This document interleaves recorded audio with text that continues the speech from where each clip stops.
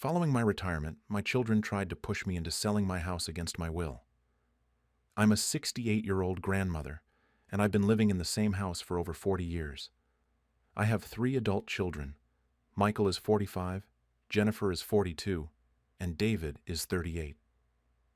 I raised all 3 of them in this house. When I finally retired about 6 months ago, I thought I'd get to enjoy some peace and have my kids visit more often. That's not exactly what happened. At first, things seemed normal. The kids did start coming around more, which made me happy. But then I started noticing something. Every single visit, one of them would make some comment about the house. Jennifer would say things like how big it was for just me. David would go on about how the maintenance must be exhausting. Michael kept asking if I'd ever thought about downsizing. I brushed it off because I figured they were just concerned about me managing everything on my own. I didn't think much of it. But the comments didn't stop. If anything, they got more frequent. Every time someone visited, the conversation would somehow circle back to the house. How much work it must be. How I didn't really need all this space anymore. How there were so many nice retirement communities nearby. I started getting annoyed, but I still didn't see what was coming. Then came the family dinner. This was about 2 or 3 months after I retired. I made a nice meal, everyone came over, and I thought we were just going to have a pleasant evening together. We were halfway through dinner when Michael suddenly got this serious look on his face and said, we needed to talk about something important. That's when they hit me with it. They'd researched buyers for my house. They'd gotten it appraised without telling me. They'd looked into retirement communities and already picked out a few options they thought would suit me. Michael pulled out printed materials right there at my dinner table. Jennifer had spreadsheets showing how they'd divide the money from the sale 3 ways so everything would be fair. David started talking about investment opportunities. I just sat there in shock. They were talking like this was already decided, like my opinion was just a formality they had to get through before moving forward with their plans. They kept using words like, we think it's best, and this is the smart move, and you'll be so much happier. I tried to object, tried to say I wasn't interested in selling, but they talked right over me. Michael told me to be reasonable. Jennifer said I didn't need all this space and that I should think about my future. David kept pushing the financial angle, talking about how much money I was sitting on and how I could use it to make my retirement more comfortable. They had an answer for everything I said. It was like they'd rehearsed this whole thing. The dinner ended badly. I was too shocked and angry to even argue properly. Everyone left upset, and I sat alone in my kitchen surrounded by dirty dishes, trying to process what had just happened. My own children had been planning behind my back to sell my house, the house where I raised them, the house that holds 40 years of my life, and they'd presented it to me like I was supposed to just go along with it. That night, I barely slept. I kept going over the conversation in my head, getting angrier each time. They'd ambushed me in my own home. After that dinner, things got so much worse. The phone calls started immediately. Every single day, sometimes multiple times a day. Sometimes all 3 of them would call me together on a conference call like I was some kind of business deal they needed to close. It was relentless. Jennifer tried to be the gentle one. She'd call and talk about how worried she was about me living alone in such a big house. What if I fell down the stairs?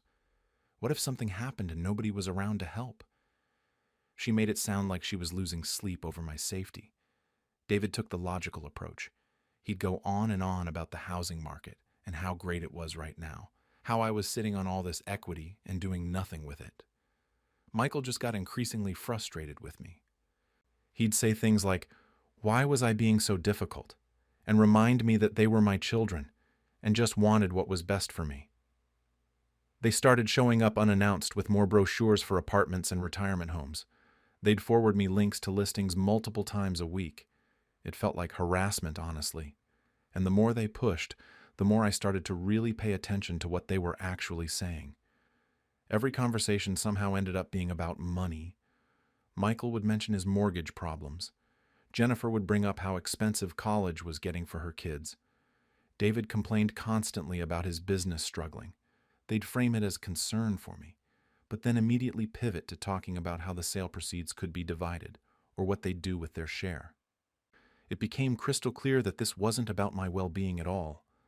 They saw me as an obstacle standing between them and their inheritance. Things came to a head about a month after that initial dinner. Jennifer insisted on another family meeting. This time they brought their spouses with them. I guess they thought having more people on their side would pressure me into agreeing. They all sat in my living room and basically staged an intervention. They accused me of being selfish. Jennifer actually said that if I really loved my grandchildren, I'd want to help secure their futures. David said I was being stubborn for no reason. Michael implied that I wasn't thinking clearly, that maybe I wasn't capable of making good decisions anymore at my age. That one really got to me. They were treating me like I was senile just because I wouldn't do what they wanted. I completely lost it. I stood up and told them this was my house and I wasn't selling it, and the discussion was over. Michael got angry and said I was making a huge mistake and that I shouldn't come crying to them when I couldn't manage anymore. Then they all left, and I was shaking. I was so upset. The next morning I called a locksmith. I had every single lock in the house changed. I stopped answering their phone calls and only responded to text messages when it was absolutely necessary. I told them they could visit once a month if they made an appointment first, and that was it. I know it sounds extreme, but I felt like I had to protect myself. They'd been planning behind my back, pressuring me constantly, and treating me like I was incompetent. I needed them to understand that I was serious, and that this was still my home and my decision to make. The looks on their faces when they realized I'd changed the locks told me everything I needed to know about how they'd been seeing this situation. The fallout from changing those locks was immediate. Word spread through the family fast. My sister called me unreasonable. My brother said I was overreacting. Michael's wife started posting things on Facebook about how some parents don't appreciate their children. Nothing direct, but everyone knew what she meant. Jennifer apparently called half the family crying about how I'd shut them out and how hurt she was. What really got to me was how many people sided with them. Most of the family told me I should just sell the house because it wasn't worth all this drama.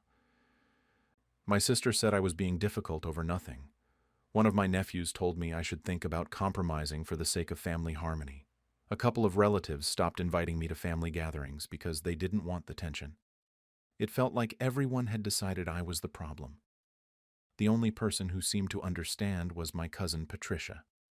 She came by to visit about a month ago, and that's when I found out the real story. Patricia told me she'd overheard my kids talking at a family barbecue before they'd even approached me about selling. Apparently all three of them are in serious financial trouble.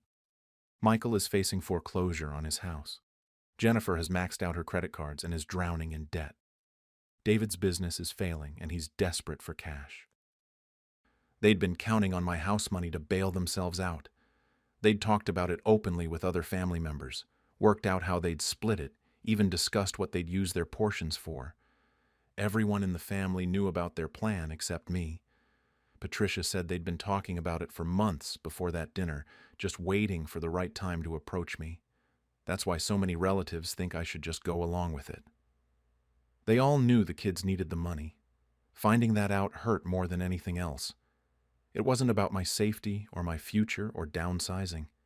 They wanted to solve their money problems with my house. They'd planned it behind my back and tried to manipulate me into going along with it. It's been 3 months now since I changed the locks. The holidays are coming up and I'm dreading it. My kids barely speak to me. I get brief, cold text messages, and that's about it. I haven't seen my grandchildren since this whole thing started. I stand by my decision because this is my home, and I have every right to keep it. But it hurts. I never imagined my retirement would look like this. Some days when I'm sitting here alone, I do wonder if I should have just given in. The house feels emptier now. I look at the family photos on the walls from back when things were good, and it makes me sad. But then I remember how they ambushed me, how they talked over me, how they treated me like I was incompetent and in the way. I remember that they were planning to take away my choice and my independence. Everyone keeps telling me I should let it go for family harmony, that I'm being stubborn. that it's just a house. But it's not just a house to me. I raise my children here. I've lived here for 40 years and I'm only 68. I could live here another 20 years if I want to. This was supposed to be my decision to make, and they tried to take that away from me. Now I barely have a relationship with my own children, and I'm left wondering if standing my ground was worth losing my family over. Soon after my wife passed, my relatives tried to claim the jewelry she left behind for our daughter. I'm a 71-year-old grandfather, recently widowed after 48 years of marriage to my wife Eleanor. We have one son, David, 45, who lives about 2 hours away with his wife and daughter. That daughter is Emma, 19, a college sophomore and our only grandchild. My sister-in-law Patricia is Eleanor's older sister, 68, and she's always been the type to have opinions about everything. She has 2 daughters, Karen, 32, and Lisa, 29. My own sister Margaret, 69, usually tries to keep everyone happy. Eleanor passed away 4 months ago after a brief illness. Those last few weeks were hard, but she was clear about certain things. She told me multiple times that her jewelry collection should go to Emma. It wasn't a massive collection or anything. Her engagement ring, a pearl necklace from her mother, some vintage brooches, a few gold pieces, nothing worth a fortune, but meaningful. Eleanor was specific about it. She said Emma was the only granddaughter, and she wanted her to have pieces of her to remember her by. I kept everything in Eleanor's jewelry box in our bedroom. Didn't think much about it beyond that. About 3 weeks after the funeral, I made the mistake of hosting a family dinner. I thought it would be nice, bring everyone together. Patricia, Karen, Lisa, Margaret, and David's family all came over. It was fine at first, normal conversation, nothing heavy. Then after dinner, Patricia brought up settling Eleanor's things. She mentioned she'd seen the jewelry when she was helping me clean out Eleanor's closet right after the funeral. Then she just said it like it was the most obvious thing in the world. The jewelry should be divided among all the nieces, Karen, Lisa, and Emma, because it was only fair. Karen jumped right in, saying they all loved Eleanor and asking why one person should get everything. The whole room went silent. I honestly didn't know what to say at first. David looked uncomfortable but didn't say anything. I tried to explain calmly that this was what Eleanor wanted. Patricia cut me off and asked if Eleanor had put it in writing. I admitted there was no formal will for personal items, just what she told me directly. Lisa said I had to understand how it looked, like Emma was getting everything just because she was David's daughter. Margaret tried to smooth things over, suggested maybe just a few pieces for everyone. I felt like I was being backed into a corner. Emma looked like she wanted to disappear, had tears in her eyes, and said she didn't want to cause problems. That's when I put my foot down. I told them Eleanor was clear and this wasn't up for discussion. Patricia's whole expression changed. She said I was being controlling and that this was family jewelry, not just mine to decide. The dinner ended badly. People left upset, barely said goodbye. The calls and texts started the next day. Patricia sent me these long messages about fairness and family unity. Karen posted something on Facebook about when some family members are valued more than others. Didn't name names, but everyone knew. Margaret called asking if this was really worth splitting the family over. David eventually called and said he felt stuck in the middle, but he'd support whatever I decided. Then Emma called me crying, saying maybe she shouldn't take the jewelry if it was causing this much trouble. I told her no, this is what her grandmother wanted, but I could hear how upset she was. That's when I knew this wasn't going to just blow over. 2 weeks after that disaster of a dinner, I went to get something from Eleanor's jewelry box, and immediately knew something was wrong. The pearl necklace was still there, but a gold bracelet and 2 of the brooches were missing. Not the most expensive pieces, but ones that had belonged to Eleanor's mother. I stood there staring at the empty spots where they should have been, and it hit me. Patricia must have taken them when she was helping after the funeral. I felt sick. This whole thing about fairness and dividing things equally was just an excuse. They just wanted their share regardless of what Eleanor wanted. I called Patricia directly, asked her straight out about the missing pieces. She acted confused at first, said she didn't know what I was talking about. Then she admitted it, Said she took a few small things because Karen wanted something of her aunt's and I was being unreasonable. I told her to return them. She refused, told me to sue her if I cared that much. Said Eleanor wouldn't have minded, and I was making her memory ugly with my greed. We both ended up yelling. I hung up, shaking. I couldn't sleep for the next few nights. Kept thinking about what else might go missing, what else someone might decide they deserved. I realized I couldn't keep the jewelry in the house anymore. I talked to a friend of mine who's a lawyer, and he suggested a safe deposit box. So that's what I did. Took all the remaining jewelry to the bank and set up a box with Emma as the only other person with access. I told David what I'd done and asked him to let the rest of the family know. He sighed and said he would, but I could tell he wasn't happy about it. The reaction was worse than I expected. Patricia called it the ultimate betrayal. Karen sent me this long email about how I'd cut them out of the family legacy. Said I was erasing their connection to Eleanor. Lisa unfriended me on Facebook. Margaret came by the house looking disappointed. Told me I'd chosen sides now, and this would never heal. Then a cousin I barely talked to called, saying he'd heard troubling things about how I was treating Patricia. Even some of David's wife's family weighed in, and they'd obviously only heard one side of the story. I felt completely isolated, like Eleanor's death had broken everything and somehow I was the one holding the hammer. Margaret's words kept replaying in my head, that this would never heal. I started wondering if I should have just given them a few pieces, kept the peace. But then I'd think about Eleanor in those last weeks, how clear she was about what she wanted. How she held my hand and said Emma should have her things. I'd think about Patricia stealing those pieces and lying about it, and I'd get angry all over again. Thanksgiving was coming up and I had no idea what to do. Usually we'd all get together at my place or Patricia's.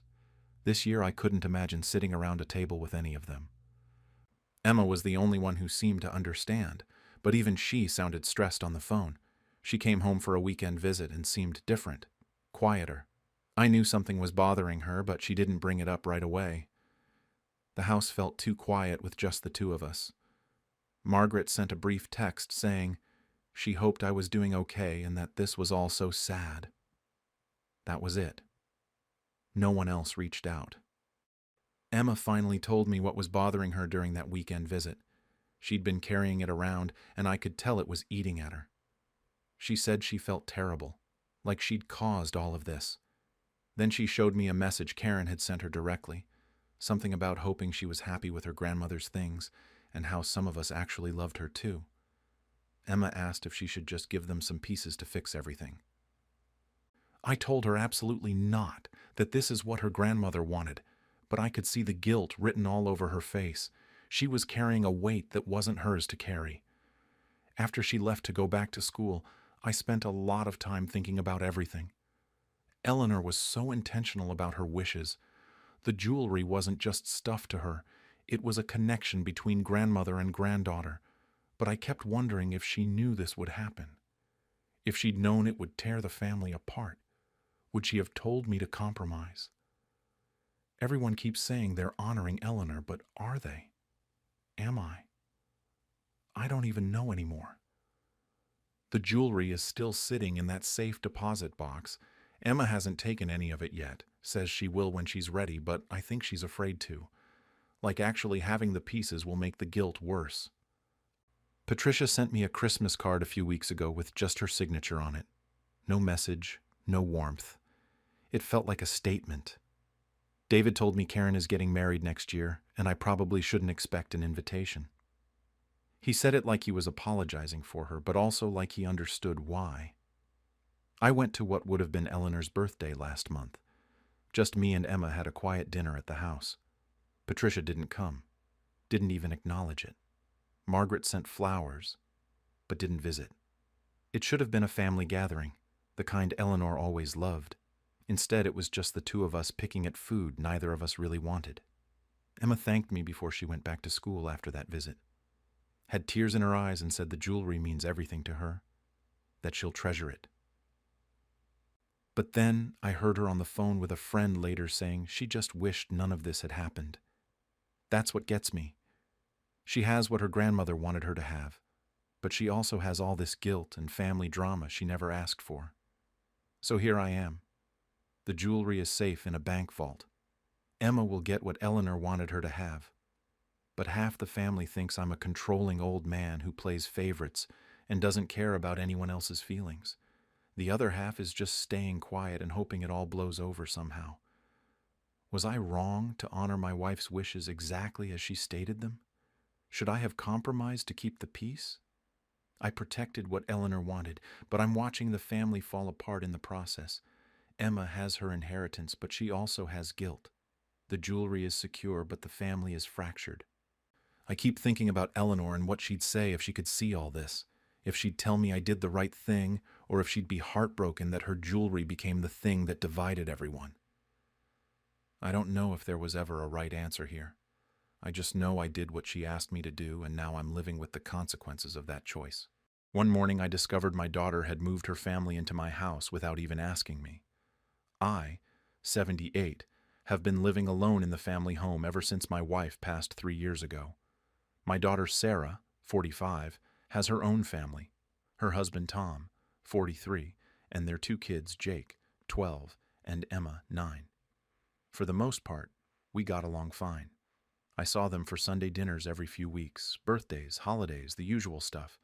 I liked my independence. I had my routines, my space, my peace and quiet. Sarah had been making comments for a while about the house being too big for just me. Every time she visited, it was something. "Dad, this place is huge. Don't you get lonely rattling around in here all by yourself? Or all these stairs can't be good for you at your age?" I always brushed it off. I figured she was just being Sarah, always worrying about something. My wife used to joke that Sarah came out of the womb anxious. The comments got more frequent over the past few months, though. She started asking weird questions out of nowhere. "Dad, have you ever thought about downsizing? Moving into one of those nice senior communities?" Or she'd go on about how hard it must be to maintain a 4-bedroom house alone. I told her I was managing just fine. The house was paid off, I could afford the upkeep, and frankly, I wasn't interested in going anywhere. This was my home. Our home. I wasn't about to abandon it just because I was living alone now. I went on a fishing trip that weekend with my buddy Frank. Just 2 nights up at the lake, nothing fancy. We do it a few times a year. It's nice to get away, have a beer, complain about our aching joints. The usual old man stuff. I got back Sunday evening around 6, already thinking about what I'd make for dinner. The first thing I noticed was a car I didn't recognize in the driveway. Then I saw the front door was unlocked. I always lock it when I leave. Always. My heart started racing a bit. You hear about break-ins targeting older folks when they're away. But then I opened the door and it wasn't a break-in. It was so much worse. There were boxes everywhere, stacked in the hallway, piled in the living room, some opened with stuff spilling out. Kids' toys were scattered across the floor. My coffee table had been moved to the corner. My favorite armchair, the one I'd sat in every evening for the past 15 years, was shoved against the wall to make room for what looked like an entire sectional sofa that definitely wasn't mine. Sarah came walking out of the kitchen like she owned the place, drying her hands on a towel. "Oh, Dad, you're back. Perfect timing. We just finished unpacking the essentials." I stood there with my duffel bag still in my hand, trying to make sense of what I was seeing. "Unpacking? Sarah, what's going on?" She smiled like this was completely normal. "We've moved in. I know it seems sudden, but it just makes so much sense when you think about it. The house is way too big for you, and we really needed more space. It's perfect, really, and it's just temporary until we find something bigger." I couldn't find words. Temporary. They'd moved their entire lives into my house. Tom appeared from upstairs carrying an empty box, gave me a little wave. "Hey there. Don't worry, we'll help out around the house. You won't even know we're here." I finally managed to speak. "You didn't ask me. You didn't even tell me you were thinking about this." Sarah waved her hand dismissively. "Oh, Dad, come on. We've talked about this house being too big for you a million times. You know it makes sense. Besides, family helps family, right?" The kids came running down the stairs right then, chasing each other. Jake nearly crashed into me, and in the chaos, Emma's elbow caught the side table. The framed photo of my wife sitting there tipped over and hit the floor. The glass didn't break, but I watched it fall like it was happening in slow motion. I picked up the frame, my hands shaking a little. Sarah was still talking. Something about how great it would be to have the grandkids close by, how I'd never have to eat alone again. Tom was nodding along. The kids were loud. Everything felt too loud, too crowded, too much. I excused myself and went upstairs to my bedroom. It was the only room that looked the same, the only space they hadn't invaded yet. I closed the door and sat on the edge of my bed, still holding my wife's photo. I had no idea what I was going to do. The next morning, I went downstairs to make coffee and couldn't find my coffee maker. Sarah had moved it. I finally found it shoved in the back of the pantry, because she'd put her fancy espresso machine on the counter where mine used to be. My special blend from the local roaster was gone too. Someone had used the last of it. I went to use my bathroom and there were toiletries everywhere. Sarah's moisturizers, Tom's shaving stuff, kids' bath toys in the tub. My own things had been pushed to one corner of the counter like I was the guest in my own house. That's when I decided enough was enough. I found Sarah in the kitchen making breakfast for the kids. I told her we needed to talk now. She immediately got defensive. Here we go. I knew you'd make this difficult. I kept my voice level and told her they needed to leave. This wasn't right, moving in without asking, taking over my space, acting like it was no big deal. I needed my house back. That's when she exploded. She started yelling about how this is what family does, how we help each other. She said I was being selfish, living in this big house all alone while they were struggling. Then she threw my wife into it. Mom would have wanted this. She always said family comes first. She'd be ashamed of how you're acting right now. That hit me hard, but I wasn't backing down. I told her she had no right to speak for her mother, and she definitely had no right to just move into my house without permission. Tom tried to play peacemaker. He said I was overreacting, that it really wasn't a big deal. He actually said I should think of it as having my grandkids close by, like that was supposed to make everything okay. I pointed out the obvious. They never asked. They never discussed it with me. They just did it and expected me to go along with it. That's not how you treat people, family or not. Sarah started crying then, pulling out all the stops. So you'd rather your own daughter and grandchildren be homeless? Real nice, Dad. Really nice. I stood there looking at her and realized she wasn't listening to a word I was saying. She didn't care how I felt. She just wanted what she wanted and thought guilt and tears would get it for her. I told them they had 1 week. 1 week to find a place and move out. Sarah stormed off to the guest room, her room now, apparently. Tom tried to pull me aside for a man-to-man conversation. He kept saying I should be reasonable, that they just needed a little time to get on their feet. I told him the conversation was over. 1 week. The worst part was the kids overheard everything. I saw Emma's face in the doorway, all confused and scared. She asked her mom why Grandpa didn't want them there. I felt like garbage, but I also knew I wasn't wrong. This was my home. Day 8 rolled around and they were still there. Sarah kept making excuses. They needed more time. The places they looked at weren't right. They needed to save up more money. Be reasonable, Dad. I called a locksmith while they were out that afternoon, changed every lock on every door. I packed up their stuff myself, boxes and bags and loose items, everything I could find, put it all out on the front porch. I wasn't cruel about it. I made sure it was organized, nothing thrown around or damaged. But it was out. When they came back and saw their things on the porch, Sarah absolutely lost it. She was screaming from the driveway, calling my phone over and over. The neighbors came out to watch. Mrs. Chen from next door looked horrified, but I didn't care anymore. Tom threatened to call the police. I told him to go ahead. It was my house, my name on the deed, and they were trespassing. He didn't make the call. Sarah called everyone instead. Her brother, my sister, cousins I hadn't talked to in years. Within an hour, my phone was blowing up. My sister left me a voicemail asking how I could throw my own daughter out on the street. Sarah's brother sent a long text about family obligations. The family group chat turned into a battlefield with people I barely knew telling me I was heartless. Some relatives reached out privately saying they understood, but none of them would say it publicly.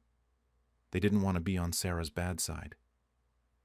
I was the villain in everyone's story, and sitting in my quiet house that night, I'd never felt more alone.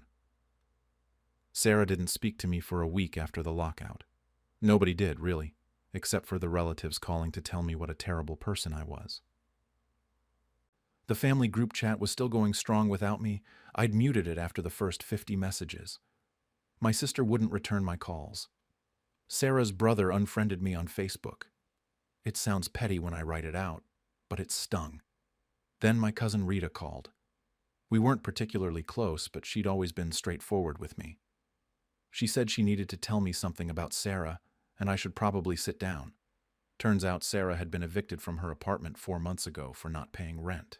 4 months. She and Tom had been staying with his parents, but they got kicked out after 2 months because of some big fight. Rita said Sarah had been planning the move into my house for a while. She'd been telling people she was going to help Dad out by moving in, making it sound like she was doing me a favor. The temporary story was complete garbage. She never intended to leave. I felt sick hearing all this. It wasn't just that she'd invaded my space. She'd lied to me, manipulated me, and apparently had been setting this up behind my back for months. All those questions about downsizing and the house being too big, she was laying groundwork, testing me maybe, or just making everyone else think I needed her there. Rita apologized for not telling me sooner. She said she thought I knew, that Sarah had talked to me about it. When she saw the family drama explode, she realized I'd been blindsided just like everyone else Sarah had lied to. I thanked her and sat there for a long time after we hung up. The betrayal felt worse, knowing it was premeditated. This wasn't some desperate last-minute decision. She'd planned it, executed it. And when I pushed back, she'd made me the bad guy. Sarah and her family found a rental eventually. I heard it through the grapevine, not from her. 2 bedrooms in a complex across town. She still wasn't speaking to me. Emma's birthday party was coming up the next month, and I never got an invitation. I saw the photos on Facebook, though. Balloons, cake, the whole family there smiling. Everyone except me. My house was quiet again. I got back to my routines. Morning coffee with my blend from the local roaster, watching my shows in my chair, keeping everything exactly how I liked it. But the silence felt different now. Heavier. Before, it was peaceful. Now it just reminded me that half my family wasn't talking to me. Some relatives quietly reached out after a few weeks. They admitted I was probably right, that Sarah shouldn't have done what she did, but they wouldn't say it publicly. They didn't want the drama. I understood, but it didn't make me feel any less alone in this. My sister finally called after a month. She didn't apologize exactly, but she said she'd talked to Rita and heard the full story. She said maybe she'd been too harsh. Maybe. That was as close to an admission as I was going to get. I've been sitting with Rita's revelation for weeks now. Part of me wants to reach out to Sarah, maybe help them out financially so they can get a better place. She's still my daughter, and those are still my grandkids. But another part of me feels like doing that would just prove her right, that she can manipulate me and I'll cave eventually. The worst part came 2 weeks ago. I got a text from an unknown number. It was from Emma's school iPad. Just 4 words. "Grandpa, I miss you." I stared at that message for an hour. I typed out responses and deleted them. I wanted to tell her I missed her too, that none of this was her fault, that I loved her. But I didn't know if responding would make things worse. Would Sarah see the message? Would she use it against me somehow? Would it give her leverage to worm her way back into my life on her terms? The text is still there, unanswered. I look at it every day. Everyone keeps saying, family helps family, but nobody wants to talk about what you do when family helps themselves to your entire life without asking. When family lies to you, uses you, and then makes you the villain for having boundaries. I still don't know if I should respond to Emma. I don't know if I'll ever have a relationship with my grandkids again, I don't know if I did the right thing or if I've destroyed my family over pride and principle. All I know is I'm sitting here in my quiet house, and that text message feels like it weighs 1,000 pounds. Out of nowhere, my granddaughter told me I should sell my wedding ring to pay for her tuition. I, 79, have been a widower for 3 years now, living alone in the house my wife and I shared for over 50 years. My eldest granddaughter, Sarah, 22, has always been the ambitious one in the family. Top of her class, big dreams, always talking about changing the world. I was proud of her. Past tense. I've always helped my grandchildren when I could. A few hundred here for textbooks. Covering part of rent when Sarah's roommate bailed on her. Fixing my grandson's car when it broke down last winter. Small things. Things I could manage on my fixed income. But I never promised to pay for college. That was never on the table. Their parents knew that, and the kids knew that too. Or at least I thought they did. My wedding ring is all I have left that still feels like my wife. I wear it every day. I touch it when I think of her, which is constantly. It's just a gold band, nothing fancy. But it was on her finger for 52 years before I buried her. Now it's on mine. It's the only thing that makes me feel like she's still here somehow. Last Sunday was supposed to be a normal family dinner at my son's house. The whole family was there, all talking and passing dishes around like we do every week. Sarah was sitting across from me, and out of nowhere she said she'd been thinking about something. She asked if I'd thought about what I was going to do with Grandma's jewelry. I figured she was curious about who would inherit what eventually, which seemed a little forward but not crazy. Before I could even answer, she just said it. No warning, no hesitation. She told me I should sell the wedding ring because it would cover at least a year of her tuition, and I wasn't using it anyway. Then she said her grandmother would want me to invest in her future. The table went completely silent. Everyone stopped eating. I felt like someone had knocked the wind out of me. I couldn't believe what I was hearing. Did my granddaughter really just ask me to sell my wedding ring? But she kept going. She said the ring was just sitting there, that jewelry in a box is wasted, that it was the practical thing to do. Except the ring isn't in a box. It's on my finger. Right there in front of her face. I looked around the table. My daughter-in-law was nodding slightly like Sarah had a point. My son looked uncomfortable, staring at his plate. The other grandkids wouldn't make eye contact with anyone. Nobody was telling her to stop talking. Nobody was defending me. I tried to say something, but nothing came out. My chest felt tight and my hands were shaking. Sarah was still talking about tuition costs and opportunity, and how much the ring would be worth if we got it appraised, like she'd already decided this was happening and was just working out the details. I pushed my chair back. It made this loud scraping sound that cut her off mid-sentence. I told them I had to go, that I wasn't feeling well. My son started to say something, but I was already heading for the door. Sarah called after me asking if I'd think about it. Think about it. Like it was a reasonable request that just needed some consideration. I drove home and sat in my driveway for 20 minutes before I could make myself go inside. When I finally did, the house felt different, emptier. I looked at my ring and remembered the day I put it on my wife's finger. I remembered her wearing it every single day of our marriage. I remembered sliding it off her hand at the funeral home because I couldn't stand the thought of it being buried with her. I needed something left. That night I didn't sleep. I kept replaying the whole dinner in my head. How casual Sarah had been about it. How she really believed she was being practical and smart. How she thought my wife would want this. The anger started building sometime around 3 a.m, and it hasn't really stopped since. This wasn't about money. This was about my wife. This was about erasing the only physical connection I have left to her, and my granddaughter didn't even see a problem with it. The more I thought about it over the next few days, the angrier I got. This wasn't just some thoughtless comment. Sarah had actually planned this out. She'd thought about the value of the ring, calculated how much tuition it would cover, prepared her whole speech about what my wife would want. She ambushed me at a family dinner where she thought I'd be too polite to say no. I kept touching the ring and remembering. The day I bought it with money I'd saved for months. The look on my wife's face when I proposed. How she'd spin it around her finger when she was nervous or thinking. 52 years of her wearing it. 3 years of me wearing it because I can't let her go. And my granddaughter thought I should just sell it like it was an old watch I didn't need anymore. My son called the next morning. He said Sarah didn't mean it that way. That she was just stressed about student loans, that I shouldn't take it personally. I asked him how exactly I was supposed to take my granddaughter asking me to sell my dead wife's ring. He got quiet for a minute, then said, maybe we could all sit down and talk about it calmly. Then my daughter-in-law texted me.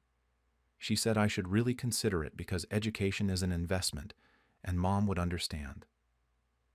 Mom. Like she knew my wife better than I did. Like my wife would want me to erase every trace of our marriage for tuition money. I didn't respond. The calls kept coming. My daughter was furious at Sarah, said she was entitled and out of line. One of my other grandkids sent me a supportive text but then went silent. My youngest son called Sarah a spoiled brat, but half the family seemed to think I was being selfish. That I was choosing a piece of metal over my granddaughter's future. Sarah started sending me things, articles about grandparents helping with education costs, stories about family members making sacrifices for the younger generation. One was literally titled, "Why Holding On to Stuff Hurts the People We Love." I deleted them all, but they kept coming. Her parents suggested a family meeting to discuss options. Options. Like there were multiple ways this could go. Like the ring being sold was still on the table if we just talked it through properly. I'm not going to lie. Part of me felt guilty. I love Sarah. I've loved her since the day she was born. I want her to succeed. But this wasn't about helping with books or rent. This was my wife, and everyone acting like I was being unreasonable made me feel crazy. After a week of this, I called Sarah directly. I told her we needed to talk, just the two of us. She agreed immediately, probably thought she was finally getting through to me. I explained everything. I told her about buying the ring, about her grandmother wearing it for 52 years, about how it's the only thing I have that still makes me feel close to her. I thought, if I just made her understand, she'd back off. She listened to the whole thing. Then she said she understood, but Grandma was gone and she's here. She needed this opportunity. She said it so matter-of-factly, like it was obvious which one should matter more. That's when something in me snapped. I told her the ring would never be sold. Not for tuition, not for anything, not ever. I said if she brought it up one more time, we were done talking. Completely done. She started crying. She said I was being cruel, that I cared more about a dead person than her future. I told her that dead person was my wife and her grandmother, and she should be ashamed for asking. Then I hung up. I sat there shaking, staring at my phone. Part of me wanted to call back and apologize. But for what? For refusing to sell the last piece of my wife I have left? For setting a boundary that should have been obvious? My son called an hour later. He said I'd devastated Sarah, that I could have been gentler, that she was just a kid under stress. She's 22 years old enough to know you don't ask someone to sell their wedding ring. But apparently I was the bad guy now. I haven't heard from Sarah since. It's been 2 weeks of silence. Her parents are disappointed in how I handled it. My daughter-in-law told me Sarah cries every night because she feels rejected and unloved, and I'm supposed to feel bad about that. I'm supposed to be the one who apologizes. Sarah still won't talk to me. She won't answer my calls, won't respond to texts. I've tried reaching out 3 times now and got nothing back. Radio silence for 2 weeks and counting. My son and daughter-in-law have pulled back too. They're polite when I call, but cold. Short conversations about nothing important. Last week, my daughter-in-law told me Sarah cries every night, that she feels rejected and unloved by the one grandparent she thought would always support her. She said it like it was my fault, like I'm the one who caused this. The Sunday dinners have stopped. Nobody said anything official, but last week came and went with no invitation. I don't know if they're still happening without me or if the whole thing just fell apart. Either way, I ate alone. My daughter has been supportive through all of this. She calls me every few days to check in, tells me I did the right thing, that Sarah was way out of line. It helps, but it doesn't fix anything. The family is split right down the middle, and I'm the reason why. Even the grandkids who took my side are being weird now. Careful. Like they're walking on eggshells around me. One of them visited last week, and the whole time he seemed nervous, like he thought I might snap at him. I'm not a fragile old man, and I'm not mean, but that's apparently what they see now. Some nights I do wonder if I was too harsh. Sarah's only 22. Maybe I should have just explained it better, stayed calm, found a nicer way to say no. But then I look at my ring and remember what she asked me to do, and I know I was right. Some things aren't for sale at any price. After the big fight, I told her I'd help her apply for scholarships and grants. I meant it too. I would have sat down with her and filled out every application myself. She never responded to that offer. It was never really about needing help with college. It was about the ring specifically. I keep thinking about what my wife would say if she were here. Would she tell me to sell it? Would she think I'm being stubborn and stupid? Or would she understand that this ring is all I have left of us? I honestly don't know anymore. Some days I'm sure she'd be on my side. Other days I think maybe she'd tell me to let it go and help our granddaughter. Someone in the family told me Sarah posted something on social media about family letting you down when you need them most. I don't have Facebook or any of that, but apparently it was obvious who she was talking about. I wonder how many people saw that and think I'm a terrible grandfather now. The house feels different these days, emptier. I thought losing my wife was the loneliest I'd ever be, but this is something else. At least when she died, the family came together. We supported each other. Now we can't even be in the same room. Holidays are coming up. Thanksgiving is in a few weeks, and I haven't heard anything about plans. I don't know if I'm invited. I don't know if I should ask. Part of me wants to just skip it entirely, stay home and avoid the whole mess. But that feels like giving up. I don't know how to fix this. I don't even know if I should try to fix it. Do I reach out to Sarah again and apologize for how I said it, even though I'm not sorry for what I said? Do I wait for her to apologize to me for asking something so incredibly hurtful? My son says I'm prioritizing the past over the future. Maybe he's right. Maybe I'm just a bitter old man clinging to a piece of metal. But when I spin the ring around my finger, I feel my wife's hand in mine. I hear her laugh. I remember our whole life together, and I can't let that go. I won't. Last night I sat in the living room where my wife and I used to watch TV together every evening. I was alone, wearing her ring, thinking about Sarah. The ring catches the light sometimes, and I notice it. For 52 years my wife wore it, and I'd see that flash of gold when she moved her hand. Now I see it and think about my granddaughter asking me to sell it. I still wear the ring every day, but now every time I look at it, I see Sarah's face too. And I don't know which hurts more. Barely a week after moving into assisted living, I learned my grandson had already listed my house for sale without asking me. I'm 82 years old, and I never thought I'd be one of those people who ended up in assisted living. But I took a fall in my kitchen 3 months ago, broke my hip, and suddenly everyone decided I couldn't live alone anymore. My daughter Karen, who's 56, and my grandson Tyler, who's 34, were the main ones pushing for it. My son Michael, 53, wasn't thrilled about the idea, but he understood their concerns. I have other grandchildren too, but Tyler was always the responsible one, the one with the good job and the level head, the one I trusted. So I agreed to move into this place about a week ago. It wasn't an easy decision. I'd lived in that house for over 40 years. My husband died there. I raised my kids there.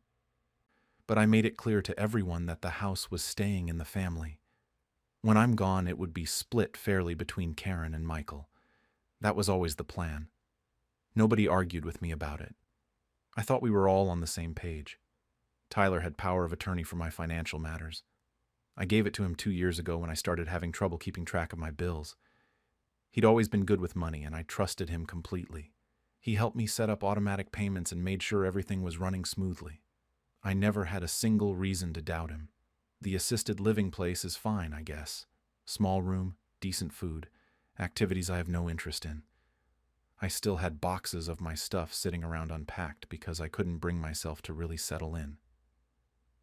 I kept thinking about my garden and my kitchen and wondering if I'd made a huge mistake. Tyler came to visit me on a Wednesday afternoon. It had been exactly 8 days since I'd moved in. He brought me some cookies from that bakery I like, and we sat in the common area talking. Normal stuff at first. He asked how I was adjusting, if I liked the food, if I'd made any friends yet. I told him I was managing, but that I really missed my house. Missed my garden especially. That's when he said it. Just casual, like it was nothing. Well, the realtor thinks it will sell fast. Market's hot right now. I didn't understand what he meant at first. I asked him what realtor he was talking about. Selling what? He got this look on his face, like he'd just realized he'd said something wrong. He stumbled over his words for a second, and then admitted that he'd listed my house online 3 days ago. I felt like someone had punched me in the chest. I asked him what he meant by listed it. He said he'd put it up for sale, that he'd hired a realtor and everything was already in motion. He thought I wouldn't need it anymore since I was living here now. I couldn't breathe right. I asked him who told him he could do that. He got defensive and said he was trying to save me the hassle, that he thought this was understood, that I was here permanently so the house was just sitting empty. I told him I never agreed to sell anything.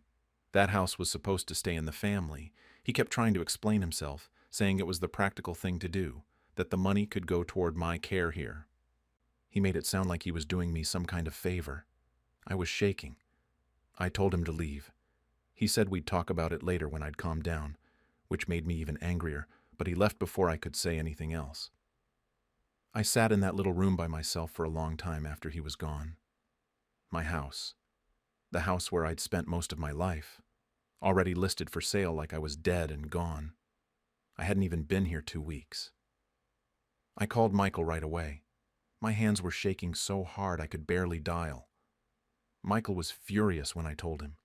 He said he had no idea Tyler had done this, that nobody had mentioned anything to him about selling the house. He came over within an hour with his tablet so we could look up the listing. There it was. My house. Listed for $485,000. The description called it an estate sale, which made me feel like I was already dead. There were photos of every room, including my late husband's study that I always kept locked. Tyler must have gone through the whole place with his keys and a camera. Some of the photos showed things I hadn't even packed yet. My books were still on the shelves. My dishes were still in the cabinets. Michael called Karen right there with me in the room, put her on speaker. She got defensive immediately, said Tyler was just trying to help and that she thought I'd agreed to this. Michael asked her point blank if she knew about the listing beforehand. She admitted she did. Said she thought it made sense since I couldn't live there anymore anyway, and why was I making this so difficult? They got into it pretty bad. Michael said this was theft. Karen said that was dramatic, and that we all needed to be practical about the situation. The house was just sitting there empty, and it wasn't like I could go back to living alone. She kept saying we needed to think about what was best for everyone. I told Michael I wanted Tyler to come back the next day. I needed to confront him properly. He showed up the next afternoon with Karen. I guess he wanted backup. They both sat down across from me in my tiny room, and Tyler started in with his explanations again. He was saving me the hassle of dealing with a sale. The money would benefit everyone. He'd already had interest from 3 potential buyers. I asked him who everyone was exactly, and who had decided he could make this choice for me. He said he had power of attorney, so he was acting within his rights to manage my affairs. I told him power of attorney doesn't mean you get to sell someone's house while they're still alive without asking them first. He got frustrated, raised his voice a bit, told me to be reasonable, that I was 82 years old, that I'd fallen, that I couldn't go back there. Karen jumped in saying they were trying to protect me. Word spread through the family fast. My granddaughter Emma called and said Tyler and Karen had a point, that I needed the money for care, and I was being stubborn. Karen's husband left me a voicemail about planning ahead. but Michael was on my side completely, and so was my grandson Jake. Jake actually called Tyler directly and told him it was messed up.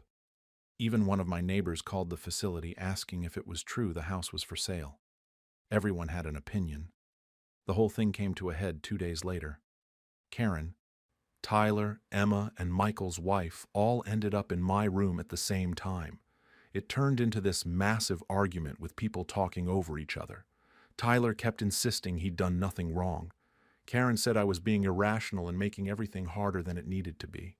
I'd had enough. I interrupted everyone and said I was taking the house off the market that day. Tyler said I couldn't do that because he already had showings scheduled for the weekend. I told him to watch me. Then I told him he no longer had power of attorney. The room went completely silent. Karen stared at me like I'd slapped her. She said I was being irrational, that I was punishing Tyler for trying to help. I told everyone who thought what Tyler did was okay to get out of my room. Most of them left. Michael stayed. I called a lawyer that same afternoon. She said Tyler had absolutely overstepped and that what he'd done was not covered under power of attorney. We started the paperwork to revoke it immediately and get the house delisted. It took about 48 hours to make it official. Tyler had to cancel 3 showings. He left me 2 angry voicemails saying I was making a huge mistake and that I'd regret this. The house came off the market, but the damage to my family was already done. Karen stopped visiting me completely. Emma sent me a long text about how I was tearing the family apart over a house I'd never live in again. Several other relatives called me stubborn and said I'd embarrassed Tyler when he was just trying to do the right thing. Michael has been supportive through all of it, but even he admits the family is a mess now. Thanksgiving is coming up in 2 months and nobody knows what we're doing. Karen sent me a message saying that when I was ready to apologize to Tyler, I should let me know, like I'm the one who did something wrong. The staff here at the facility definitely know something happened. I've caught them whispering a few times when I walk by. Small place. Word travels fast. It's been 3 weeks since I revoked the power of attorney. Michael has the keys to the house now and he's been checking on it for me. We had the locks changed just to be safe. The house is secure, but it just sits there empty, and I don't know what I'm going to do with it long term. I can't live there. I know that, but it was mine to decide what happened to it. About a week ago, my neighbor Mrs. Chen came to visit me. Sweet lady, we've been neighbors for almost 30 years. She brought me some of her homemade dumplings and we chatted for a bit. Then she told me something that made my blood run cold. She said she'd seen people walking through my house with Tyler the week before I found out about the listing, not just the realtor. Actual potential buyers, a couple in their 40s measuring the windows in the living room, talking about what curtains they'd put up. Tyler was showing them around like he already owned the place. Mrs. Chen said she'd thought it was odd at the time, but figured maybe I'd told Tyler to start showing it, so he wasn't just trying to help. He'd already been treating that house like it was his, already playing the role of owner to strangers. I keep thinking about that couple measuring my windows and it makes me feel sick. I lie awake a lot at night now wondering if I did the right thing. Part of me thinks maybe I overreacted. Maybe Tyler really did think he was helping in some clumsy way. Maybe I should have just let it go and avoided all this family drama. But then I remember that he never asked me. Not once. He just decided what was best and moved forward. And those people in my house measuring for curtains like I didn't exist anymore. Michael thinks I should change my will. Make sure Tyler doesn't get anything. I haven't decided yet.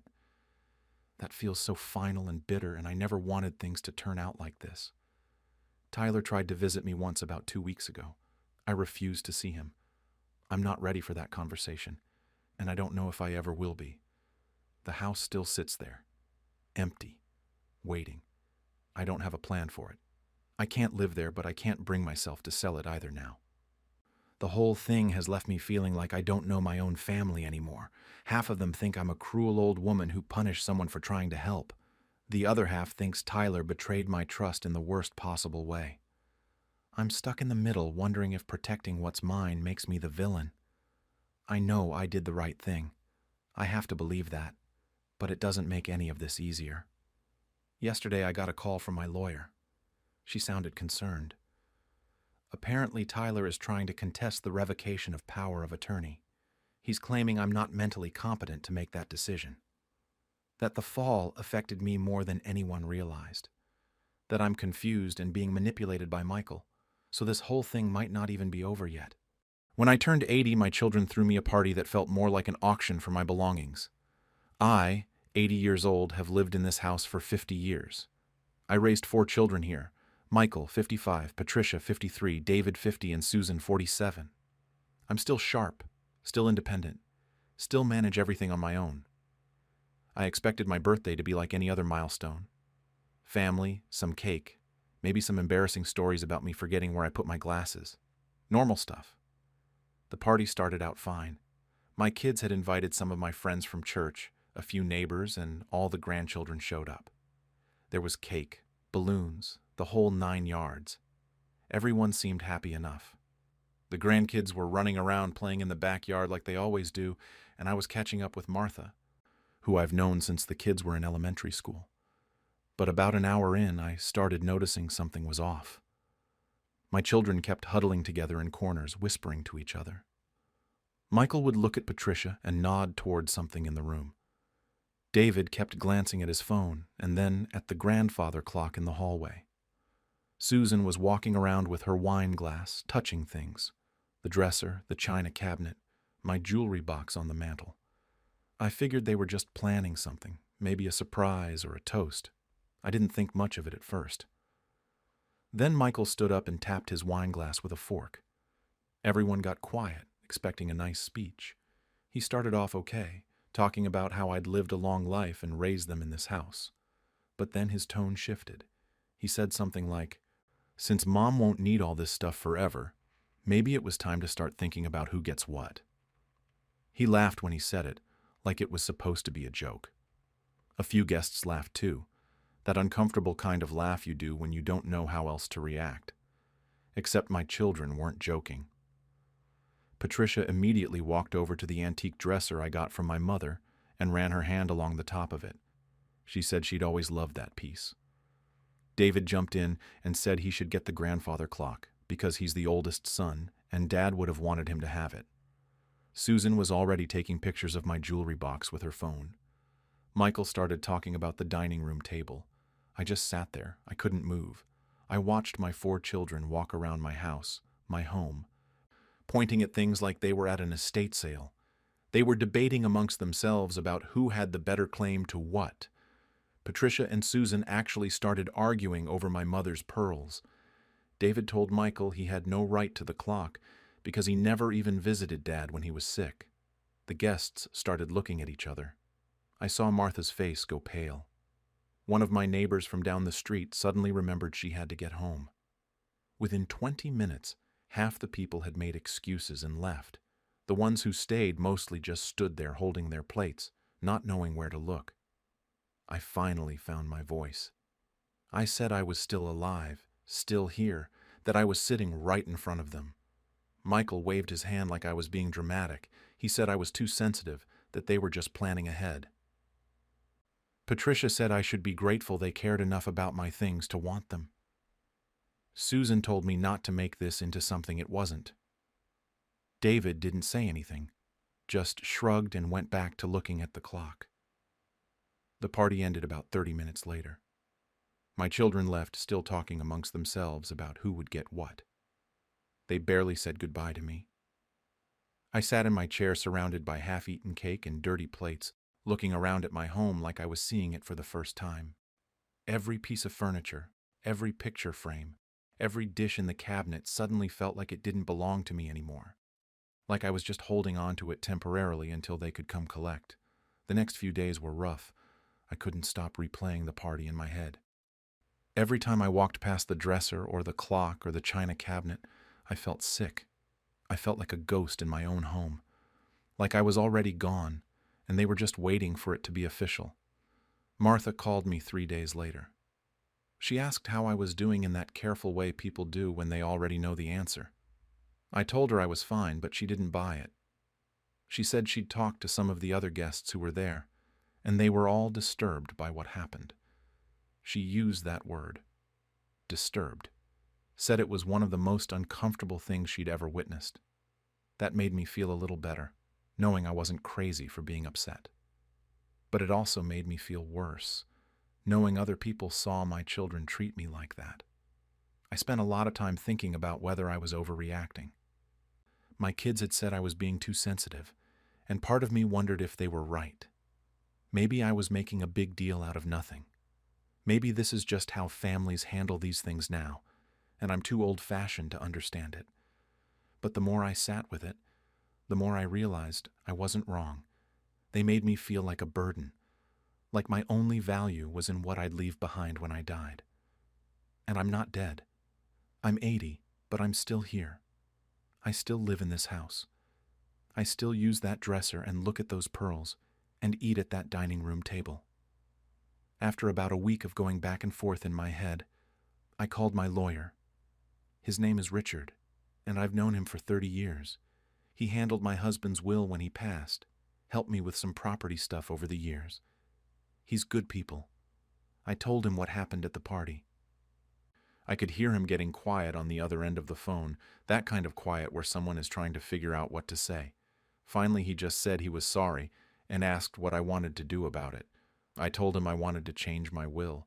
I wanted the items my children had fought over to go to other people. My grandchildren who didn't participate in that mess. Close friends who actually treated me like I mattered. Richard didn't try to talk me out of it. He just said he'd draw up the paperwork and we could go over it together. We met at his office the following week. I went through everything piece by piece. The dresser would go to Emma, Patricia's daughter, who's 23 and actually calls me to check in. The grandfather clock would go to Martha, who's been there for me more than my own children lately. The pearls would be split between my other granddaughters. The dining room table would go to my neighbor who lost her husband last year and always invites me over for coffee. Michael, Patricia, David, and Susan would still get some things, but not the items they'd staked their claims on, not the things they'd treated like prizes.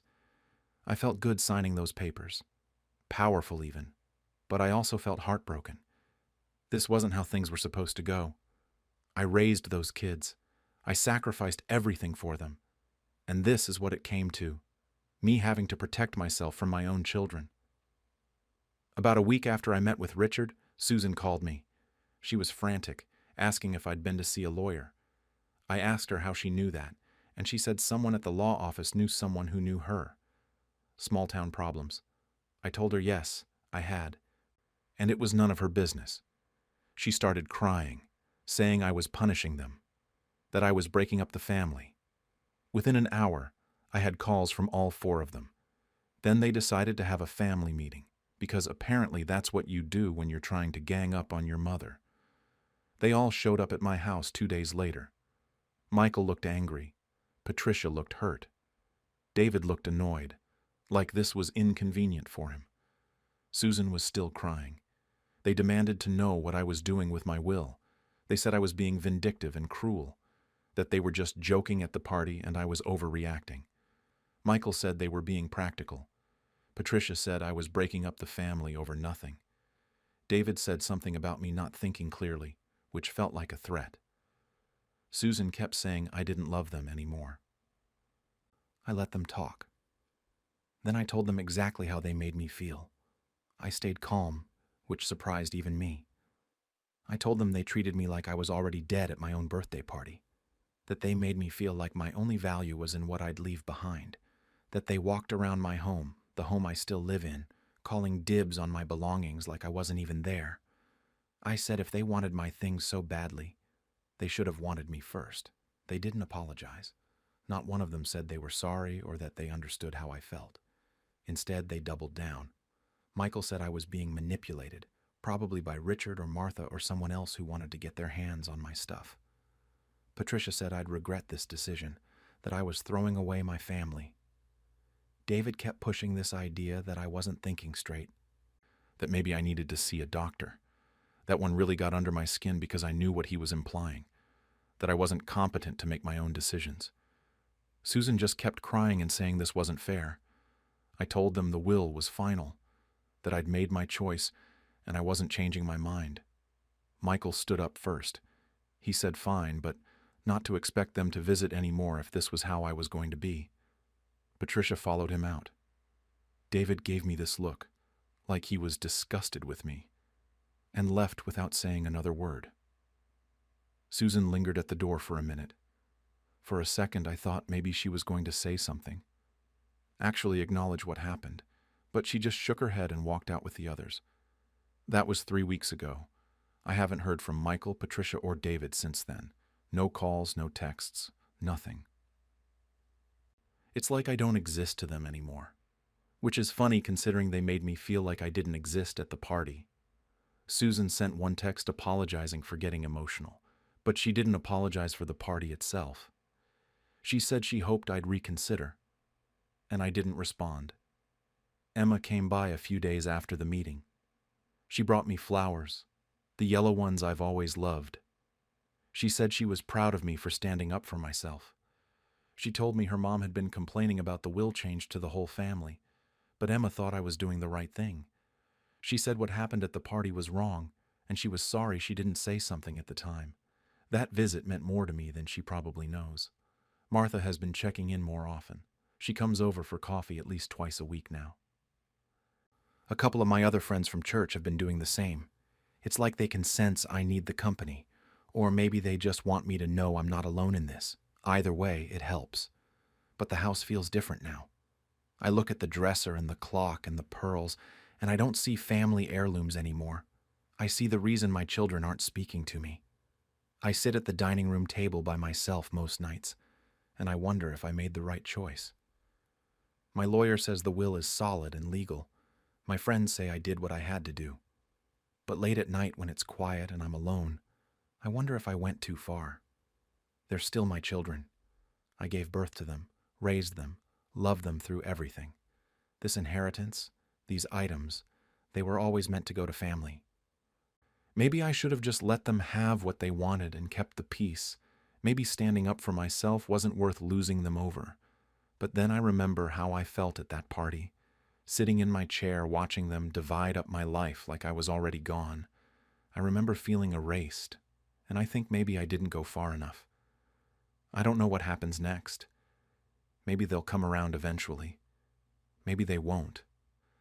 Emma told me yesterday that her mom is already talking about my next birthday, making comments about whether they should even bother throwing me a party. I told Emma they don't need to bother. I'll be fine either way.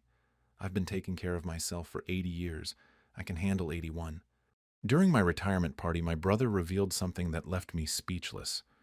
I, 70, just retired after nearly 50 years as a factory supervisor at the same company. My younger brother, Danny, 66, has always been the competitive type, but we've kept things civil over the years. We're not close, but we show up to family stuff and make small talk. That's about it. The retirement party was supposed to be my moment. The company rented out the hall, invited everyone I'd worked with over the decades, and my family came too. My kids were there, my grandkids, cousins I hadn't seen in years. Even some guys I started with on the factory floor back in the 70s showed up. It felt good, you know, like all those years actually meant something. I started at that factory when I was 21, worked the floor for years before moving up to supervisor. It wasn't glamorous. I did late shifts, overtime, covered for people when they called in sick, missed my kids' school plays, skipped family vacations, turned down job offers that might have paid better because I wanted the stability. My wife used to joke that I was married to that factory. She wasn't totally wrong. I never really thought about how I got that first job.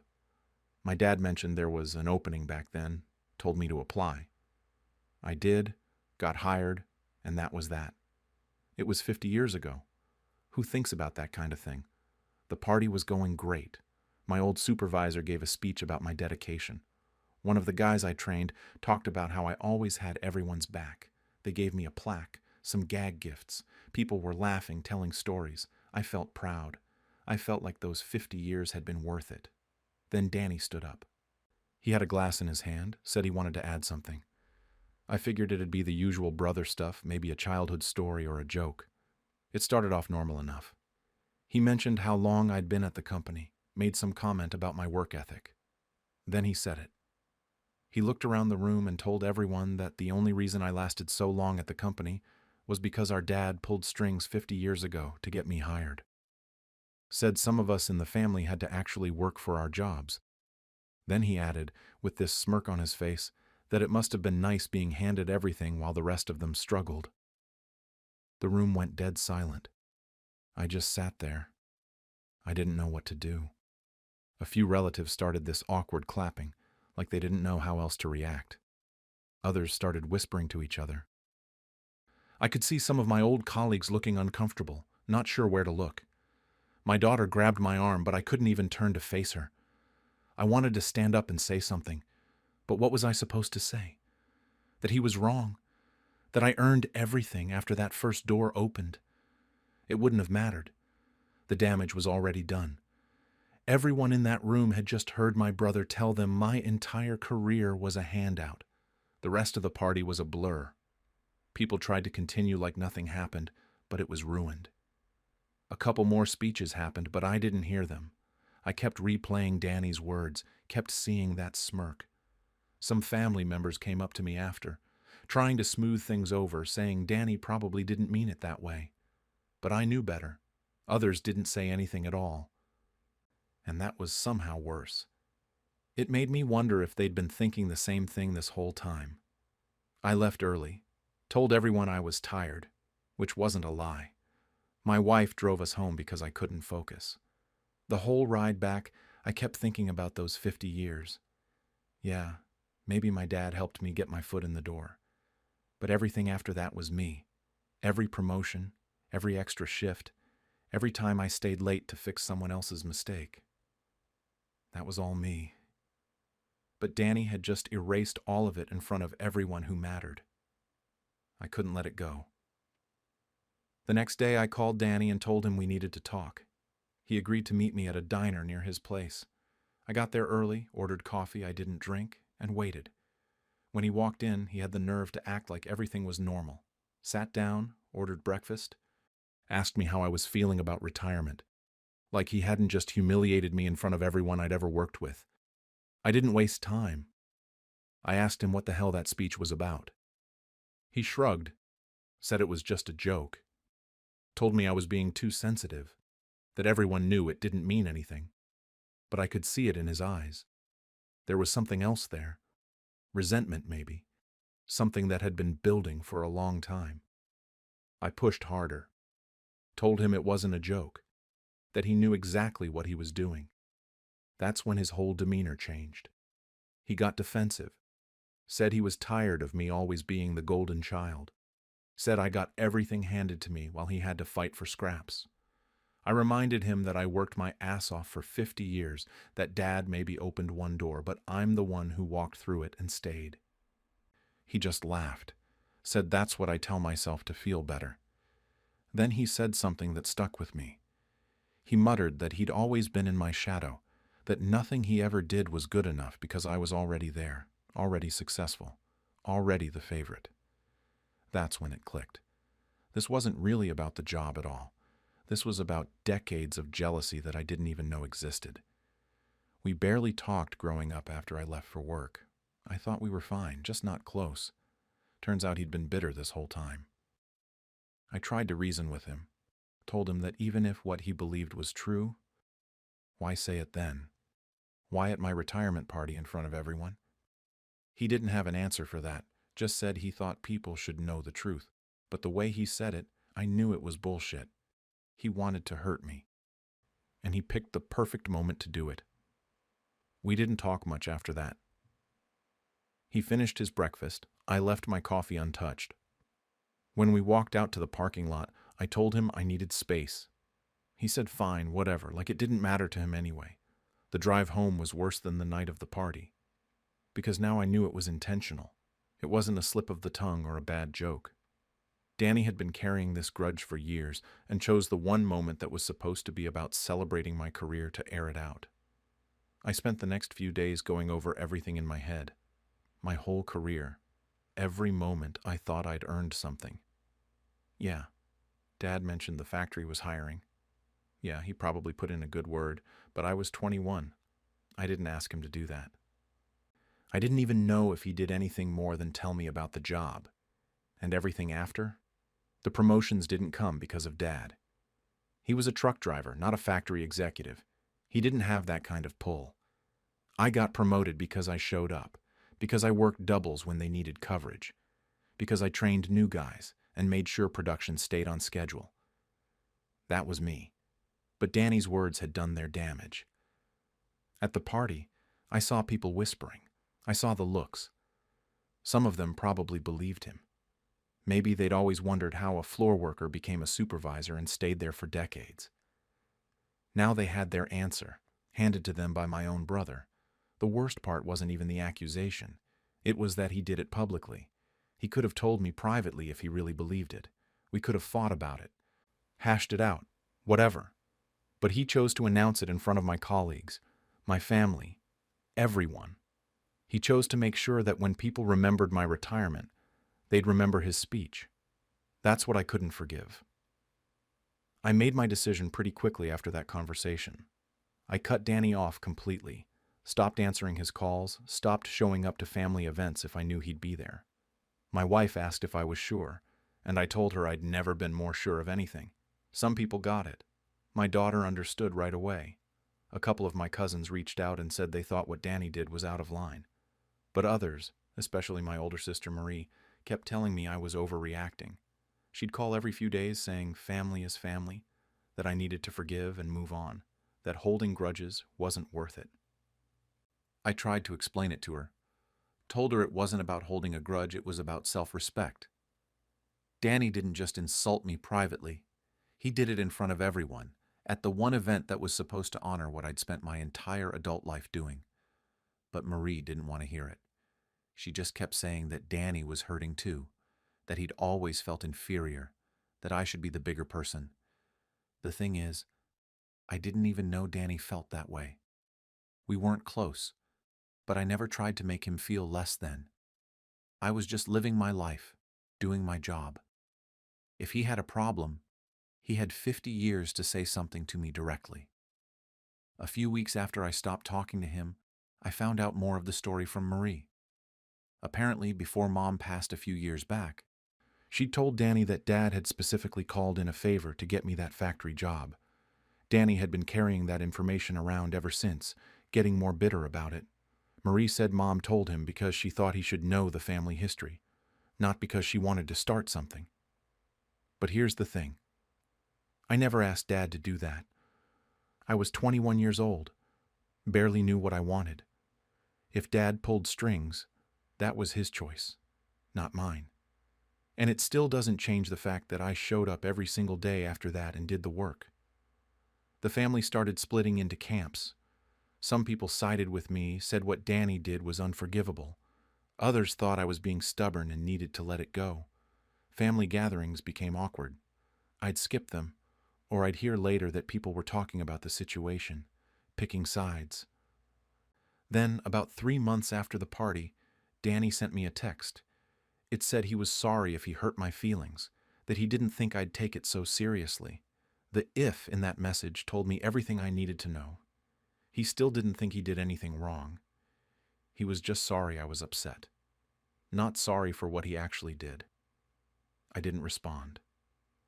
Marie called me after that, said Danny had tried to apologize and I was being unreasonable by not accepting it. She went on about how life's too short, how we're not getting any younger, how family is supposed to stick together. I told her that a real apology doesn't have an "if" in it. She hung up on me. My wife stays neutral mostly. She doesn't push me either way, but I can tell she thinks I should eventually forgive him. Not now, but someday. Maybe she's right. Maybe I'm being too harsh. But every time I think about letting it go, I remember sitting at that table, hearing Danny's words, seeing people's faces change as they looked at me. Some things once said can't be unsaid. Danny took 50 years of my life and reduced it to a favor my dad called in. He did it on purpose, in the worst possible moment, in front of everyone who mattered. And now he wants me to just forget about it because we share DNA. I keep going back and forth. Part of me knows he's my brother, that we're both getting older, that holding on to this anger isn't helping anyone. But another part of me knows that if I forgive him now, I'm basically saying what he did was okay. That you can publicly humiliate someone and just get away with it because you're family. I don't know what the right answer is anymore. All I know is that every time I think about that retirement party, I don't remember the speeches or the plaque or the people thanking me for my years of service. I just remember my brother standing up and telling everyone that none of it really counted. At my birthday dinner, my sons argued about which one of them should control me when I get older. I'm 75, and I was celebrating my birthday at this steakhouse downtown with my two sons, Michael, 48, and Robert, 45, plus their wives and my grandchildren. I'd picked the place myself, drove there myself, and planned to pay for the whole thing myself like I do every year. I've been living alone since my wife died 8 years ago, still in the same house we bought 40 years ago. I handle my own finances, do my own grocery shopping, still beat my neighbor at chess every Thursday. Nobody had ever questioned whether I could take care of myself, so I didn't think this dinner would be any different. The evening started out fine. My grandkids gave me cards they'd made at school, the usual stuff with crayons and stick figures. We ordered appetizers, talked about the weather, the normal small talk you do at these things. Then Michael's wife excused herself to take the youngest to the bathroom, and something in the air shifted the second she walked away. Michael turned to Robert and said they needed to talk about the POA situation.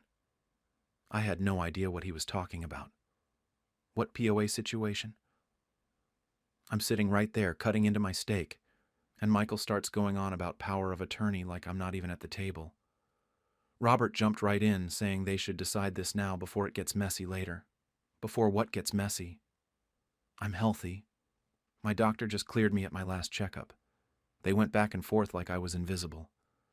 Robert said he lives closer to me, only 20 minutes away, so it makes sense for him to handle things when the time comes.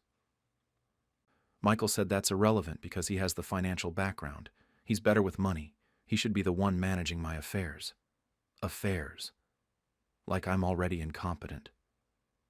Then Michael said something that made my blood run cold. He told Robert that whoever gets Dad will also get the house, so they need to be fair about this. Gets Dad. Like I'm a prize in a raffle. Like I'm already gone and they're just waiting to divide up what's left.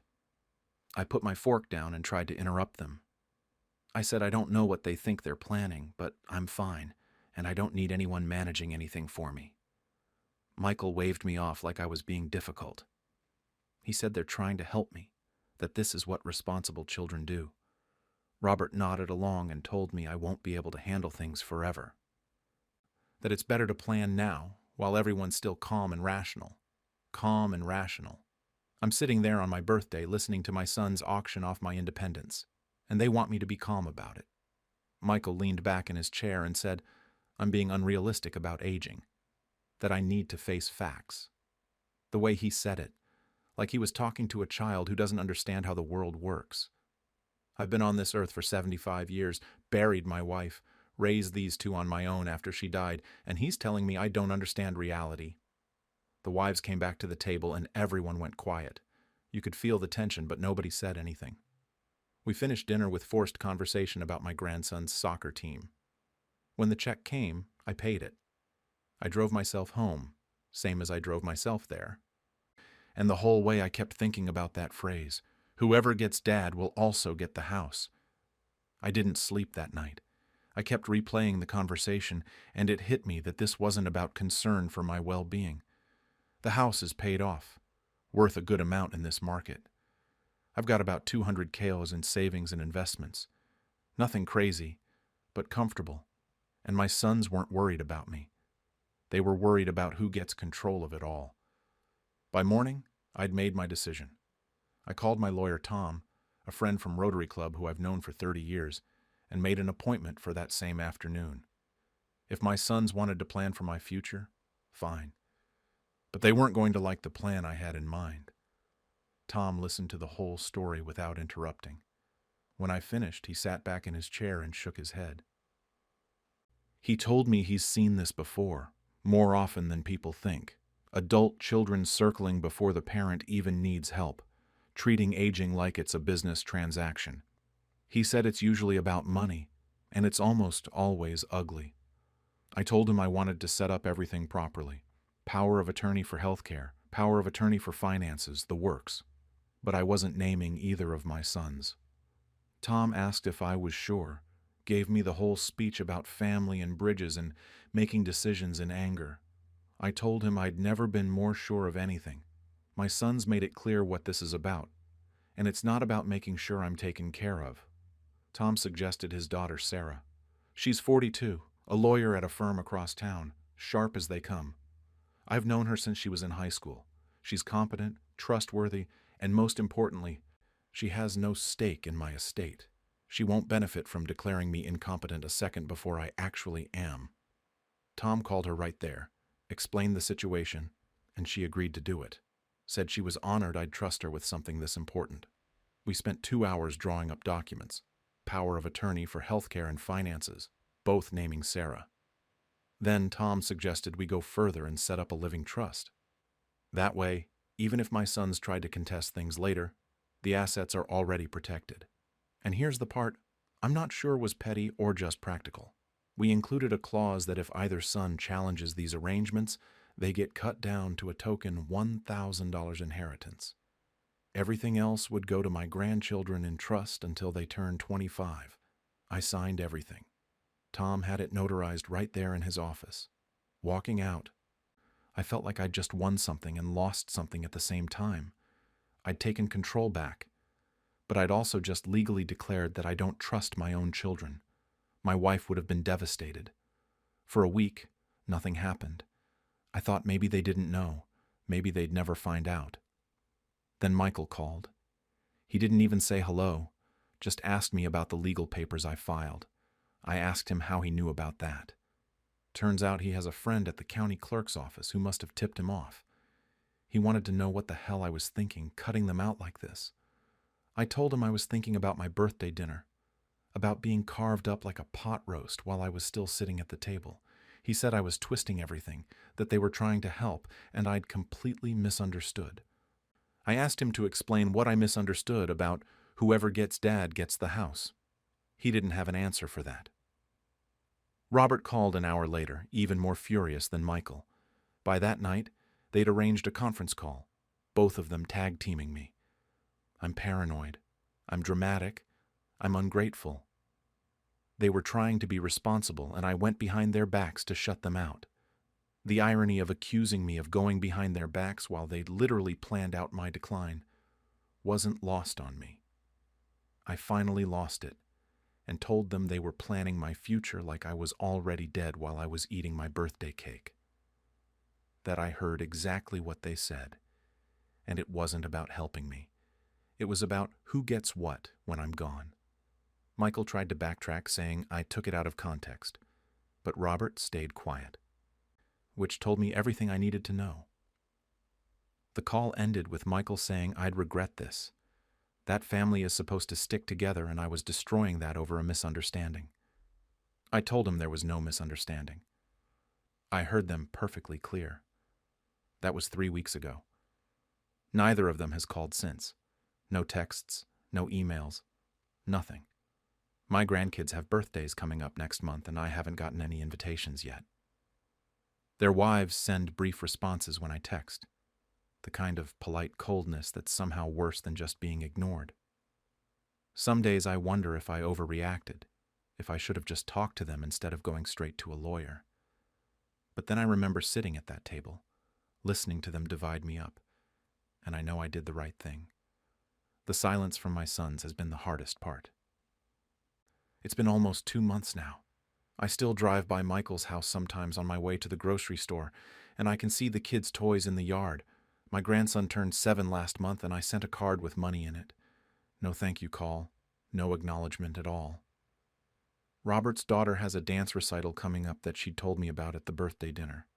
I'm pretty sure I'm not invited to that either. I second-guess myself more than I'd like to admit. Late at night, I wonder if I blew everything out of proportion. Maybe they really were just trying to plan ahead and I took it the wrong way. Maybe I'm the stubborn old man they're probably telling everyone I am. But then morning comes and I remember the exact words, the exact tone, and I know what I heard. Last week Tom called, and asked me to come to his office. Said he needed to talk to me about something in person. The whole drive over, I'm thinking maybe there's a problem with the paperwork. Maybe my son's found a loophole. When I got there, Tom looked uncomfortable in a way I'd never seen before. He's usually so composed, always knows what to say. This time, he was fidgeting with a pen on his desk. He told me that about 2 months ago, before my birthday dinner, Michael had come to see him. I didn't even know Michael knew who my lawyer was, but apparently he'd done his homework. Michael had asked Tom a bunch of what he called hypothetical questions. Wanted to know what documentation someone would need to access a parent's bank accounts. How soon after getting power of attorney could someone start managing things? Whether there were ways to speed up the process if the parent was resistant, but clearly declining. Tom said he'd refused to give specifics because it felt wrong, but he didn't think much of it at the time. People ask theoretical questions about elder care all the time, but now, knowing what happened at my birthday dinner, he realized those questions weren't theoretical at all. Michael had been planning this. The dinner conversation wasn't some spontaneous concern about my future. They'd already decided to take over. They were just working out the details of which one of them would do it. I sat there in Tom's office trying to process it. My son had gone to my lawyer 2 months before my birthday, already scheming about how to get control of my money. Then he and his brother staged that whole discussion at dinner like it was just responsible children looking out for their father. It was all calculated. Part of me felt vindicated. I wasn't paranoid or overreacting. My instincts were right. But mostly I just felt sick. These are my sons. I raised them. Their mother and I sacrificed so much to give them good lives, put them through college, helped with down payments on their first houses. And this is what it comes to. Sarah, my new power of attorney, suggested family mediation when I told her everything. Said sometimes having a neutral third party can help people hear each other. But I don't know if I want to repair this. How do you come back from finding out your own child was researching how to take control of your life while you were still perfectly capable of living it? Trust isn't something you can just patch up with a mediator in some uncomfortable conversations. Robert left me a voicemail yesterday. I haven't listened to it yet. It's sitting there on my phone and I keep staring at it, but I can't bring myself to press play. I don't know if I want to hear an apology or an excuse or another accusation. Maybe I'm being stubborn, like they say. Maybe I should answer, listen to what he has to say, try to work this out for the sake of the grandkids, if nothing else. Last week, I drove past Tom's office to drop off some documents, and I saw Michael's car parked outside. I'm sure of it. Same make and model, same bumper sticker his kid put on there. I didn't stop, just kept driving, but I haven't been able to stop thinking about it. Tom hasn't mentioned any visit from Michael, and I haven't asked. I don't know if I want to know what that was about. Maybe he's looking for a different lawyer to help him contest everything. Maybe he's trying to find some angle I haven't thought of. Or maybe I'm just paranoid now, seeing threats where there aren't any. Either way, that car being there didn't give me any peace of mind. Only days before my birthday, my son announced he had already promised my car to his wife's brother. I'm 72 years old, and despite what my son David seems to think, I'm perfectly capable of taking care of myself. David's 45, married to Sarah for about 15 years now, and they've got 2 kids. Sarah's brother Tom has been around at family gatherings here and there, but I can't say I know the guy all that well. He's polite enough, shows up to Christmas and Thanksgiving, but we've never had a real conversation beyond the usual small talk. I still drive myself everywhere. Church every Sunday morning, grocery shopping on Tuesdays and Fridays, and card games with my friends every Thursday night at the community center. My routine keeps me going. I'm not one of those old guys who sits at home waiting for someone to come check on me. I've got a life, and I intend to keep living it. But David has been making comments for months now. Little things at first. Every time I mentioned driving somewhere, he'd get this look on his face. You know the one. That concerned son expression that's really just judgment wrapped in worry. After every doctor's appointment, he'd call and ask what the doctor said about my driving. Every single time. I'd tell him the same thing because it was always the same answer. The doctor said, "I'm fine. Vision test, reflexes, everything checks out." But David would just go quiet on the other end of the line, like he was waiting for different news. I could feel him watching me, waiting for me to mess up somehow, waiting for me to fail something so he could swoop in and take my keys away like I was a teenager who'd gotten a DUI. Then came the dinner at his house last week. It was just a regular family meal, nothing special. Sarah made pot roast, the grandkids were running around, and we were all sitting at the table talking about nothing important. Somehow the conversation turned to Tom needing a car. Sarah mentioned he'd been looking at used cars, but everything was so expensive these days. That's when David said it. Just casual, like he was talking about the weather. He looked at Sarah and said, "Well, Dad's car will be available soon enough." Then he turned to me with this smile and said he'd already told Tom he could have it. I actually thought I'd heard him wrong at first. I put my fork down and said, "Excuse me? My car?" David waved his hand like I was being dramatic. "Come on, Dad," he said. "It's just a matter of time before you can't drive anyway. Might as well help family. Tom really needs it, and you won't be using it much longer." I tried to say something, tried to tell him that was my car and I was still using it just fine, but he kept talking over me. He was already making plans with Sarah about when Tom could pick it up, what paperwork they'd need to transfer the title. Like I wasn't even sitting right there. Like I was already gone and they were just sorting through my things. Sarah looked uncomfortable, but didn't say anything. The kids had gone quiet, and I just sat there, feeling like I'd been punched in the stomach. I asked David what made him think he could promise away something that belonged to me. He got that look again, that concerned son look, and said he was just being realistic. He said I was being stubborn about this whole driving thing and everyone knew it was only a matter of time. Better to plan ahead, he said. Better for everyone. I left right after that. Didn't even finish my dinner. David called after me asking where I was going, saying I was being ridiculous, but I walked out and got in my car and drove home. My car. That I drove perfectly fine, same as I do every other day. I spent that whole night sitting in my living room staring at my car keys on the coffee table. It wasn't really about the car, I realized. It was about David treating me like I was already dead. Like my life was something he could just parcel off to whoever needed it. My independence, my freedom, my dignity, all of it was apparently up for grabs because David had decided I was too old to have a say anymore. By morning, I'd made my decision. Nobody was taking my car. Nobody was taking my independence. And I was going to make damn sure of it. I didn't sleep that night. Just kept thinking about David sitting at that dinner table, talking about my car like it was already his to give away. Like I was just some obstacle in the way of his plans. Every time I closed my eyes, I heard him saying it's just a matter of time, and I got angry all over again. Around 6 a.m, I got up and made my decision. I wasn't going to sit around waiting for David to decide when my life was over. I got dressed, had my coffee, and as soon as the dealership opened at 9, I was there. The salesman was a young guy, maybe 30, and he treated me like an actual person.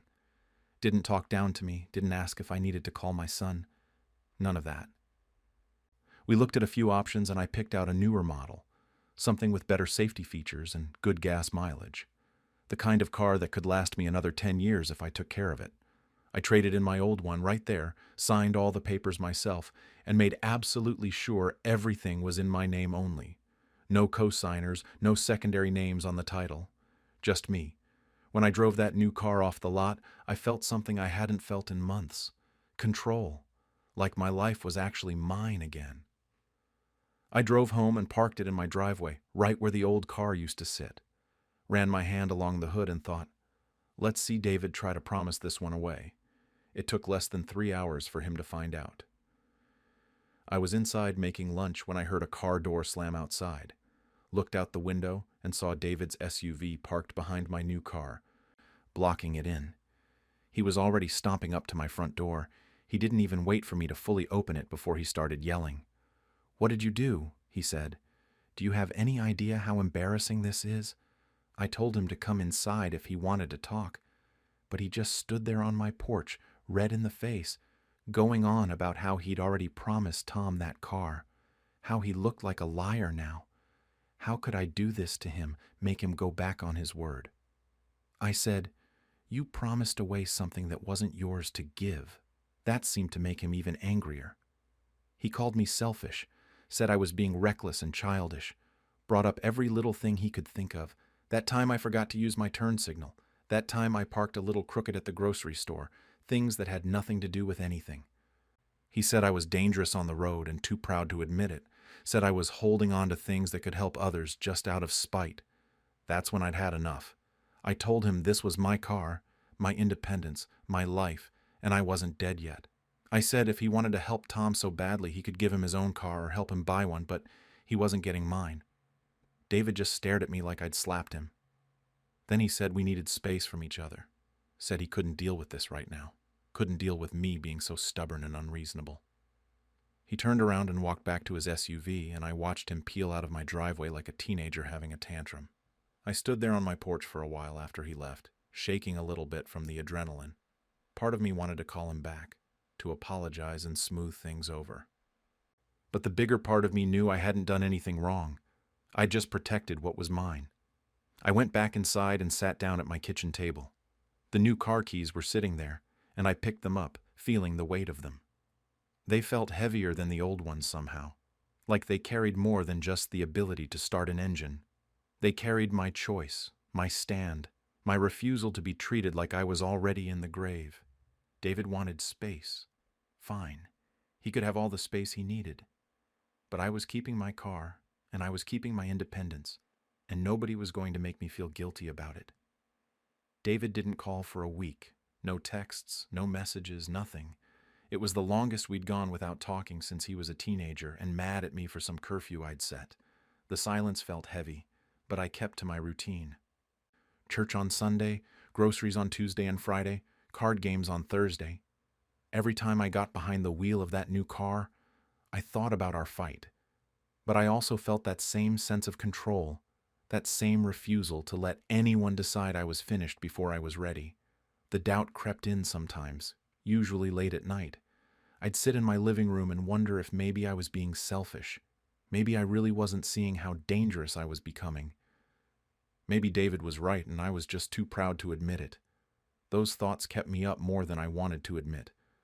But then Thursday would come, and I'd drive to card games and my friends would greet me like always. I'd park just fine, walk in just fine, and nobody treated me like I was one step from the nursing home.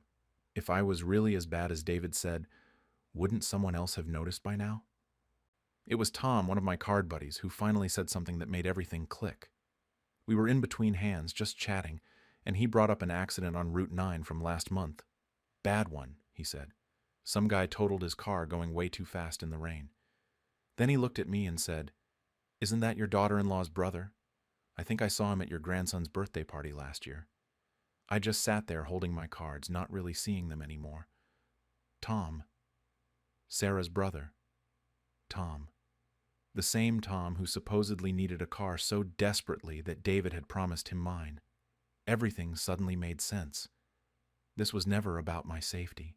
This was never about David being concerned for me or other drivers. Tom had wrecked his own car, probably couldn't get decent insurance after an accident like that, couldn't afford a new one. And David was trying to solve the problem with my car, with my property. And he'd tried to make me feel like the bad guy for not going along with it. I felt vindicated, but I also felt sad. My own son had been willing to manipulate me, to make me feel incompetent and dangerous, just to help his brother-in-law out of a jam. He'd played on my fears about getting older, about losing my independence, all to smooth over someone else's mess. That was 2 weeks ago now. I still haven't heard from David. I miss the grandkids. I miss those family dinners, even the awkward ones. There's a hole where those Sunday phone calls used to be, where those random visits used to happen. But every time I get in my car, I feel that independence. I had my regular doctor's appointment last week, and I made sure to ask specifically about my driving. Clean bill of health. Vision's fine, reflexes are fine, everything's fine. The doctor even seemed a little confused about why I was asking so many questions about it. I didn't tell him about David. Didn't seem worth explaining. I've seen David's SUV drive past my house a few times, once in the evening, once on a weekend morning. It slows down when it gets to my driveway and I can see him looking at the house through the window. But he never stops, never pulls in, just slows down and then drives away. I don't know if I should reach out first. Part of me thinks he owes me an apology for what he tried to do, for how he tried to manipulate me. But part of me wonders if he even sees it that way. Maybe in his mind, I'm still the stubborn old man who embarrassed him and ruined his plans. My birthday came and went last week. 73 now. I took myself out to dinner, drove there and back without incident. It felt lonelier than it should have, eating alone when I knew I should have had family around me. But I also felt proud. Proud that I stood my ground, proud that I'm still here, still driving, still living my life on my own terms. I just wish it didn't have to cost me my son to do it. For the first time in decades, I regret hosting Christmas for my family. I, 73, have been hosting Christmas dinner at my house every single year since my kids were little. My son David is 48, my daughter Linda is 45, and between them I have 6 grandchildren ranging from 12 to 22. Over 40 years of Christmas dinners, and I've never missed one. Not when I had the flu in '98, not when my husband passed away 10 years ago, not even last year when my arthritis was so bad I could barely hold a wooden spoon. I've always been the one to keep this family together, the glue that makes sure everyone shows up and feels connected. At least, that's what I thought I was. This year started like all the others. I spent weeks preparing. The house got decorated the day after Thanksgiving, just like always. I made my lists, planned the menu around everyone's preferences, bought the ingredients. My joints were killing me the entire time, but I pushed through because this is what I do. This is who I am, or was. The day itself seemed fine at first. Everyone arrived on time, the kids were loud and excited, the food came out perfectly. I'd made David's favorite stuffing, Linda's requested sweet potato casserole, even that weird cranberry thing my grandson Jake likes. Everything was going according to plan. But Marie, David's wife, had been making these little comments all evening. She kept looking around my house with this expression I couldn't quite read. She'd touch the curtains and say things like, "These are vintage, aren't they?" Or walk past my china cabinet and mention how much character old houses have. I brushed it off. Marie's always been a bit particular about things, and I figured she was just making conversation.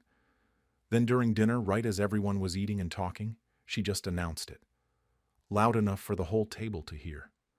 She said next year Christmas should be at their place because my house feels too outdated for the kids now, and they have so much more space.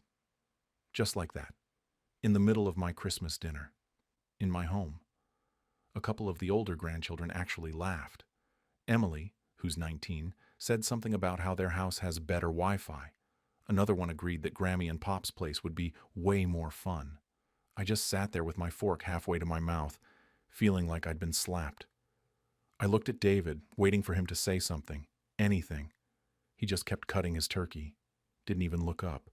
I tried to smile. I tried to brush it off like it was nothing. I made some joke about being old-fashioned and changed the subject as fast as I could. But my hands were shaking and I could feel my face burning.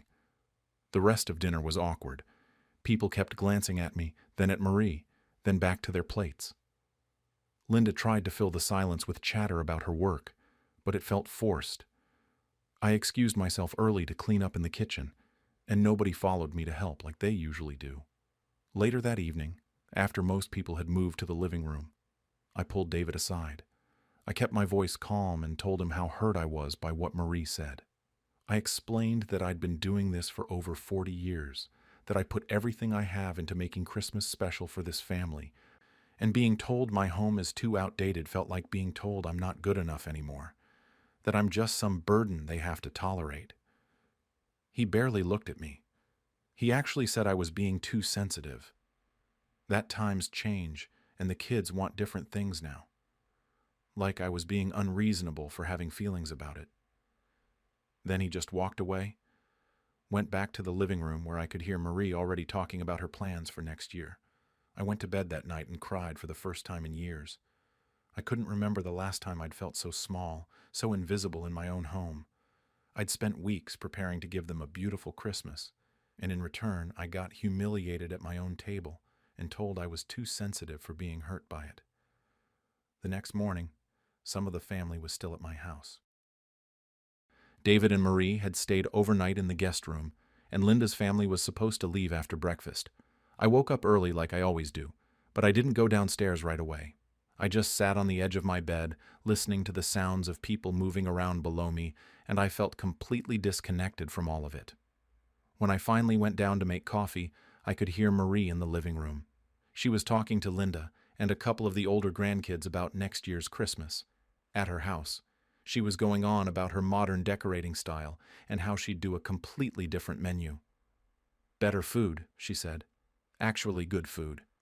Like what I'd been serving for 4 decades was just something they'd been choking down out of obligation. That's when it hit me. They'd already decided. Nobody had asked me how I felt.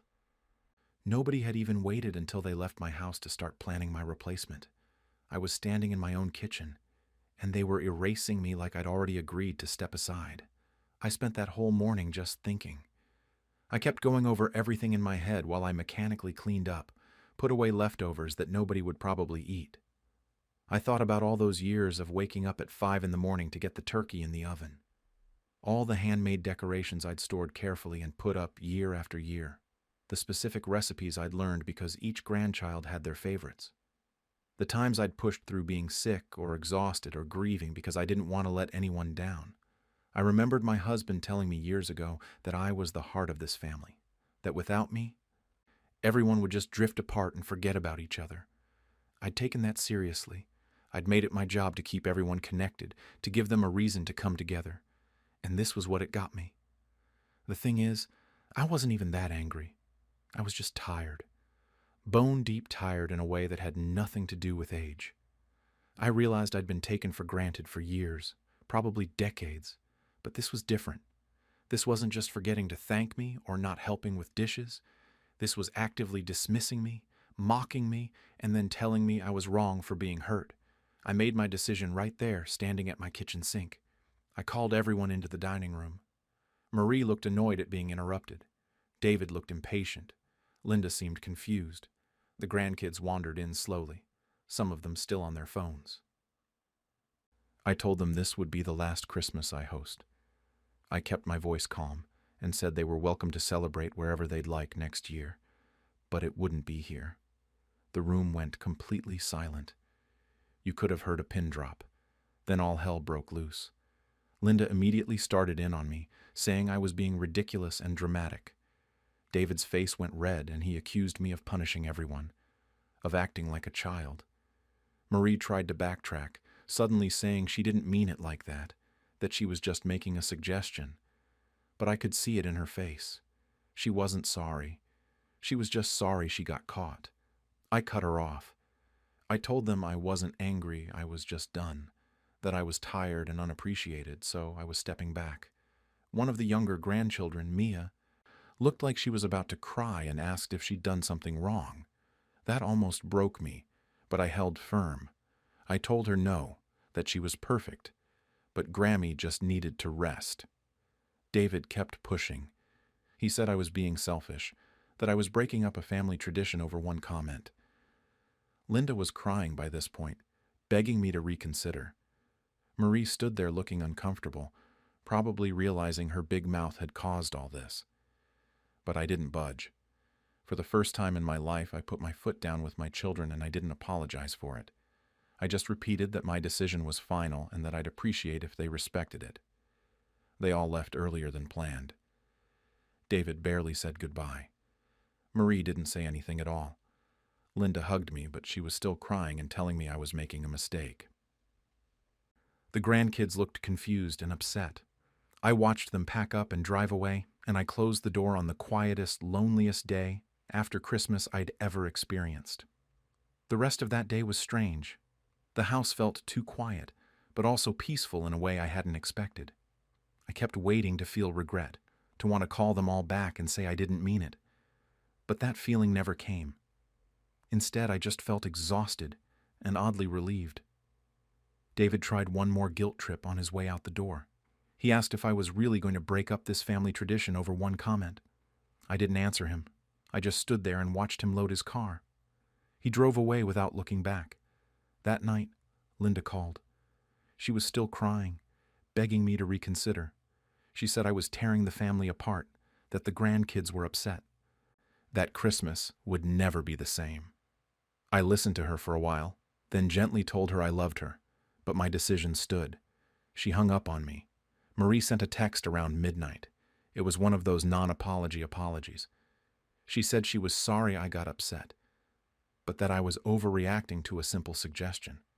She said she never meant to hurt my feelings and that maybe I'd misunderstood her tone. I deleted the text without responding. The next few days, my phone wouldn't stop. Messages from everyone. Linda's husband called to say he understood where I was coming from and that he'd always appreciated what I did. That was nice. One of my older grandchildren, Jake, sent a text saying he was sorry if he'd been ungrateful and that he loved my cooking. That one made me cry a little. But most of the messages weren't like that. David's other kids sent messages saying I was being unfair. Linda kept calling and texting, alternating between begging and being angry with me. Some cousins I barely hear from suddenly had opinions about how I was handling things. Everyone had something to say about my decision except the one person I actually wanted to hear from. David hasn't called at all. Not once, and somehow that hurts more than the entire argument. My sister called about a week after Christmas. She's the only person who knows the whole story of how hard I've worked all these years. She told me she was proud of me for finally standing up for myself, that I should have done it years ago. We talked for 2 hours. It helped. It's been 2 weeks now since Christmas. I've been doing a lot of thinking in this quiet house. Some days I feel guilty. I wonder if I ruined everything over my pride, if I should have just let it go like I always do. I think about the grandkids and whether they'll remember me as the grandmother who gave up on them. Those thoughts keep me up at night. But other days, I feel something I haven't felt in years. Free. Like maybe I can finally breathe. I've been looking at travel brochures for Christmas cruises. There's one to the Caribbean that looks beautiful. I never could have done that before because I was always here, always cooking, always hosting. The idea of spending Christmas on a beach somewhere with no turkey to baste and no family drama sounds like heaven. The family group chat has been completely silent for days. Nobody knows what to say, I guess. Linda told me that David and Marie are already planning to host next year. They're acting like nothing happened, like this was the plan all along. Part of me wonders if that was what they wanted from the beginning. If Marie's comment wasn't a slip, but a strategy. I still don't know if I made the right choice. Maybe I am being petty and dramatic like they say. Maybe I should just suck it up, apologize, and go back to hosting to keep the peace. That's what the old me would have done. That's what I've always done. But I keep thinking about how I felt that night, sitting at my own table while they laughed about my outdated house. How David wouldn't even look at me. How Marie talked about better food while eating mine. How I've spent 40 years pouring everything into this tradition, and it took them less than 24 hours to plan my replacement. So I guess I have to decide if standing up for myself after decades of service makes me selfish, or if I should have done it years ago. Either way, things have changed. They can't go back to how they were, even if I wanted them to. I'm just not sure yet if that's the worst thing that could have happened, or maybe the best. After hosting Christmas for decades, my family uninvited me from the holiday dinner at my own house. I, 76, have been hosting Christmas at my house for over 40 years. My eldest daughter, Linda, 52, and my other 3 kids, Tom, 49, Sarah, 47, and Beth, 44, have always brought their families here. We're talking about 20-plus people every year. The whole thing started back when my wife was still alive, and after she passed 15 years ago, I kept it going. It felt like honoring her memory, you know? Plus, it kept everyone together. I never minded the chaos or the cleanup or any of it. It was exhausting sometimes, sure, but it was my favorite day of the year. This past November, Linda called and said we needed to talk about Christmas. I figured she meant coordinating the usual stuff, like who's bringing what dishes or if we needed a bigger turkey this year. I was already thinking about getting the decorations down from the attic, but that's not what she wanted to talk about at all. She told me the family had a meeting, without me. They all got together and decided I shouldn't host anymore. I sat there confused, asking if she was offering to host at her place instead. She said no. They still wanted to do Christmas at my house. They'd plan everything, cook everything, bring everything, set up everything. I just needed to relax and not worry about it. Then came the part that made my stomach drop. She said it would be better if I wasn't there at all, that I could have a quiet Christmas by myself, order some takeout, watch a movie. She actually said that. When I didn't respond right away, she added that it was for my health, that hosting had become too much for me, that they were worried about me overdoing it. I didn't know what to say. I just sat there holding the phone, trying to process what I was hearing. They'd had a whole meeting about me, decided I was too old and feeble to handle Christmas anymore, and then decided to throw the party at my house anyway, but without inviting me, like I was some kind of problem that needed to be managed. When I finally found my voice, I told her that if I wasn't capable of hosting, maybe they shouldn't be using my house at all. She got defensive immediately, started saying I was being difficult and that they were trying to help me, that I wasn't as young as I used to be, and they didn't want me to end up in the hospital because I'd overworked myself. I asked why they didn't just talk to me about it first, and she said they knew I'd react like this, which is exactly why they made the decision as a family. I told her that last time I checked, I was part of this family too. She sighed and said we'd talk later when I calmed down. Then she hung up. Over the next few weeks, my other kids called one by one. Same script every time. Tom said it was for the best. Sarah said I'd thank them later. Beth said they just didn't want me to stress. None of them actually listened when I tried to explain that I wanted to host, that it wasn't about the work, that this tradition mattered to me. They all acted like I was being unreasonable for not gracefully accepting my forced retirement from Christmas. What really got me was that none of my grandchildren called. Not one. I realized later that the adults probably didn't tell them what was actually happening. They probably said Grandpa was tired or sick or some other excuse that made me sound pathetic. By mid-December, I was still in the family group chat, and I watched them plan the entire thing. The menu, the decorations, who was bringing what time everyone should arrive. They talked about my house like it was a rental venue. Then I noticed I'd stopped getting some notifications. Turns out they'd created a new group chat without me. One of my grandkids accidentally mentioned it in the main chat, and there was this awkward silence before someone changed the subject. The week before Christmas, Linda texted asking for my house key. Said they needed to get in early on Christmas Eve to prep. I didn't respond. She called the next day, annoyed now, telling me to just leave the key under the mat so they could get the turkey in the oven by 6 in the morning. That's when I said it clearly. If I'm not invited to Christmas, then Christmas isn't happening here. She called me petty, said I was being childish and manipulative, that I was ruining everything over my pride. Then she said fine, they'd figure something out, and hung up on me again. I sat there for a long time after that call. Part of me couldn't believe it had come to this, but a bigger part of me couldn't believe they thought any of this was okay. Christmas morning, I woke up at 5:30 like I always do. First thing I did was check every door in the house. Front door, back door, side door to the garage. All locked. I went around and made sure every window was secure too. Then I turned off my phone. I'd already seen 15 missed calls when I woke up, and I knew what was coming. I made myself coffee and sat in the kitchen. It felt strange knowing what I was about to do, but I also felt weirdly calm about it. They'd made their choice, and now I was making mine. If they wanted to exclude me from Christmas, they could do it somewhere else. Around noon, I heard the cars, one after another pulling into my driveway. I stayed in the living room and turned on the TV, put on the parade, turned the volume up a bit, then the knocking started. Polite at first, a few taps, then a few more. I didn't move. The knocking got louder, more insistent. I could hear Linda's voice through the door saying to open up, that everyone was here, that I was being ridiculous. More voices joined in. I recognized Tom's voice, then Sarah's. Someone was trying the back door too. I just sat there watching the parade floats go by, trying not to think about what was happening on my front porch. Then I heard the kids, my grandchildren, asking what was going on, why Grandpa wouldn't open the door if something was wrong.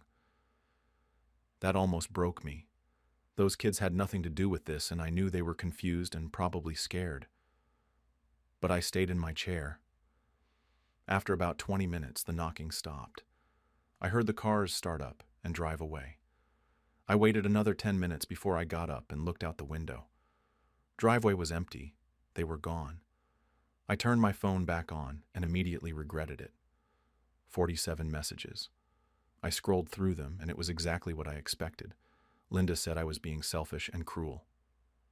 Sarah said the kids were crying and I should be ashamed of myself. Tom said he was disappointed in me, that he thought I was better than this.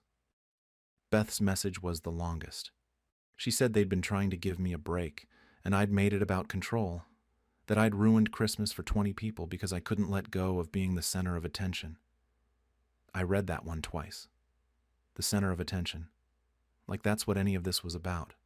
I started typing out a response explaining everything, how it felt to be excluded, how they'd made decisions about my life without me, how humiliating the whole thing had been.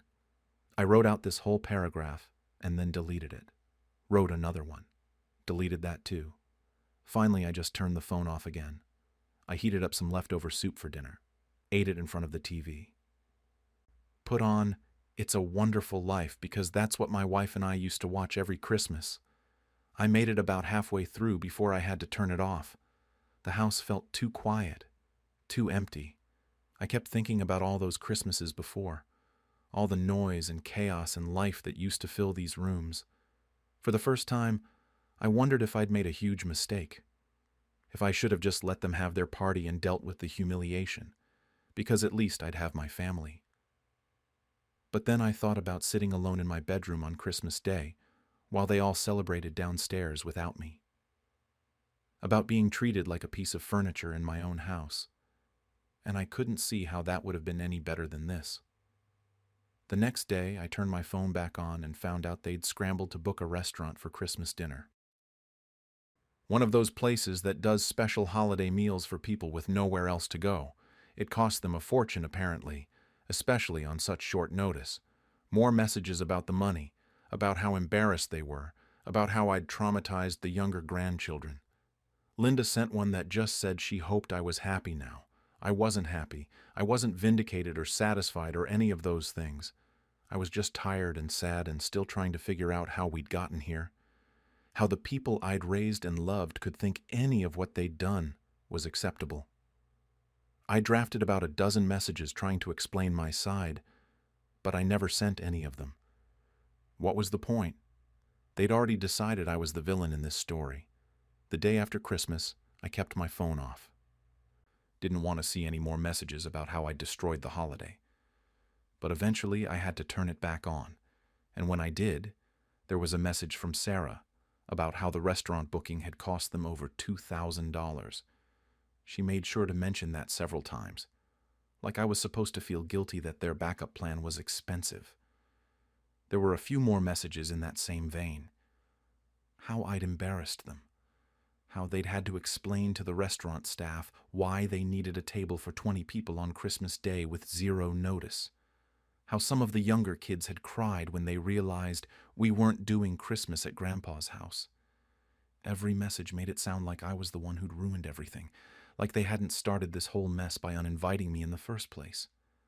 I didn't respond to any of them. What was I supposed to say? Sorry for not letting you throw a party at my house after you told me I wasn't welcome at it? The whole thing was insane, and I was done trying to make them see that. For 3 days, it was radio silence. No calls, no texts, nothing. I figured that was it, that I'd lost my family over this and I'd have to live with that choice.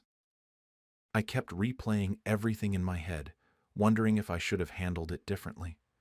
But every time I thought about just going along with their plan, about sitting alone in my house while they celebrated without me. I felt sick. Then on New Year's Eve, someone knocked on my door. I almost didn't answer, thought it might be Linda coming to yell at me in person. But when I looked through the window, it was my grandson Marcus. He's 19, good kid, goes to college upstate. I let him in, and he immediately asked what the hell had happened at Christmas. I was confused at first, asked him what his mom had told him. He said she'd told everyone I was sick and couldn't handle hosting, that I'd agreed it was better to skip it this year. Then, on Christmas Day, she said I'd changed my mind and locked everyone out, that I was having some kind of episode. I just stared at him. They'd lied. They'd actually lied to the grandkids about the whole thing. So I told him everything.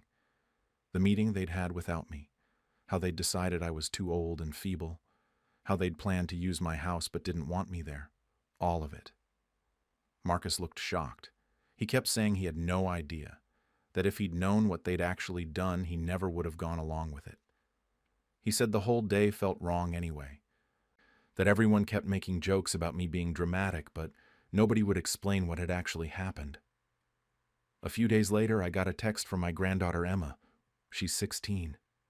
Her message just said she'd talked to Marcus, and she was sorry, that she'd missed me on Christmas and it hadn't felt right without me.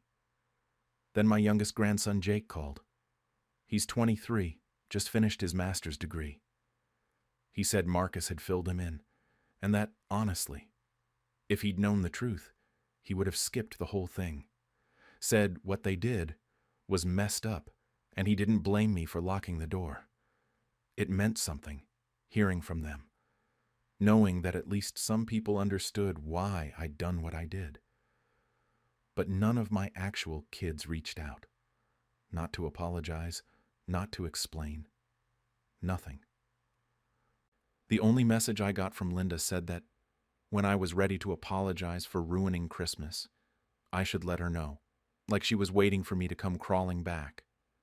I don't know if I should have just let them have the house and swallowed my pride. Maybe I did overreact. Maybe locking them out was too far, and I should have found another way to handle it. The grandkids didn't deserve to have their Christmas ruined, and that part keeps me up at night. But they erased me from a tradition I built. They met without me to decide I wasn't needed anymore, then expected me to just hand over my house like it didn't matter. At what point was I allowed to say no? It's January now, and I haven't spoken to any of my kids. The grandkids text me sometimes, but I don't really know what to say to them. I keep thinking about next Christmas, whether I'll be hosting again, or if I'll even be invited to someone else's table. Part of me wants to apologize, just to have my family back. Part of me thinks I deserve an apology first. But mostly, I just sit here in this house that used to be full of people I love, and I wonder how we got to this point and if there's any way back from it. Sometimes I wonder if I made a mistake cutting my daughter out of my will. I'm 68, and I've been living alone in the house my late husband and I built together for the past 5 years. I have 2 kids, my son David, 42, and my daughter Rachel, 45. When my husband passed, I thought my kids would stick together and help each other out. That's not what happened. Rachel married into money about 15 years ago. Her husband's family owned some kind of commercial real estate business, and from the moment they got serious, she started pulling away from us. At first I thought maybe she was just busy with her new life, adjusting to everything, but it became pretty clear that she only bothered to reach out when she needed something. Money, specifically. Over the years, she's borrowed from me at least 6 times. Never paid any of it back. The last real conversation we had that wasn't about her needing cash was probably 3 years ago. David is the complete opposite. He lives about 20 minutes away and comes by twice a week to help with groceries, yard work, taking me to doctor's appointments. He's got his own family and his own job, but he just shows up and does what needs doing, never asks for a thing, never makes me feel like a burden. When I try to pay him or even just fill up his gas tank, he refuses. A few months ago, I started noticing something weird at family gatherings. Relatives were acting strange around me, hushed conversations that would stop when I walked up, these pitying looks like I was sick or something. My cousin Margaret kept trying to get me alone, but there were always people around. Finally, She managed to pull me aside at my nephew's birthday party. She looked uncomfortable as hell, like she didn't want to be the one to tell me.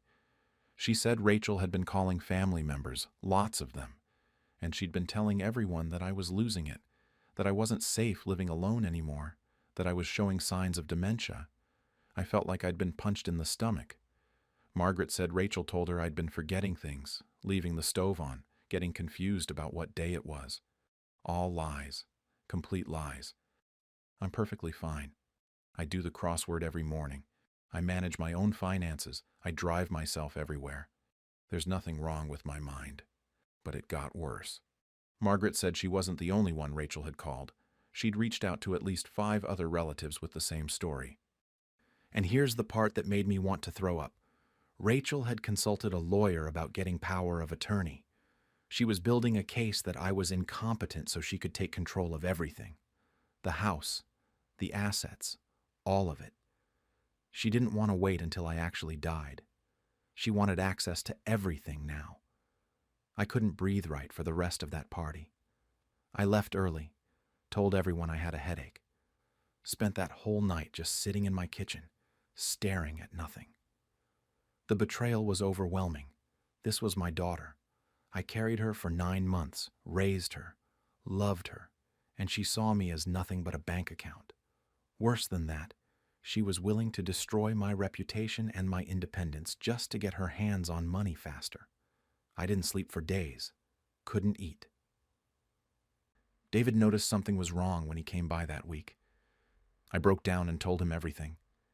He went quiet for a long time, and then he admitted something that made it even worse. Rachel had called him a few months back asking about my mental state. He'd shut her down immediately and didn't think much of it at the time, figured she was just being nosy. Now it all made sense. She'd been planning this for months.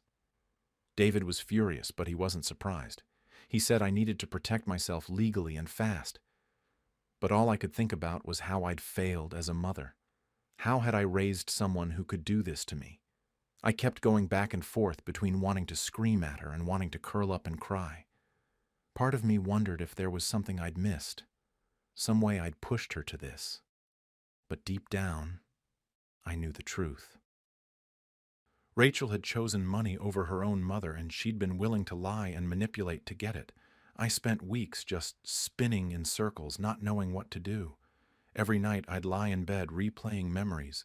Rachel as a little girl, bringing me flowers from the garden.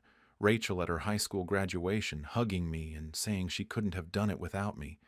And then Rachel now, cold and calculating, spreading lies about me to anyone who'd listen. I kept trying to make excuses for her.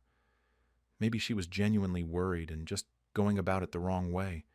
Maybe I was overreacting. But then I'd remember the lawyer, the power of attorney, and I'd feel sick all over again. I decided I needed to talk to her directly. Maybe if we just cleared the air, we could work this out. So I called her. She answered on the 4th ring, and I could tell immediately she was annoyed.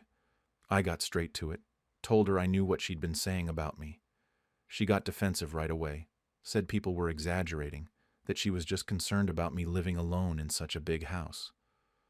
When I brought up the lawyer, she completely exploded, started yelling about how she was just trying to make sure I was taken care of, that the house was too much for me, that she was being responsible. She wouldn't listen to anything I said. The call ended with her hanging up on me. That's when I knew I had to do something real to protect myself. David came with me to meet with my lawyer. I was embarrassed at first, having to explain the whole situation to a stranger. But the lawyer was kind about it and said this kind of thing happens more often than people think. She suggested I get a full cognitive evaluation to prove I was competent. So I did, went through all the tests, answered all the questions, passed everything with flying colors. The doctor even joked that my memory was better than his. Then came the hard part. The lawyer asked about my will. I'd split everything equally between Rachel and David in the original version, drafted years ago when things were different. She said given the circumstances, I might want to reconsider. I sat in that office for an hour just staring at the papers. This felt so final, so brutal. But what choice did Rachel leave me? I changed it. House and 80% of everything else to David, 20% to Rachel. I told myself it was fair. David had earned it. He'd been there. Rachel had only shown up when she wanted money. But signing those papers felt like cutting off a limb. I cried in the car on the way home while David drove. He didn't say anything, just let me fall apart. For 6 months, nothing happened. I started to relax a little, thought maybe Rachel had moved on. Then she found out about the will. I still don't know exactly how, but I suspect David's wife mentioned something to someone, and it got back to her. Rachel showed up at my house on a Tuesday afternoon. I hadn't seen her in over a year. She didn't knock, just started pounding on the door. When I opened it, she pushed right past me, yelling before she was even fully inside. She called me every name in the book, said David had poisoned me against her, that I'd been manipulated, that family was supposed to be treated equally no matter what. I tried to explain why I'd done it, tried to get her to understand how much she'd hurt me. She wouldn't hear it. She brought up everything from when she was a kid. Every time I'd praised David, every time I'd sided with him in an argument, every perceived slight from 20 years ago. She said I'd always loved him more, that this just proved it. When I tried to defend myself, she just talked over me. Then she threatened to sue, said she'd prove David manipulated a vulnerable elderly woman, called me ungrateful, said she'd only been trying to help and this was how I repaid her, and then she hit me with the worst thing she could have said. She looked me dead in the eye and told me my husband would be ashamed of me. I just stood there frozen while she stormed out, watched her peel out of my driveway like she couldn't get away fast enough. My hands were shaking so bad I had to sit down right there on the floor, and all I could think was, what if she's right? What if I just made the worst mistake of my life? What if I'm the villain in this story and I can't even see it? It's been 3 months since Rachel stormed out of here. Haven't heard a word from her since. No calls, no texts, nothing. It's like I don't exist to her anymore unless there's money involved. David feels terrible about the whole thing. He came over last week and offered to split everything 50-50 if it would help fix things with Rachel. Said he never wanted to be put in the middle like this, never wanted to be the reason our family fell apart. I told him no. The will stands. He earned what he's getting, and I'm not going to let guilt change that. But I'd be lying if I said the guilt isn't eating me alive anyway. I don't sleep well anymore. I lie there at night thinking about what Rachel said, about family being treated equally. Technically, she's right, isn't she? They're both my kids. But how do you treat someone equally when they've only treated you like an ATM? When they've lied about you to your own family? I keep going in circles with it. I found an old photo album last week while cleaning out a closet. There's this picture of Rachel from when she was maybe 7 or 8, gap-toothed smile, holding up a drawing she'd made for me. She looks so happy, so full of love. I stared at that picture for an hour trying to figure out where that little girl went. Did the money change her when she married Rich? Or was this always in her somewhere and I just didn't want to see it? Maybe she felt like we never accepted her husband, never fit into his fancy world, and this is her way of protecting herself. I don't know. David told me something that made it worse. Rachel called him crying a couple weeks ago, told him I'd chosen between them, that I'd made it clear who I loved more. He didn't know what to say to her. He suggested family therapy to me afterward, thought maybe we could all sit down with a professional and work through this. I told him it was too late for that. I'm not sure I believe that, but I said it anyway. My birthday was last month. David brought over a cake and we sat in the kitchen just like we've done for years. Rachel didn't even send a text. Not that I expected one, but it still hurt. I kept checking my phone all day like an idiot, hoping maybe she'd remember. She didn't. The house feels different now, lonelier. I catch myself looking at the empty driveway sometimes, half expecting to see her car pull up. The neighbors ask about her occasionally, how she's doing, when she's visiting next. I usually just change the subject. What am I supposed to say? That my daughter thinks I'm senile and tried to steal my independence? That we don't speak anymore because I cut her out of my will? I pulled out that old Mother's Day card she gave me about 10 years ago. The one that says, "You're the best mom ever" in her handwriting. I've read it probably 50 times since all this happened, She meant it when she wrote it, didn't she? Or was I already just a means to an end back then? It's driving me crazy not knowing when things actually went wrong. Here's what keeps me up at night. I can't figure out if I was protecting myself or punishing her. David says I did what I had to do, that Rachel forced my hand. Rachel says I betrayed her and let David manipulate me. And I'm sitting here in this big, empty house that my husband and I built, wondering if either of them is completely right or completely wrong. Part of me wants to pick up the phone right now, call her, apologize, change everything back to equal, just make it all go away. But then I think about those lies she spread, that lawyer she consulted, the year of silence before she bothered to show up, and I just feel hollow, like there's this gap between us that's too wide to cross anymore.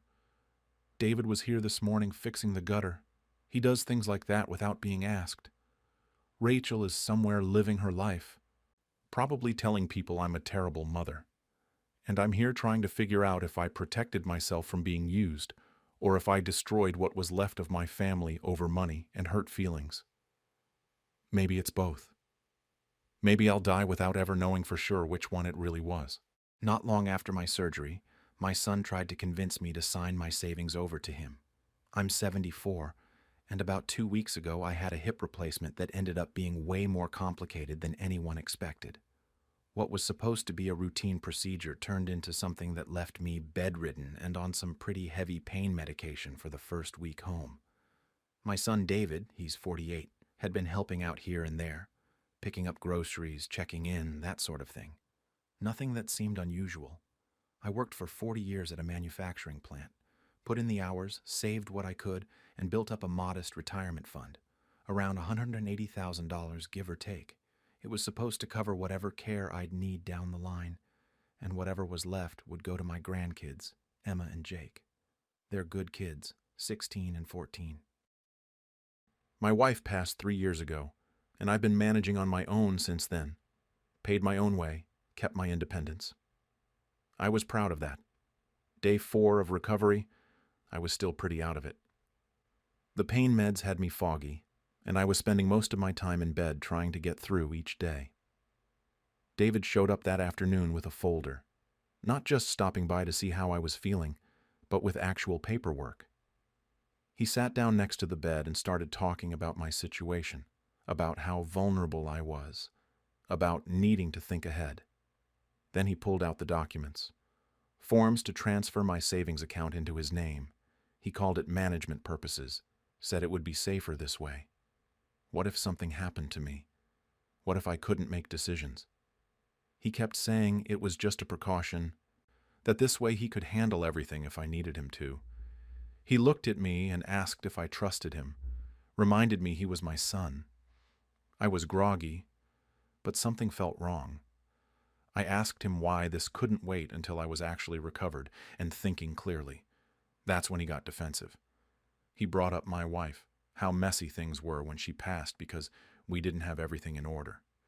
He made it sound like he was doing me a favor, like I should be grateful he was taking the time to think about this stuff. I told him I needed to think about it. He didn't like that answer. Started going on about everything he'd done for me, how he was just trying to help. The whole conversation felt off, like he was pushing too hard for something that supposedly wasn't urgent. He left the papers on my bedside table and told me to look them over. After he left, I just lay there staring at those documents. The more I thought about it, the worse I felt. David hadn't asked how I was feeling, hadn't asked about my pain levels or if I needed anything. He'd walked in and gone straight to talking about my money. I kept replaying the conversation in my head, the way he'd pushed when I hesitated, the way he'd gotten frustrated when I wouldn't just sign. That night, I barely slept. I kept thinking about the fact that I'd raised this person, and now he was sitting at my bedside while I was weak and medicated, trying to get me to hand over everything I'd worked for. The next few days, he called constantly. Text messages asking if I'd thought about it, if I'd signed the papers yet. Each time I put him off. Told him I wanted to wait, maybe talk to a lawyer first. That's when things really went south. When I mentioned getting a lawyer involved, David lost it. He called me up and I could hear the anger in his voice. He kept saying he was my son, asking why I didn't trust him. The guilt trip was heavy. He made it sound like I was accusing him of something terrible when he was just trying to help his elderly father. By this point, I was getting stronger. The medication was wearing off, and my head was clearing up. I could see the situation for what it was. David showed up again, unannounced, and this time he brought his wife Linda with him. She didn't say much, just sat there nodding along to whatever he said. That should have been my first clue that they'd rehearsed this whole thing. He started in again about how vulnerable I was, kept emphasizing my age, the surgery, how I needed someone to protect me. I finally asked him what exactly he thought I needed protection from. That's when his whole approach changed. He said he was worried I'd do something stupid with the money. What if I got scammed? What if some caregiver came in and took advantage of me? He was throwing out every scenario he could think of to make it sound like I was incapable of handling my own finances. I told him flat out that this was about controlling my money. That set him off completely. He started yelling about responsibility, about how I was being paranoid and ungrateful. He'd taken time off work to help me, and this was how I repaid him. The whole guilt trip came pouring out. I was being stubborn. I was being unreasonable. I was making this so much harder than it needed to be. I stayed calm and told him it was my money. I'd earned it over 40 years of work, and I'd decide what happened to it. He stood up, his face red, and told me not to come crying to him when I needed help and there was nothing left. Like I was going to blow through everything, or lose it somehow. Then he stormed out with Linda trailing behind him. After they left, I just sat there feeling like I'd been punched in the gut. This was my son. I'd raised him, changed his diapers, paid for his college, helped him with his first house down payment, and he'd just shown me exactly how little that meant when money was involved. But what stuck with me most was something he'd said during the argument. He was right that I was vulnerable, just not in the way he meant it. I was vulnerable to him, to someone I trusted using my weakness against me. That realization hurt more than the surgery ever did. I knew I had to do something. I couldn't just leave things as they were and hope David would back off. He'd proven he wouldn't. So I called my niece Sarah. She's 42, my late wife's sister's daughter, and she's always had her head on straight. Works as an accountant, responsible, never asked me for anything. I told her everything that had happened. She was horrified, but she also told me she wasn't completely surprised. That comment stuck with me. She offered to help me set things up properly, make sure everything was protected. We made plans to go to the bank as soon as I was mobile enough. I was going to fix this situation before David had another chance to push me into something I'd regret. Once I could get around with my walker, Sarah drove me to a different bank across town. We opened a new account and moved all my savings into it. This one had stricter protections, required 2 signatures for any large transactions. I added Sarah as co-signer. We also set up an appointment with a lawyer to get a proper will drafted. Everything spelled out clearly. The grandkids would get everything, split equally. David would get nothing directly unless it came through them. I thought maybe David wouldn't find out right away, that I'd have time to figure out how to explain it to him. But somehow, he knew within days. I'm guessing Linda mentioned something, or maybe he tried calling the old bank. Either way, my phone started blowing up. Angry calls, texts coming in at all hours. He was furious that I'd made Sarah the co-signer instead of him, kept asking how I could trust her over my own son. The accusations got worse. He said I was manipulative, that I was playing favorites and turning the family against him. He told me I was toxic and that he was done. Then he cut contact completely. No more visits, no more calls, unless it was to tell me how terrible I was. The worst part was the grandkids. He wouldn't let Emma and Jake come see me anymore. Said he was protecting them from my toxicity. I went from seeing them every couple of weeks to nothing. Some of the extended family took his side, a few cousins, an uncle. They thought I'd overreacted, that I should have just trusted David to do the right thing. Family is family, they said. Blood is thicker than water. I tried explaining what happened, but David had already gotten to them with his version of events. About a month after everything went down, Sarah asked if we could meet for coffee. She seemed uncomfortable, like she was debating whether to tell me something. Finally, she came out with it. David had called her a few weeks before my surgery, asking questions about my finances. How much did I have? Where was it kept? That sort of thing. She'd thought it was just concern at the time. Then she ran into Linda at the grocery store. Linda looked stressed, exhausted. Sarah made small talk, and Linda ended up letting something slip about how they were drowning in debt. Credit cards maxed out, a home equity loan, some investments David had made that went bad. Sarah pressed a little, and Linda admitted that David had been hoping my money could help them get back on their feet. The whole management pitch was never about protecting me. He needed that money to fix his own financial mess. Hearing that should have made me feel vindicated, but mostly, I just felt heartbroken. My son had been willing to manipulate me at my weakest point to cover his own mistakes. The grandkids still won't talk to me because David has convinced them I'm the bad guy here. Sarah checks in regularly and the money is secure, but my family is broken. I keep going over it in my head. Maybe I should have handled it differently. He's my son, and I raised him.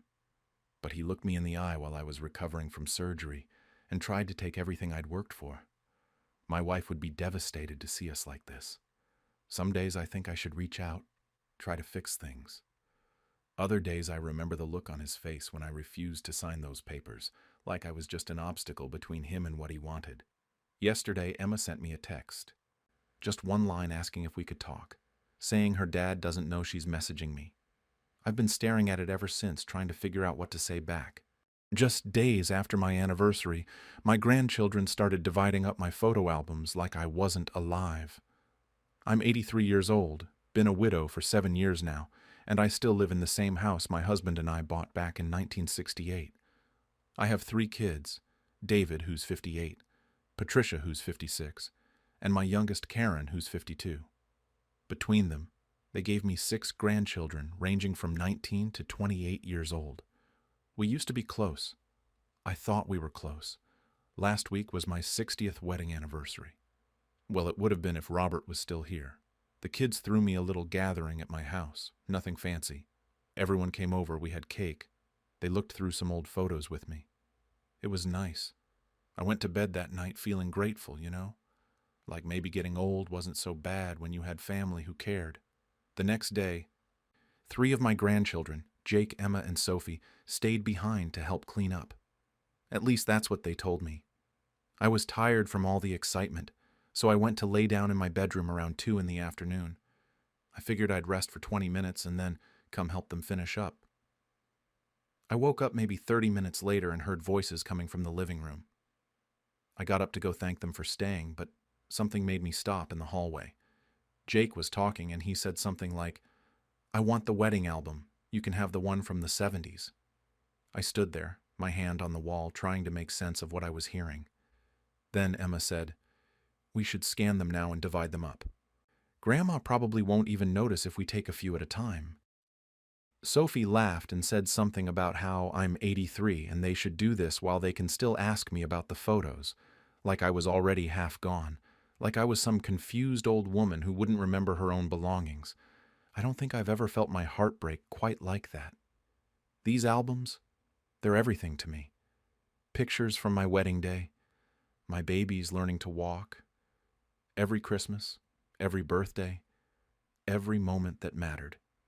And they were talking about them like items at an estate sale. I walked into the living room and saw all my albums spread out on the coffee table. Just spread out, some of them open, like they'd been going through them for a while. All 3 of them jumped when they saw me. Emma, at least, had the decency to look guilty. Jake just smiled like nothing was wrong. I asked them what they were doing with my albums. My voice came out quieter than I meant it to. Jake said they were just looking at them, talking about preserving family memories for the future. But I saw the sticky notes, little yellow sticky notes on some of the albums with initials written on them. J for Jake, E for Emma. They'd already divided some of them up.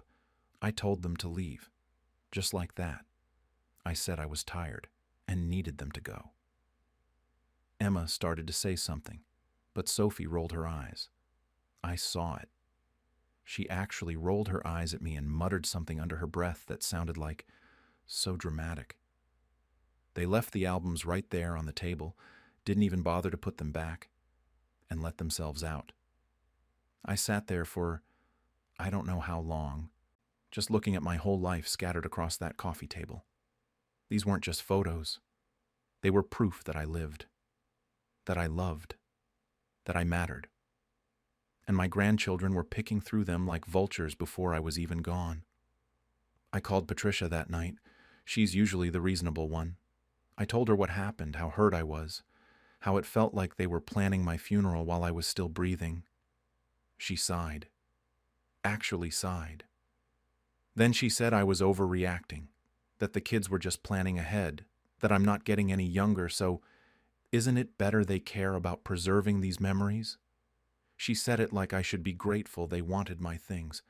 I tried to explain how it made me feel erased, how it felt like they saw me as already dead. She cut me off and said I was being dramatic, that they love me, that this was about protecting memories, not rushing anything. Then she said she had to go and hung up. I sat there holding the phone, looking at my albums still scattered on the table. One of them, I noticed, was already gone. The one from my 50th birthday party. They'd taken it. The next few days were worse than the first. David called me the morning after I talked to Patricia. He said I'd misunderstood the whole situation and that the grandkids were hurt by my reaction. Hurt, like they were the victims here.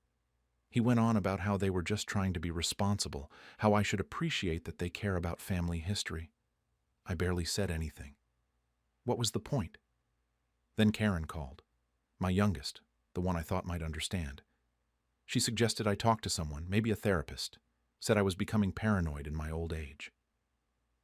Paranoid. That word sat in my stomach like a stone. She said it gently, like she was trying to help, but it still felt like a slap. Jake texted me a few days later. The message said they were just trying to make sure the albums don't get lost, asked why I was making such a big deal out of nothing. I didn't respond. What could I say that wouldn't be turned into more proof that I was the unreasonable one?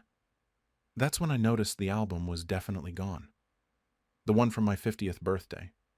I'd thought maybe I'd put it somewhere and forgotten, but I tore apart my closets and drawers looking for it.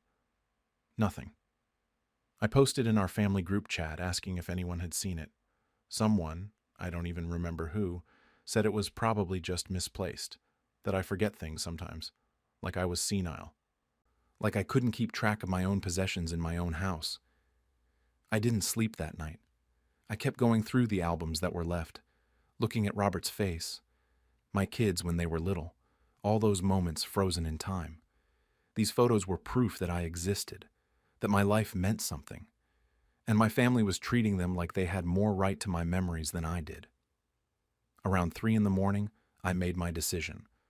I called my friend Margaret the next day. We've known each other for 40 years since our husbands worked together.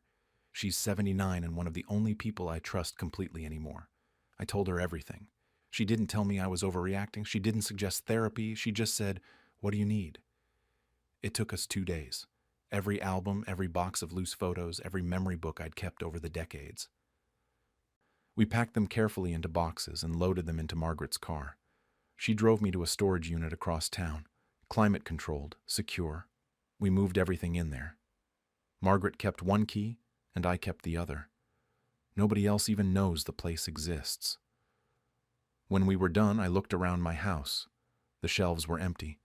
The walls were bare where framed photos used to hang. It looked like nobody lived here. It looked like I'd already died. Patricia showed up unannounced about a week later.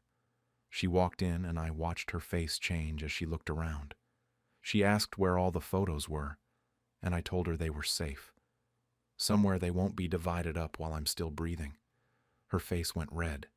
She called me petty, said I was punishing everyone for caring about family history. I just stood there. I didn't have the energy to argue anymore. The family group chat exploded after that. I read the messages but didn't respond. She's lost it. This is elder stubbornness. She's denying us our legacy. Our legacy. Like my life was their inheritance to claim whenever they wanted. David sent me a private message that was worse than the rest. He said if I didn't tell them where the albums were, they'd have to assume I wasn't competent to make my own decisions anymore. It was a threat. My own son was threatening me. I muted the group chat after that. stopped checking it entirely. 2 weeks went by with barely any contact. A few texts here and there that I mostly ignored. Then Carol from next door came over for coffee. She's lived beside me for 15 years. We're friendly, but not close. She sat at my kitchen table fidgeting with her cup, and I could tell something was bothering her. Finally, she said she didn't know if she should tell me something. Then she did. She said Jake had come to her house 3 weeks ago, before my anniversary even happened. He'd asked her if she knew whether old family photos might be worth anything.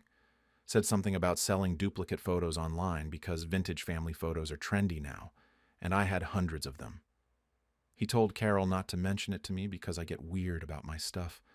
I sat there staring at my coffee going cold. They weren't planning to preserve memories. At least some of them were planning to sell them. It's been a month now since I put the albums in storage. A month of barely talking to my kids, of ignored messages, of this weird silence where my family used to be. Margaret keeps asking if I'm okay. I tell her I am, but I don't know if that's true. She suggested maybe making copies for them, as a peace offering. Scan everything and give them digital versions. But I can't bring myself to do it. Every time I think about it, I remember those sticky notes with initials on them. I remember the missing album that nobody will admit to taking. I remember the word duplicates and what it really meant. My kids have stopped calling as much. When they do call, it's different, shorter, colder. David said last week that I'm choosing photos over family. Like I'm the one who created this situation. Like I'm the one who treated someone still living like they were already dead. Patricia sent me an email instead of calling. An actual email like I'm a business associate. It said the family feels hurt and alienated by my actions. That I'm damaging relationships over material possessions. Material possessions. That's what she called 60 years of memories. I look at my empty walls sometimes and wonder if I made a mistake. The house feels different now, hollow. There are rectangles of darker paint where frames used to hang. Those marks feel like ghosts. But then I think about what Carol told me, and I know I did the right thing. They weren't going to keep these albums in some honored place. They were going to pick through them like merchandise. My wedding photos, my baby's first steps, family Christmases, all of it for sale to strangers on the internet because vintage is trendy. I've been thinking about what happens when I die. I'm 83. I'm not going to live forever, and I know it. Margaret knows what to do. I gave her instructions. Every album, every photo, goes to the local historical society. They have a collection of the town's history, photos from families who lived here for generations. My memories will be preserved there. People who actually care about history will see them. My family will get nothing. If they can't respect me while I'm alive, they don't deserve my memories when I'm gone. That sounds harsh. Maybe it is harsh. Late at night, I go back and forth on it. Am I punishing everyone for what a few people did? Am I throwing away my relationships with my children and grandchildren over this? But then I remember that it wasn't just a few people. It was Jake dividing up albums, Emma suggesting they take them without me noticing, Sophie rolling her eyes at my pain. It was Patricia dismissing my feelings, David threatening me, Karen suggesting I need therapy for being upset. It was all of them, in different ways, telling me that what I felt didn't matter. The albums aren't worth losing my grandchildren over. But maybe I already lost them, and I just didn't see it until they started putting sticky notes on my life. Yesterday something happened, though. I got a card in the mail, a real card, not a text, not an email. It was from my youngest grandchild, Lily. She's 19, away at college. She wasn't there that day when I found the others going through my albums. The card had flowers on it. Inside, she wrote that she'd heard what happened. She said she wanted me to know that she doesn't want my albums. She just wants more time with me. She asked if she could come visit during her fall break. The card is sitting on my kitchen table right now. I've read it maybe 20 times. I pick it up, put it down, pick it up again. Margaret says I should call her, invite her over, let someone back in. But I keep thinking about what happens if I do. What if she's just the scout, sent to find out where the albums are? What if this is another strategy? Or what if she means it? What if there's one person in my family who actually sees me as more than a keeper of things they want? I don't know what I'm going to do. The card is still sitting there. My phone is right next to it. I haven't made up my mind yet about whether one genuine voice is enough to risk getting hurt again. Lately, I feel like my success is driving a wedge in my family. I'm a 29-year-old guy who just got promoted 6 months ago, and honestly, I thought this would be the moment my family would finally be proud of me. I have a younger brother, Marcus, who's 26, my older cousin, Trina, who's 32, my cousin Jay, who's 28, my mom, who's 54, and a bunch of other extended family who've always been around for everything. We're the type of family that shows up to every birthday, every holiday, every random Sunday dinner, or at least we used to be. I grew up watching my mom work 2 jobs just to keep the lights on. We shared clothes, stretched meals, and I promised myself I'd break that cycle. There were nights when dinner was literally just rice and eggs because that's what we had. I wore Marcus's hand-me-downs even though he's younger than me because his dad would buy him stuff sometimes. I'm not trying to make it sound like we were homeless or anything, but we struggled. We really struggled. So I worked my ass off. I'm talking late nights studying in community college, then transferring to a state school, working full-time while taking classes, missing family events because I had exams or shifts. I ate ramen for like 3 years straight to save money. My friends were out partying and I was at the library or at my job at the warehouse. I didn't have a social life. I didn't have time for one. But I kept telling myself it would be worth it. And it was. I landed a job at a tech company doing project management. Nothing crazy, but it's stable, and the pay is good, like really good compared to what I grew up with. When I first got the job, everyone was happy for me. Mom cried, Marcus gave me a hug, Trina posted about it on Facebook talking about how proud she was. For a minute, it felt like everything I'd sacrificed actually meant something. But then the comments started. Little things at first. Trina noticed I bought a new car and made some joke about me being Mr. Moneybags now. Jay saw my apartment when he came over and said something about how I must be doing real good for myself. It didn't feel like compliments. It felt like accusations. About 3 months into the new job, we had our usual Sunday dinner at Mom's house. I was in a good mood because I'd just booked a vacation to Miami with my girlfriend. It wasn't even anything crazy expensive, just a long weekend, but I was excited. I mentioned it at dinner, just casual conversation, and the whole table went quiet. Marcus put his fork down and looked at me. He said, "Don't forget where you came from, bro. Some of us are still here struggling." I didn't even know what to say. I just stared at him like, what does that even mean? Trina jumped in with this fake sweet voice and said, "Must be nice to be too fancy for us now." Mom tried to change the subject, started talking about some church thing, but nobody was really listening.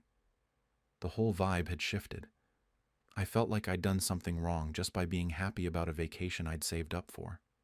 These are the same people who used to tell me to work hard, to make something of myself, to get out and do better. And now that I had, it was a problem. I finished eating fast and left early, told everyone I had work to catch up on, which was a lie, but I couldn't sit there anymore. The drive home was weird. I kept replaying it in my head, trying to figure out what I'd said wrong. I grew up with these people. I love these people. But sitting at that table, I felt like an outsider in my own family. That night, I realized something had fundamentally shifted. It wasn't just about a vacation or a car or an apartment. It was about the fact that I'd changed my circumstances. And somehow, that made me the bad guy. I thought success would bring us closer. Instead, it was starting to push us apart, and I had no idea how to fix it. The requests started coming in about a week after that dinner. First, it was Jay texting me asking if I could spot him $500 until payday. I sent it because we're family, and he said he'd pay me back. Payday came and went. Then it got pushed to the next payday. Then he just stopped mentioning it altogether. Then Trina hit me up saying we should all go out to eat as a family, her treat. But when the bill came, she looked at me and said, I should cover it since I'm doing so well. It was like $200 for everyone. I paid it, but it felt weird, like it was expected, not appreciated. Mom started dropping hints too.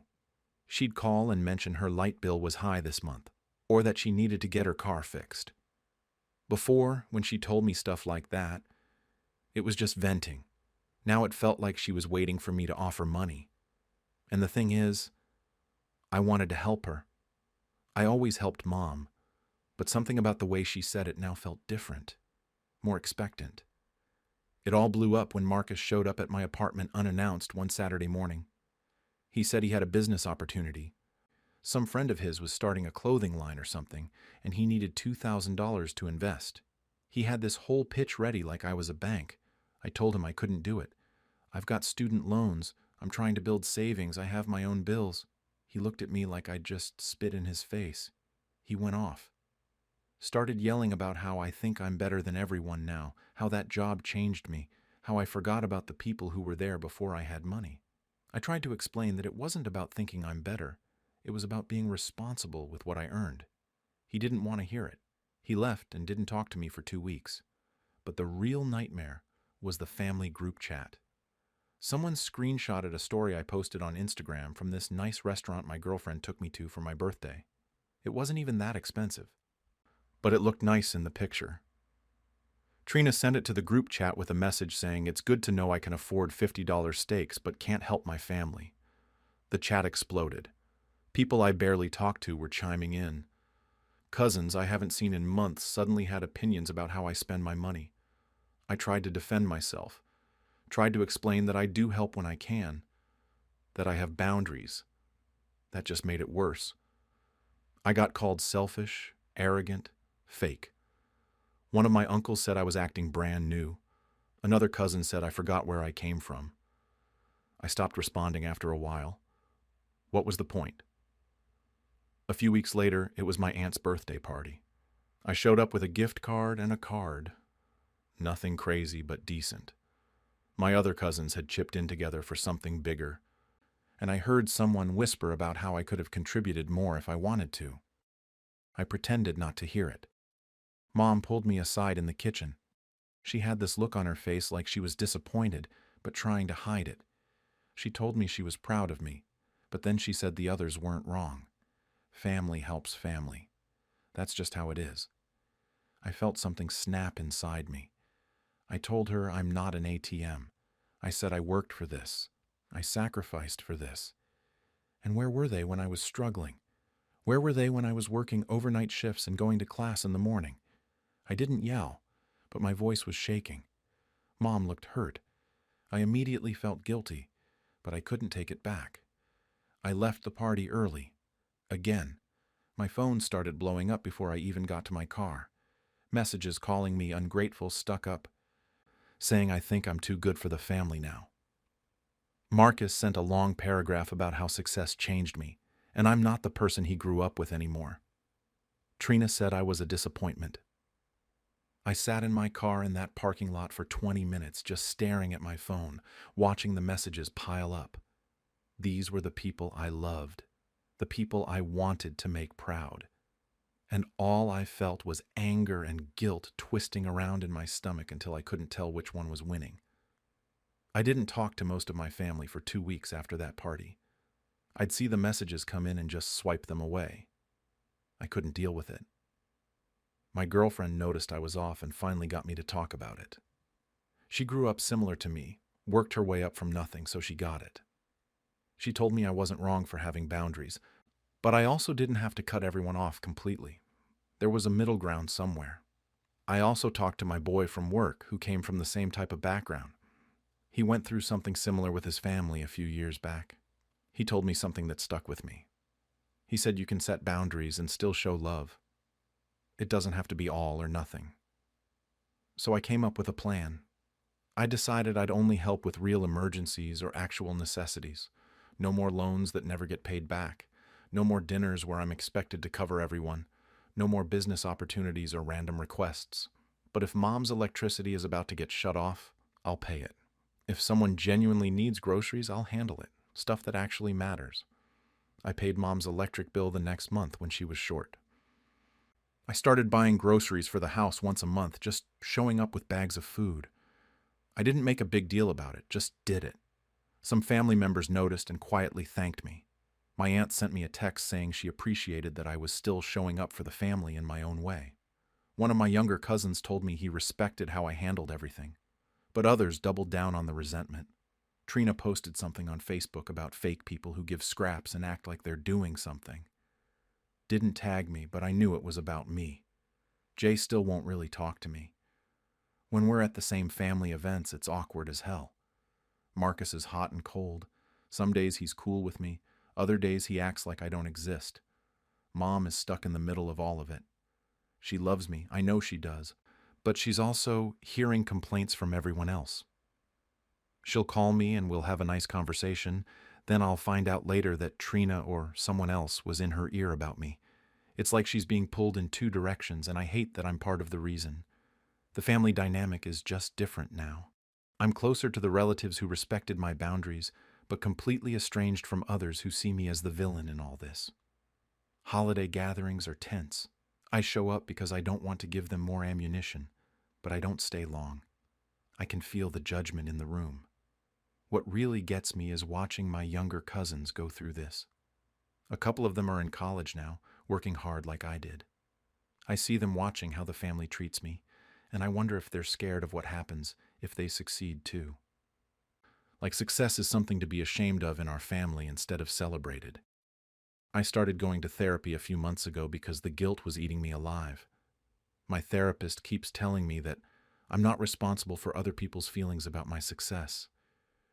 But it doesn't make it hurt less. The resentment I feel toward my family for not being happy for me is real. But so is the guilt I feel for not giving them everything they ask for. 3 days ago, Marcus texted me. He's about to get evicted and needs help with rent. It's $400. This one's different because it's not some vague business idea or a night out. He's actually about to lose his apartment. I have the money sitting in my account. I could help him right now, and he'd be fine. But I also know that if I do this, it sets a precedent. It opens the door again. I've been staring at that text for 3 days. Part of me wants to send the money because he's my brother, and I can't watch him end up on the street.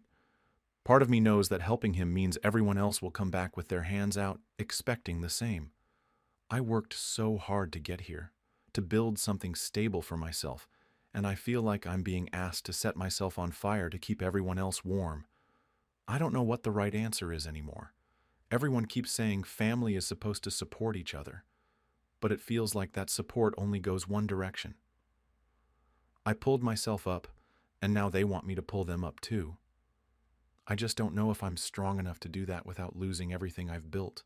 Lately, I've been questioning whether my own daughter cares more about my money than about me. I'm 72 years old, a retired teacher who spent 30 years in the classroom. I live alone in the house my late husband and I bought 40 years ago. It's paid off, and I've got some savings tucked away from being careful my whole life. Nothing fancy, but I'm comfortable. My daughter Sarah is 43, married with 2 kids, and she's my only child. Things weren't always weird between us. When she was younger, we'd talk for hours about everything. Her job, her kids, books we were reading, stupid things we saw on TV, normal mother-daughter stuff. But somewhere in the last few years, maybe 3 or 4, something shifted. Now every time she calls or visits, the conversation somehow winds back to my finances. At first it was subtle. She'd ask if I'd thought about updating my will or mention that property values in my neighborhood were going up. I'd brush it off, thinking she was just trying to be helpful or make conversation, but it got more frequent, more direct. She started asking what my plans were for the house, whether I'd considered what I wanted to leave behind, if I'd talked to a financial advisor about estate planning. We'd be sitting at my kitchen table and she'd look around like she was appraising the place. I noticed she never asked how I was sleeping, or if my knees were bothering me, or what I thought about the new book club I joined. It was always about the house, the savings, the future that apparently didn't include me being alive. I started dreading her visits. I'd see her name on my phone and feel my stomach drop. What would it be this time? Some article she'd read about trusts, a suggestion that I downsize and give her the money now. I felt like I was disappearing as a person and turning into just a pile of assets in her eyes. Then came my birthday dinner 2 months ago. Sarah insisted on hosting it at her place with the whole family, her husband Mark, my grandkids, and her cousin Jennifer, who was in town. I should have been happy. Instead, I felt like I was attending my own funeral preview. Everything was fine at first. The kids gave me cards they'd made. Mark grilled steaks. Sarah brought out a cake. We were all sitting around the table when Sarah started talking about her friend, whose mother had just moved into assisted living.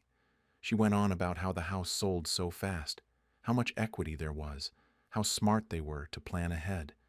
I could feel where this was going. Then she said it. Right there in front of everyone, she laughed and said, "Well, Mom, I'm just waiting for the house keys once you move on. Might as well start planning what color to paint the living room, right?" Everyone laughed.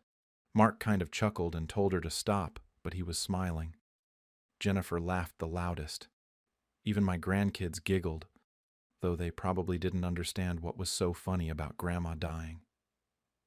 I sat there with my fork halfway to my mouth, feeling like I'd been slapped.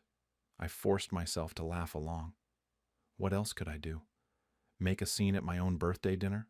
Tell everyone that my daughter just reduced me to real estate in front of the whole family? So I smiled and made some joke about haunting her if she picked ugly paint colors. But inside, something broke. I left early, claiming I was tired. No one tried very hard to make me stay. I drove home and couldn't sleep that night. I kept replaying it over and over. The casualness of it. The way she said, "Once you move on," like I was already gone. Like I was just this obstacle between her and her inheritance. I started thinking about all the other comments I'd ignored or explained away. How she'd never ask about my life anymore. How she'd stop calling just to chat. How every visit felt like a property inspection. That joke wasn't a joke. It was the truth, and she didn't even have the decency to hide it anymore. Something had to change. I couldn't keep living like this, waiting to die so my daughter could cash in. For weeks after that dinner, I went back and forth. Maybe I should just talk to Sarah, tell her how that comment made me feel. But every time I picked up the phone, I'd freeze. What if she denied it? What if she got defensive and we had a huge fight? What if she stopped visiting altogether and then I'd really be alone?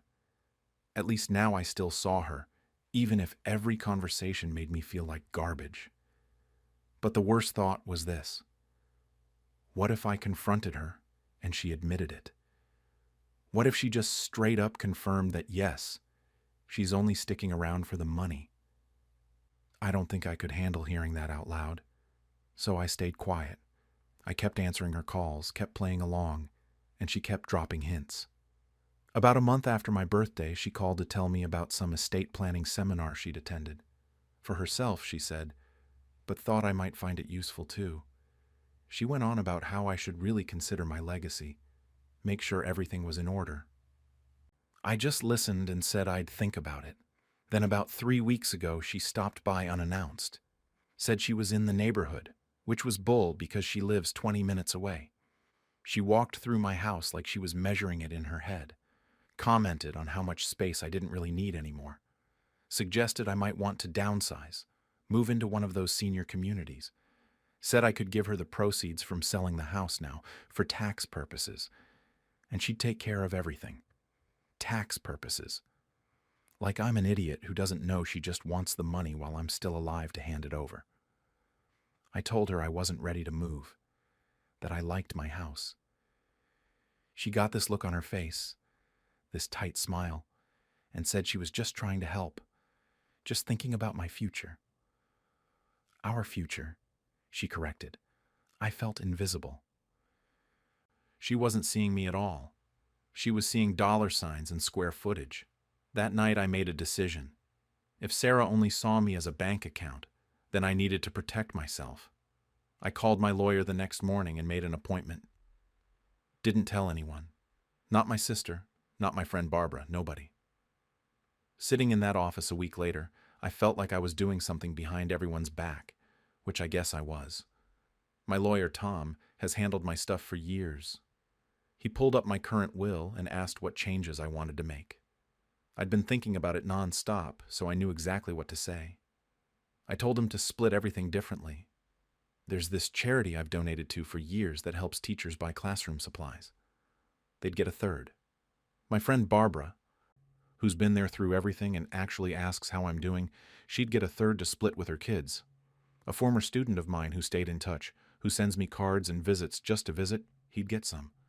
Sarah would still get something, maybe 25%, but not everything. Not the house she was already mentally redecorating. Tom asked if I was sure. He knows Sarah, has met her at various signings over the years. I could tell he wanted to ask why, but lawyers are good at not prying. I just nodded and said I was certain. He printed everything out, showed me where to sign. My hand shook a little, but I did it. Walking out of that office, I felt two things at once. There was this sense of power, like I'd taken control of my own life again, but there was also this crushing guilt. Was I being cruel? Was I punishing Sarah for a few bad comments and one terrible joke? What kind of mother does this? But then I'd remember how she looked at my house, how she talked about me like I was already gone, how every conversation was a countdown to my death, and the guilt would shift into something else. Not quite anger, but close, more like resignation. I kept the new will in my safe deposit box, didn't breathe a word to anyone, and I watched Sarah more carefully after that. Part of me was hoping I'd see something, anything, that proved I was wrong, that she did care about me, and I'd just misread everything. I didn't see it. Every interaction just confirmed what I already knew, but I kept waiting, kept hoping I'd made a mistake, because changing my will was one thing. Living with that choice was something else entirely. The guilt was eating me alive for about 2 weeks. I'd wake up in the middle of the night second-guessing everything. Maybe I'd overreacted. Maybe I should call Tom and change it back. Maybe Sarah deserved a chance to explain herself, or at least know what I'd done. Then last Sunday, I got my answer. Sarah was hosting a family barbecue. Her cousin Jennifer was still in town, staying with them for a few weeks. I got there early because Sarah had asked me to bring my potato salad, and I wanted to get it in the fridge. I let myself in through the side door like I always do, and that's when I heard them in the kitchen. Sarah and Jennifer were talking, laughing about something. I was about to call out when I heard Jennifer say something about being jealous of Sarah's situation. I froze right there in the hallway, still holding my potato salad like an idiot. Sarah laughed and said she'd earned it. Years of dealing with her mom's stubbornness, she said. But it would all be worth it soon enough because she already had the house in the bag. Those were her exact words, in the bag. Like I was some kind of prize she'd won. Jennifer asked if she was sure, and Sarah said of course. Said I'd never leave it to anyone else, that I didn't have anyone else. She talked about how she'd been buttering me up, staying involved, making sure I knew she was the one who cared. She actually used the phrase, managing her. Managing me, like I was a difficult client or something. Then she started talking about her plans, how she'd sell the house immediately, probably get $500,000 for it given the market, use it to pay off their mortgage and take a vacation. Hawaii. Maybe. She'd earned it, she said again. All those boring visits and phone calls pretending to care about my book club and my doctor's appointments. Pretending. She said pretending. I stood there for what felt like an hour, but was probably 30 seconds. Then I just quietly set the potato salad on the hall table and walked back out, got in my car and left. My phone rang about 20 minutes later, Sarah wondering where I was. I texted back that I wasn't feeling well and went home. I haven't told her what I heard. Haven't confronted her about any of it. What would be the point? She'd just deny it or make excuses, or turn it around on me somehow. Tell me I misunderstood, that I was being dramatic, that it was just cousin talk, just venting, didn't mean anything. But it meant everything. It confirmed every suspicion I'd had. That joke at my birthday wasn't a joke. Those conversations about my will weren't concern. She's been playing a part this whole time, and I was too desperate for my daughter's love to see it clearly. The guilt about changing my will disappeared after that. Now I just feel sad and tired. I've started spending more time with Barbara, volunteering more with the literacy charity. I'm building a life that doesn't revolve around waiting for Sarah's calls or visits. When she does call now, I keep it short. I'm pleasant, but distant. If she's noticed, she hasn't said anything. Sometimes I imagine what will happen when I die and she finds out about the will. The shock on her face when the lawyer reads it. Will she be angry? Devastated? Or will she just immediately start calculating what 25% amounts to and move on? I honestly don't know which would hurt more. Part of me still loves her. She's my daughter. I remember teaching her to read, helping her with homework, watching her become a mother herself. But that person feels like someone I used to know. The woman who's managing me for an inheritance, who's already picked out paint colors for my house while I'm still living in it, I don't know her at all. So I sit here with this secret, this time bomb that won't go off until I'm dead. Maybe that makes me cruel. Maybe I should tell her. Give her a chance to change, to prove me wrong. Maybe I should confront her about what I heard and let her explain. But here's the thing. I don't want to hear her explanation. I don't want her apologies or excuses or promises to do better. Because they'd just be more of the same. More managing. More pretending.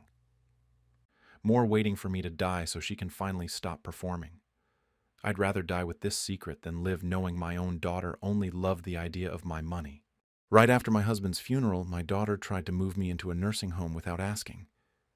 I'm 79, and I just lost my husband Robert 2 weeks ago. We were married for 52 years. We bought this house together in 1973, back when you could actually afford a place on a single income. We raised our daughter Linda here. She's 54 now. Every corner of this house has a memory, and I'm not ready to let go of any of them yet. Linda has been coming around a lot since Robert passed. At first I thought she was just being a good daughter, checking on me. She kept saying things like, "Mom, you shouldn't be alone," and "Have you thought about what you're going to do now?" I figured she was worried. I was still in a fog from everything, barely sleeping, barely eating. The funeral had been exhausting, and I was just trying to get through each day. But then she started acting weird. She'd come over and walk around the house, looking at things differently. She asked about the mortgage once, whether it was paid off. I told her yes. Robert and I paid it off 15 years ago. She nodded like she was filing that information away somewhere.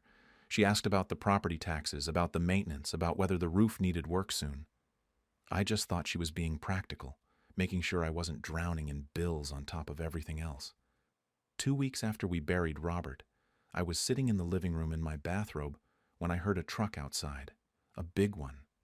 I looked out the window and saw a moving truck parked in my driveway. Then Linda walked in. She didn't knock. She used to knock. She had 2 men with her, and she was holding a clipboard. She said, "Mom, I found you a wonderful place. The movers are here to help you pack." I just stared at her. I didn't understand what she was talking about. What place? What movers? She handed me a brochure, Sunset Valley Nursing Home. It had pictures of old people playing bingo and sitting in a garden. She told me it was already arranged. She said I just needed to sign the paperwork and pack lightly because they provide most things there.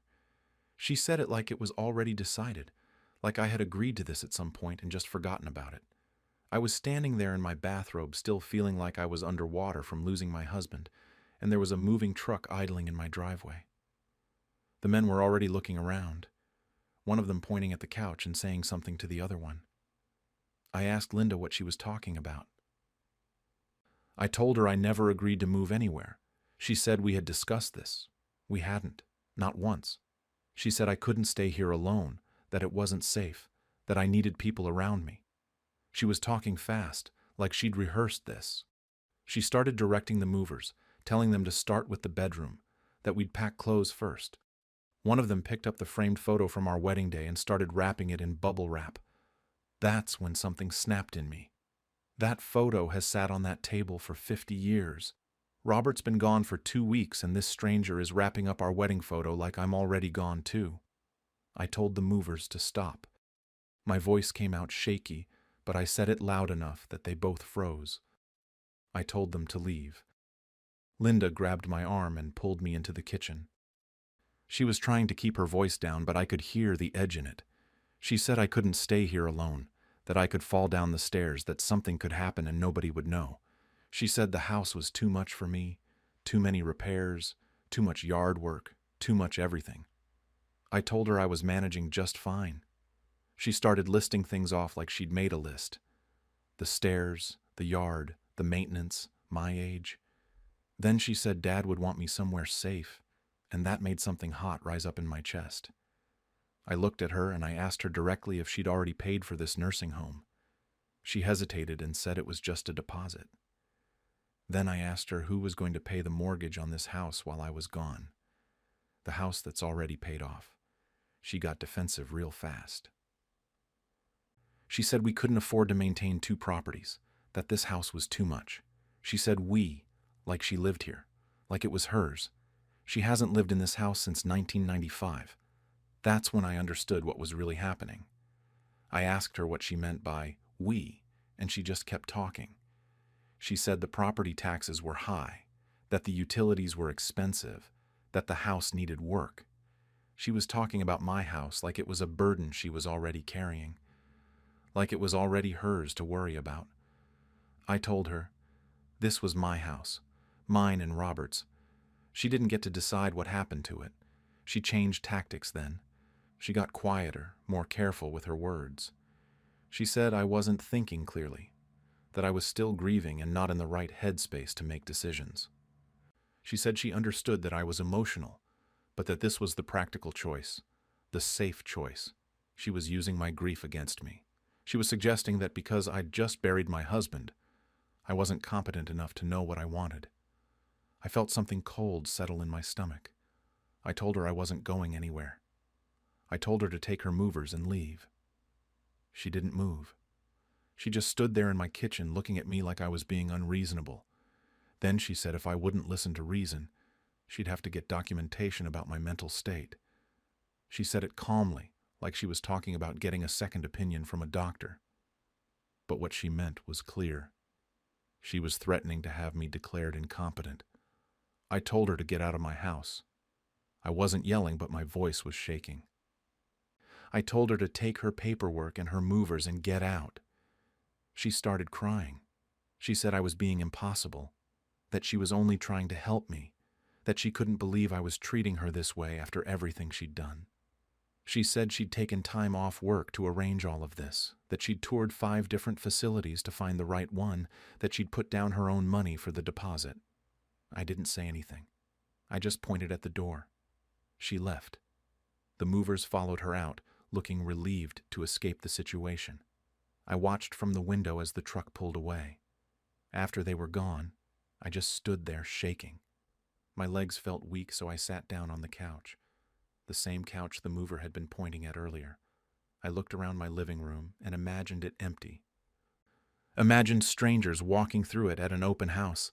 Imagined Linda signing paperwork to sell it. I called my friend Margaret. She's been my neighbor for 30 years, and she's sharp as a tack even though she's 82. I told her what happened, and she didn't even hesitate. She said I needed to call a lawyer immediately, that very day. She gave me the number for her son who does estate law. I called and somehow got an appointment for the next morning. I didn't sleep that night. I kept thinking about Linda wrapping up my wedding photo, about her saying we when she talked about my house, about that cold look on her face when she threatened to document my mental state. The next day I met with Margaret's son, David. Nice man, very patient. I told him everything and he didn't seem surprised at all. He said he sees this kind of thing more often than people think. Adult children trying to take control of their parents' assets, sometimes with good intentions, sometimes not. He asked me what I wanted, and I told him I wanted to stay in my house. I wanted to protect what Robert and I built together. He nodded and said we could do that. We updated my will, set up a trust. I named my nephew James as an alternate executor instead of having Linda as the sole one. James is 45, lives 2 states away, but he's always been honest and he doesn't need my money. Most importantly, we added a clause that said my house could not be sold while I was alive without my explicit written consent, notarized and witnessed. David also suggested I get a medical evaluation to document my mental competency, just in case Linda tried to follow through on her threat. I did that too. Saw my regular doctor who I've been going to for 15 years. She did a full cognitive assessment and said I was sharp as ever, just grieving, which is completely normal when you lose your spouse of 52 years. I felt better having all that done. Protected. But I also felt sad because I was protecting myself from my own daughter. Linda found out about the legal changes because David had to notify her as the current executor. She called me 3 days later and she was screaming. Actually screaming. She said I had cut her out, that I didn't trust her, that I was punishing her for trying to take care of me. I told her I hadn't cut her out of anything. The will was the same. I just added protections for myself. She called me paranoid. She said, ungrateful. She said her father would be ashamed of me for treating her this way. That hit me hard because Robert loved Linda so much. But I also know Robert would never have wanted me forced out of our home. We hung up and we haven't spoken since. It's been 3 weeks now. 3 weeks of silence. No calls, no visits. Part of me was relieved not to have her showing up with more papers to sign or more plans I didn't agree to. But part of me felt the loss. She's my only child. Robert and I only had the one, and now he's gone and she won't speak to me. I've been keeping busy. Margaret comes over for coffee twice a week. I've been going through old photo albums, sorting through Robert's things slowly. Some days are harder than others. Some days I forget he's gone, and I start to tell him something before I remember. Yesterday, Betty from across the street knocked on my door. Betty's lived there almost as long as I've been here. She's quiet, minds her own business usually. She was standing on my porch looking uncomfortable, shifting her weight from one foot to the other. She said she needed to tell me something. She'd been debating whether to say anything, but decided I should know. 2 days before Linda showed up with the moving truck, a real estate agent came by. Betty was outside gardening and saw them taking photos of my house from the street. Not just the front, but walking around to get angles of the side yard and the back. She thought it was strange, so she went over and asked what was going on. The agent told her the owner's daughter had contacted them about a potential listing. They were doing preliminary photos and a market assessment. The agent said it would go on the market once the house was vacant. Betty said she didn't think much of it at first, figured maybe I'd told Linda I wanted to sell. But then she saw the moving truck and the whole scene with Linda, and she put it together. She felt like she should have said something sooner. I thanked her. I wasn't even surprised, really. It confirmed what I already suspected, but it still felt like a punch to the stomach to hear it out loud. Linda had already started the process of selling my house before she even told me about the nursing home. She'd already picked out where she was going to put me and what she was going to do with my home. I've been thinking about it constantly since Betty told me. Linda had this whole plan mapped out. Put me in Sunset Valley, sell the house. Probably pocket the money or use it to pay for the nursing home. Maybe she really did think she was helping. Maybe she thought I'd be better off not having to worry about the house, about the bills, about being alone. But she didn't ask me. That's what I keep coming back to. She didn't ask what I wanted. She showed up with movers and paperwork like I was a problem to be solved, not her mother. I've been in this house for 52 years. I brought Linda home from the hospital to this house. Robert and I had our first fight in this kitchen and our last conversation in that bedroom upstairs. I know which stairs creak and which window sticks in the summer. I know where the sun comes in during the afternoon and where Robert liked to sit with his coffee in the morning. Linda wants to know if I trust her. The truth is, I don't know anymore. I want to believe she was trying to help, that she was just worried about me being alone. But that real estate agent was here before the moving truck. That's not worry. That's a plan. My nephew James called yesterday to check on me. Linda apparently called him upset about the will changes. He said she told him I was being stubborn and irrational, that I was going to fall down the stairs and die alone because I was too proud to accept help. He asked me if I was okay, and I told him I was fine. He said if I needed anything to call him, and I could tell he meant it. So now I'm sitting in my living room, same spot where I've sat for decades. Robert's chair is still in the corner, and I can't bring myself to move it. The photo from our wedding is back on the table where it belongs. My daughter isn't speaking to me, and maybe she never will again. I miss my husband. I miss him every single day. But I'm still here in the home we built together, and that has to count for something. I protected what was ours. I stayed where I belong. I just don't know if that makes me strong or if it makes me the villain in my daughter's story. I don't know if she'll ever forgive me for not trusting her, for lawyering up, for choosing this house over my relationship with her. Maybe I should have just gone along with it. Maybe I'm being stubborn for no reason. But every time I think that, I remember that real estate agent taking photos of my house while I was still burying my husband. And I know I made the right choice, even if it cost me my daughter. Sometimes I feel like my kindness is just being used against me. I, 38F, have been living in the same apartment complex for about 6 years now, and I've always been the person everyone comes to when they need help. I'm single, no kids, and I work from home as a freelance graphic designer. I think that's what started it all, honestly. Because I'm home most of the time, people just assume I'm available whenever they need something. It didn't bother me at first. I actually liked helping out. It made me feel useful, you know? Like I was part of a community. I'd help Mrs. Chen from 3B carry her groceries up the stairs. I'd jumpstart cars in the parking lot when someone's battery died. I watered plants when people went on vacation. I even lent money here and there when someone was in a tight spot. Some of that money never came back, but I told myself it was fine.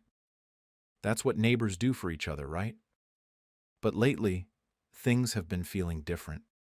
About 3 months ago, my neighbor Tom borrowed $200 because his car needed repairs, and he was short on cash. He promised to pay me back by the end of the month. I'm still waiting. When I see him in the hallway, he avoids eye contact. Another neighbor, Lisa, asks me to accept her packages constantly because she works during delivery hours, except she started using my apartment like her personal package storage unit, and half the time she doesn't pick them up for days. When I mentioned it was getting to be a lot, she just laughed and said, "Well, you're always home anyway."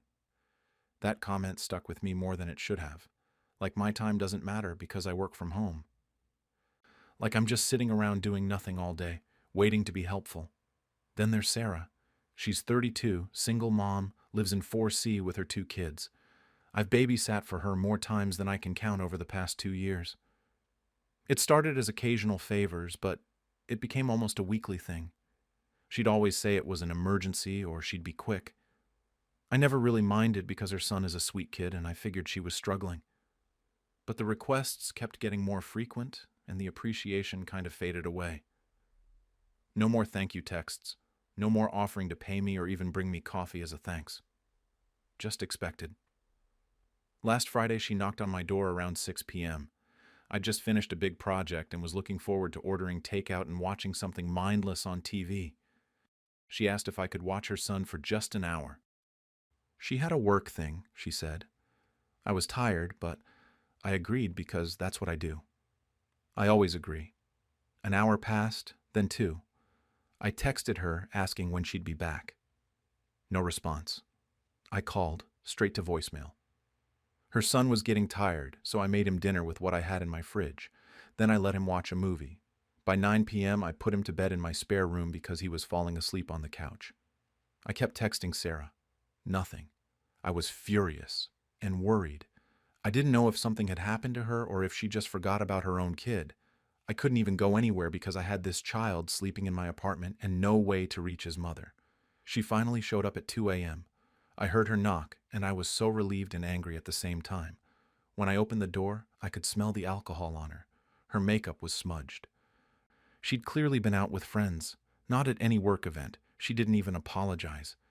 Just gave me this breezy smile and said thanks, then scooped up her sleeping son and headed back to her apartment. I stood there in my doorway, completely stunned. I wanted to yell at her. I wanted to tell her how messed up that was. But I didn't. I just closed my door and stood in my quiet apartment, shaking with anger. I couldn't sleep that night. I kept replaying everything in my head. Not just that night, but all of it. Every favor. Every time I said yes when I wanted to say no. Every time someone treated my help like it was owed to them. I realized I couldn't keep doing this. Something had to change. The next day I was going to talk to Sarah. I was going to stand up for myself for once. I spent the entire next morning rehearsing what I was going to say to Sarah. I wanted to be firm, but not mean. I just needed her to understand that what she did wasn't okay. Around 2 p.m., I finally worked up the courage and knocked on her door. She answered looking completely normal, like nothing had happened. I told her we needed to talk about last night. She actually rolled her eyes. She said it wasn't a big deal and that she lost track of time. I tried to explain that she'd left her son with me for 8 hours without any communication, that I was worried something had happened to her, that I had plans too. That's when she said it. She looked me right in the eye and told me that I don't have kids, so I should understand how hard it is for the rest of us, that she needed a break and I was available. The way she said available made my stomach turn, like I'm just sitting around waiting to be useful to everyone else. I told her that wasn't fair, that my time mattered too. She got defensive real quick, started saying she thought we were friends and friends help each other. I didn't know what to say to that. I just walked away because I knew if I stayed any longer, I'd either cry or say something I'd regret. The walk back to my apartment was maybe 20 feet, but it felt like forever. Her words kept replaying in my head. Friends help each other. But when had Sarah ever helped me? When had any of them? I started thinking about all my interactions with the neighbors over the past few years. Really thinking about them. Nobody ever invited me to anything social. There were barbecues in the courtyard that I'd see through my window. People laughing and drinking together. I was never invited to those, but they all had my number for when they needed something. Mrs. Chen needed help with groceries. Lisa needed package storage. Tom needed money. Sarah needed free childcare. It hit me like a truck. I wasn't their friend. I was their free service. The person they called when they needed something but never thought about otherwise. I felt so stupid.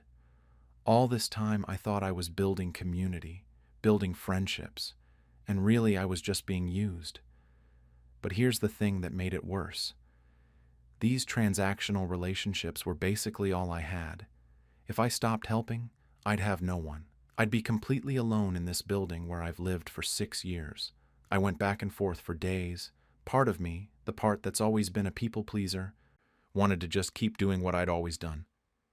At least then people talked to me, even if it was just to ask for favors. But another part of me, the part that was exhausted and resentful, knew I couldn't keep living like this. I decided I had to start saying no. I had to protect myself, even if it meant being alone. The first test came 3 days later. Mark from 2A knocked on my door asking if he could borrow my car for the day. His was in the shop. Normally I would have just handed over my keys, but I said no. I told him I needed my car that day. He looked annoyed and said, "Okay, fine," then left. My hands were shaking after I closed the door. I felt physically sick, like I'd done something terrible. But I hadn't. I'd just set a boundary. Word spread fast, like really fast. Within a week, I could feel the shift in the building. People who used to smile and wave when they saw me started looking right through me. I heard whispers at the mailboxes one afternoon. I wasn't supposed to hear, but the walls in this building are thin. They were talking about how I'd changed, how I thought I was too good for everyone now, how I'd always been fake and they knew it. Sarah had told everyone her version of our conversation, that I went crazy over nothing, that she asked me for one small favor and I made it into this huge thing. Nobody asked for my side of the story. Even Patricia from 5D, who I actually thought liked me, stopped saying hello in the hallway. She'd see me coming and suddenly become very interested in her phone or her mail or anything that meant she didn't have to acknowledge me. I'd wanted to set boundaries, to stop being a doormat. What I got was being completely frozen out.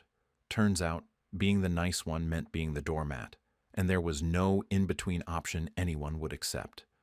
A few weeks went by like that. Minimal interaction with anyone in the building. People avoided me in the hallways, the parking lot, the laundry room. It was like I'd become invisible, except I knew they were still talking about me. I could feel it. The weird thing is, I felt both relieved and completely alone at the same time. On one hand, I wasn't exhausted anymore. I wasn't fielding constant requests or staying up late babysitting someone else's kids or wondering if I'd ever get my money back from Tom. I got more work done than I had in months. I actually had time to read, to watch entire movies without interruption, to just exist without being on call for everyone else's emergencies. But the loneliness hit hard on some nights. I'd hear people laughing in the hallway or music from someone's apartment and realize I was completely cut off. I'd made myself an island, and islands are quiet, sometimes too quiet. I started second-guessing everything. Maybe I'd overreacted about the Sarah thing.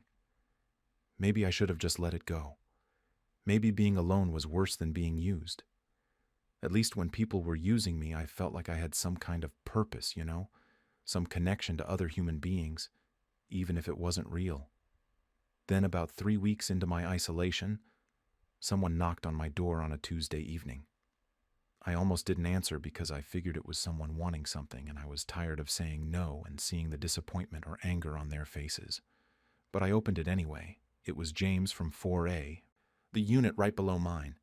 He's maybe mid-40s, keeps to himself mostly. In all the years I've lived here, he's never asked me for anything. We've said hi in passing maybe a dozen times total. I braced myself for whatever request was coming, but he just asked if I was okay. Said he'd noticed things seemed tense lately and wanted to check in. I didn't know what to say. Nobody had asked me if I was okay in longer than I could remember. We ended up talking for almost an hour. Actually talking, not the surface-level neighborly chat I was used to. He told me he'd always felt bad watching how much people took advantage of me. He said he'd wanted to say something before but didn't think it was his place. Hearing that from someone who'd witnessed it all made me feel less crazy, like I wasn't imagining things or being dramatic. We've gotten coffee a few times since then. Just normal, regular friendship stuff. No favors, no asks, just two people hanging out. It's weird having that after so long without it, but everything else is still the same. I'm still maintaining my boundaries. I still say no to most requests, and I still get dirty looks for it. Last week there was a birthday party for someone on the 3rd floor, and I could hear it from my apartment. I wasn't invited, obviously. It stung more than I want to admit. I sleep better now, though. I'm not staying up late worrying about other people's problems or feeling resentful about being taken advantage of. That has to count for something, right? The thing is, I don't know if I made the right choice. I chose myself over being liked, and most days that feels okay. But there are moments when I wonder if I'm being too harsh, if I should just go back to how things were. At least then, I wasn't eating dinner alone every single night. I'm sitting here on a Friday evening, and I can hear another party happening somewhere in the building. My phone is next to me on the couch. A few minutes ago, it buzzed. A text from Sarah. She's asking if I can babysit tomorrow night because no one else is available. No apology for what happened before. No acknowledgement of anything. Just the same request. Like the past month never happened. I've been staring at this message for 20 minutes now. My finger keeps hovering over the keyboard, but I don't know what to type. Part of me wants to help because maybe I am being too harsh. Maybe I should give people another chance. But another part of me knows exactly what happens if I say yes. I'm right back where I started, and nothing changes. I still don't know what to do. I don't know if setting boundaries makes me selfish, or if I should have done it years ago. All I know is that this text is sitting here waiting for a response, and whatever I decide is going to determine what kind of person I am in this building. The helpful one who gets used, or the cold one who nobody talks to. Soon after I fell ill, my daughter began introducing herself as the owner of my home. I, 79, have been dealing with my eldest daughter, Linda, 52, who I thought I could trust more than anyone. I have 3 kids total. Linda, my son David, 48, and my youngest Carol, 45. Built this house 45 years ago with my late wife Martha. We raised all three of them here, and I never planned on leaving until they carried me out. 6 months ago, I got pneumonia. Thought it would clear up in a week or two like it always does, but this time it didn't. Ended up in the hospital, then back home, then back in the hospital again. The whole thing dragged on for months. I was bedridden for weeks, could barely make it to the bathroom without help. It was the sickest I'd ever been in my life. Linda volunteered immediately to handle everything while I recovered. She's always been the organized one, the planner, the responsible daughter. David lives 2 states away with his job, and Carol has her hands full with her own family problems. So Linda stepped up, and honestly, I was relieved. I needed someone I could count on, and she seemed like the obvious choice. She started coming by every day, brought my medications, made sure I ate, handled the bills. Normal daughter stuff, or so I thought. But then I started noticing she was sticking around longer than necessary. She'd wander through the rooms with her phone out taking pictures. She measured the living room one day, told me she was just checking if my old furniture arrangement was safe for me to navigate. She made notes in a little notebook constantly. When I asked about it, she said she was documenting things for insurance purposes in case I had to file any claims related to my illness. I was too weak to question much of anything. Most days I could barely keep my eyes open past noon. Linda was there, handling things, and I let her take charge because what else could I do? About 3 weeks ago, I was finally feeling well enough to sit on the porch for a bit. My neighbor Jim came walking over, and he had this confused look on his face. He asked me straight out if I was selling the house. I laughed it off, told him, "Of course not, this is my home." But Jim didn't laugh back. He said he asked because the new owner had been talking to him about potential property line adjustments. The words didn't make sense at first. I asked him what he meant by new owner. That's when Jim told me that Linda had introduced herself to him as the homeowner. Not just once, apparently. She'd brought contractors by and told them the same thing. Even discussed knocking down the garden wall that Martha and I built together back in 1985, the one with her handprints still in the concrete. I felt sick all over again, but this time it had nothing to do with pneumonia. Jim looked uncomfortable, like he regretted saying anything. He mumbled something about probably misunderstanding and headed back to his house. But I knew he hadn't misunderstood anything. Linda came by that evening with my medication like usual. I didn't even let her sit down. Asked her point blank what Jim had told me. Did she introduce herself as the owner of my house? She didn't even try to deny it. Just set down the pill organizer and said she was planning ahead for when I couldn't handle things anymore. Said we needed to be realistic, that at my age, things could change quickly. She'd already consulted with a real estate agent about the home's value, already spoke to contractors about necessary updates to my house. Then she hit me with the real kicker. Said she was doing all this for me so I wouldn't have to worry about it later, that I should focus on getting better and let her handle the future. Her exact words. Let her handle the future. My future.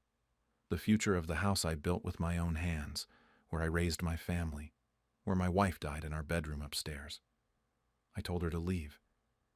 She tried to argue, said I was being unreasonable and that she was only trying to help. But all I could think was that I'm sick. Not dead.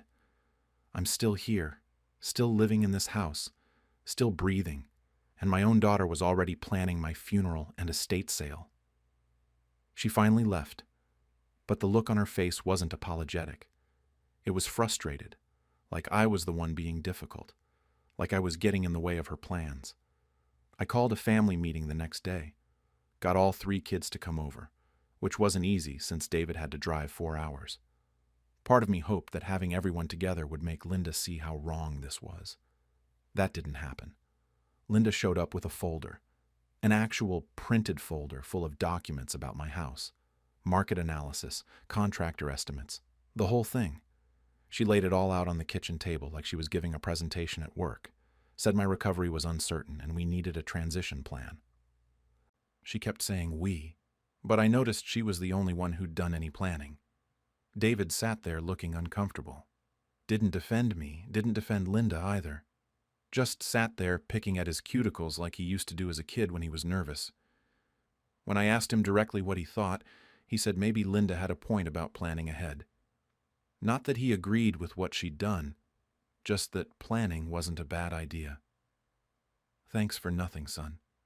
Carol tried to speak up for me, told Linda this was completely out of line, that I was still here and still capable of making my own decisions.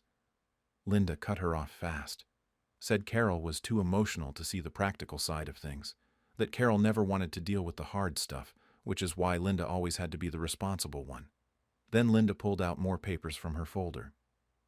She'd had documents drawn up for me to sign, power of attorney over the property. She slid them across the table and said it was just a formality, that I could still live here as long as I was able. As long as I was able. Like she'd already set a timer on my life and was just waiting for it to run out. I refused to sign, didn't even pick up the papers. Linda's whole demeanor changed. She got angry in that cold way she does, where her voice stays level but you can hear the rage underneath. Said I was being stubborn and irresponsible, that I was making this harder than it needed to be. She actually looked me in the eye and said that if I didn't plan properly, the state could take the house when I couldn't manage anymore. Said she was trying to keep it in the family. But her version of keeping it in the family meant putting it in her name. Under her control, with her making all the decisions. That's not family. That's a takeover. The meeting ended badly. Carol left in tears. David mumbled something about needing to get back on the road. Linda packed up her folder, told me to think about it seriously, and walked out. David called me later that night. Said maybe I should consider Linda's offer because she does have our best interests at heart. I asked him if he really believed that. He got quiet, then said he didn't know what to believe, but that fighting about it wasn't helping anyone. Easy for him to say from 2 states away. Carol was the only one fully on my side, but Linda had already gotten to David. Told him that Carol just wanted a bigger cut of the inheritance, that she was manipulating me against Linda. None of it was true, but David seemed to halfway believe it. My brother Tom called me too. He's 76, 2 years younger than me, and I thought he'd understand. But he told me I should be grateful someone cares enough to step in. Said when he gets to the point where he can't handle things, he'd be lucky if his kids were as involved as Linda. That one hurt. My own brother telling me to hand over my life because my daughter asked for it. Even people from church had opinions. Some said family helps family, that I should trust Linda's intentions. Others pulled me aside quietly and told me to protect myself. The whispered warnings meant more than the loud advice. I spent that whole night awake in the bedroom Martha and I shared for 40 years. Looked at the walls we painted together in 1987, that shade of blue she loved. The garden was visible from the window, the one she spent every spring working in. The door frame still has the marks where we tracked the kids' heights, all 3 of them, pencil lines and dates going back decades. Linda wanted to erase all of that, erase me. And I was supposed to thank her for it. I made an appointment with a lawyer first thing in the morning. If my own daughter was going to treat me like I was already gone, then I needed to make sure she couldn't do anything until I actually was. I met with an estate attorney 2 days later, explained the whole situation, the sickness, Linda's behavior, the contractor visits, all of it. The lawyer didn't seem surprised. Said he'd seen this kind of thing before, unfortunately more often than people would think. He recommended putting the house in an irrevocable trust. The way it would work is that after I pass, the house gets split equally among all 3 kids. But nobody could touch it while I'm alive. Nobody could sell it, transfer it, or make any decisions about it except me. It was exactly what I needed. I signed the papers that afternoon. For the first time in weeks, I felt like I could breathe again. Like I'd taken back something that was being stolen from me piece by piece. Sent copies to all 3 children with a brief letter. Kept it simple. Said the house would be handled according to my wishes, in my time. Didn't explain myself beyond that. Didn't feel like I needed to.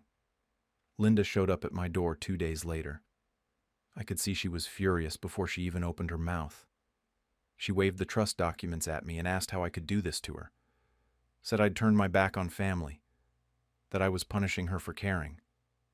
She kept saying she'd been trying to help me, trying to take care of things, and this was how I repaid her.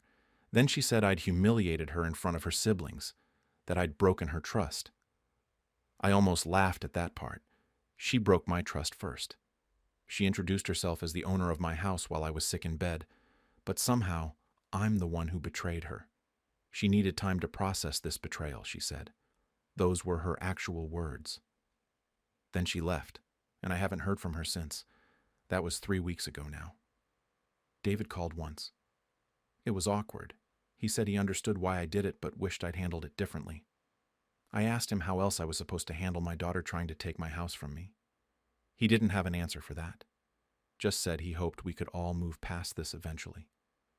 Then he made an excuse about needing to go and hung up. Carol visits twice a week now. Helps with groceries, drives me to doctor appointments, sits with me and watches the game shows I like. She doesn't mention Linda. I don't either. But I can see it weighing on her, this fracture in our family. The house feels different now, quieter, even when Carol's here. Sometimes I wonder if I should have just let it go. Signed Linda's papers, let her have her way, kept my daughter even if it meant losing my dignity. The silence from her end is harder than I expected. Then last week Jim came by again. He had that same uncomfortable look on his face from before. Said he'd been sitting on something and wasn't sure if he should tell me, but he figured I had a right to know.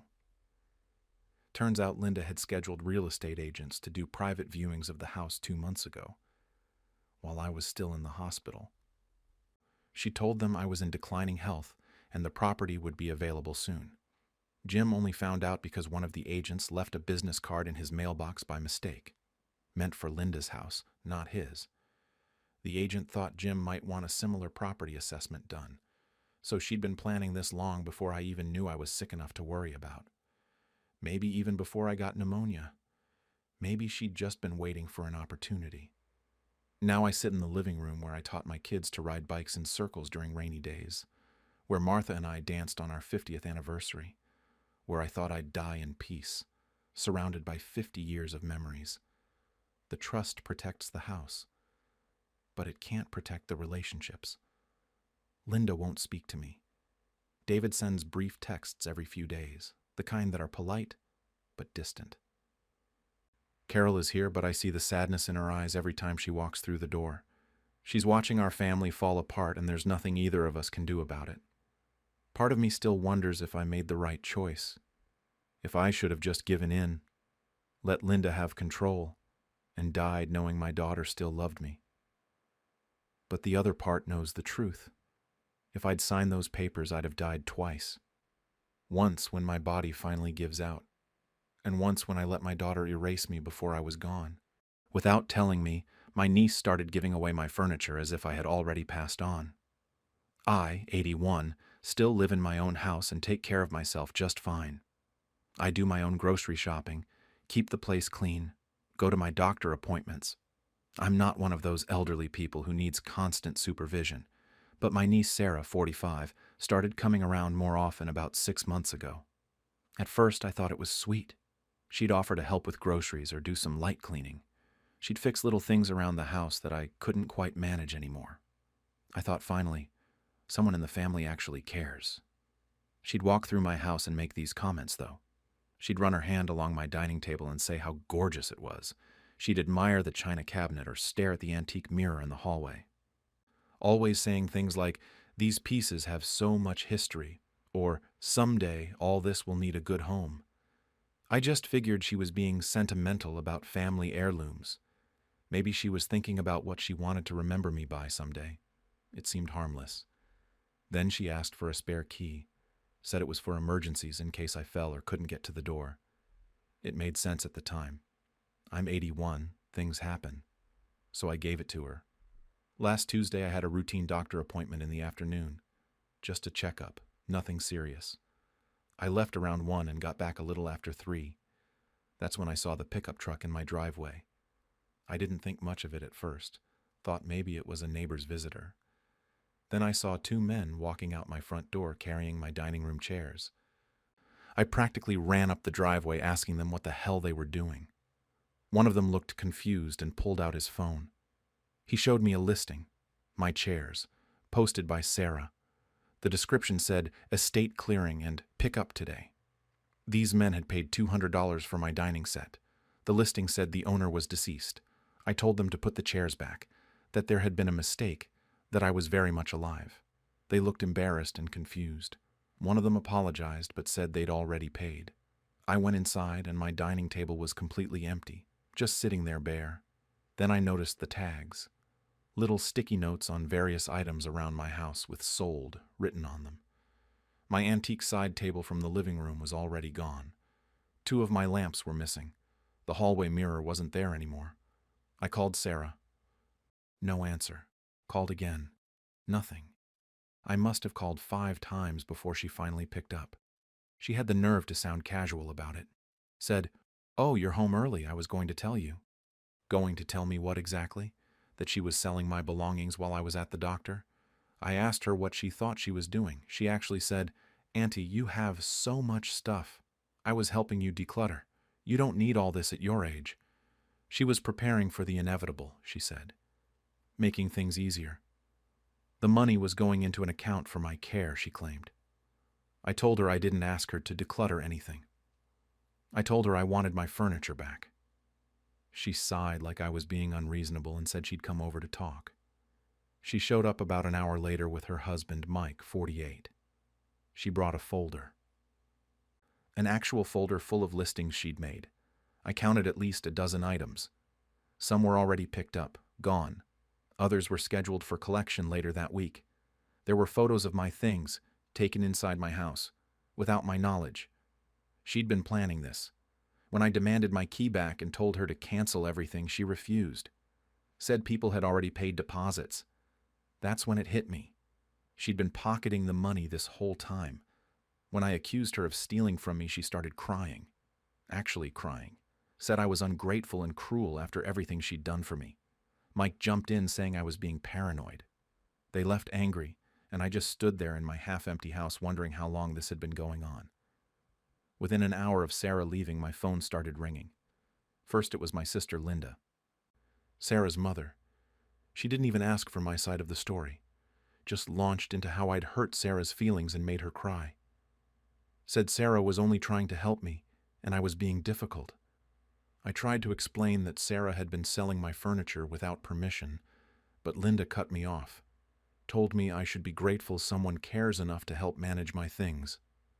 Then my cousin Robert texted, said maybe I should consider assisted living if I couldn't handle my belongings anymore, like I was the problem here. My brother called next and said Sarah has always looked after me, asked why I was being so hostile to family. I kept trying to make them understand that this wasn't about hurt feelings or decluttering. Sarah was literally selling my possessions while I was still alive and living in this house. Nobody seemed to grasp that. I barely slept that night, kept thinking about what else might be gone that I hadn't noticed yet. The next morning I called a locksmith first thing and had all my locks changed. Cost me $300, but it was worth it.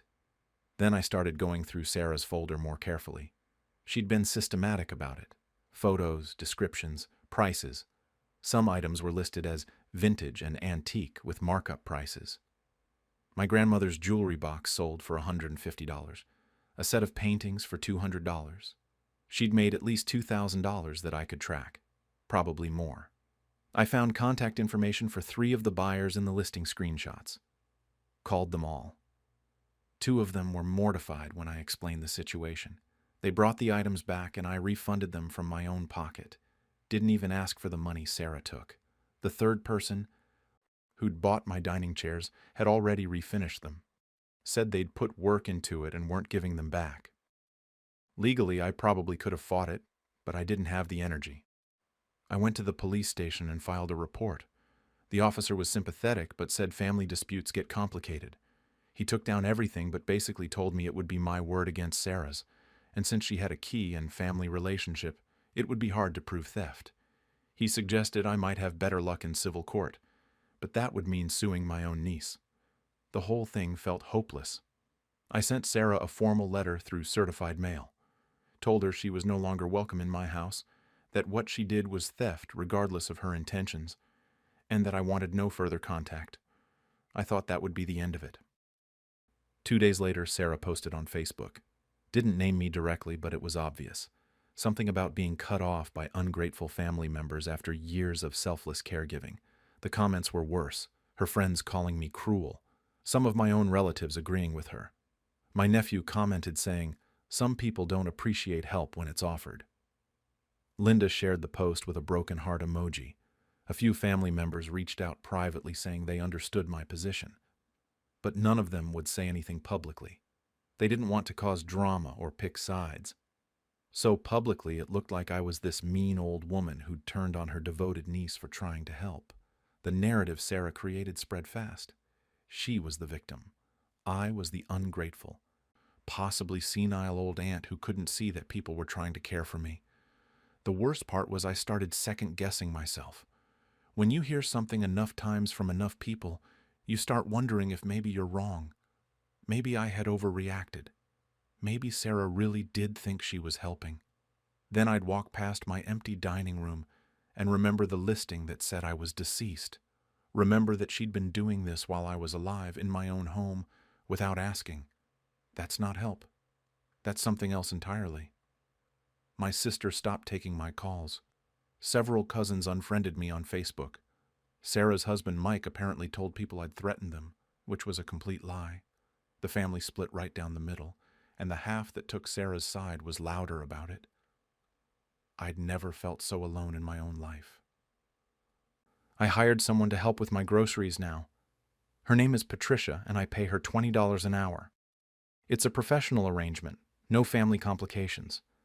She comes twice a week, we make a list together, and she doesn't comment on my belongings or hint about the future. It's exactly what I needed from the start. The family situation hasn't improved. Half of them still think I overreacted and ruined a relationship over some furniture. They bring it up at every gathering I'm still invited to, which aren't many anymore. The other half quietly agrees with me, but won't say anything publicly.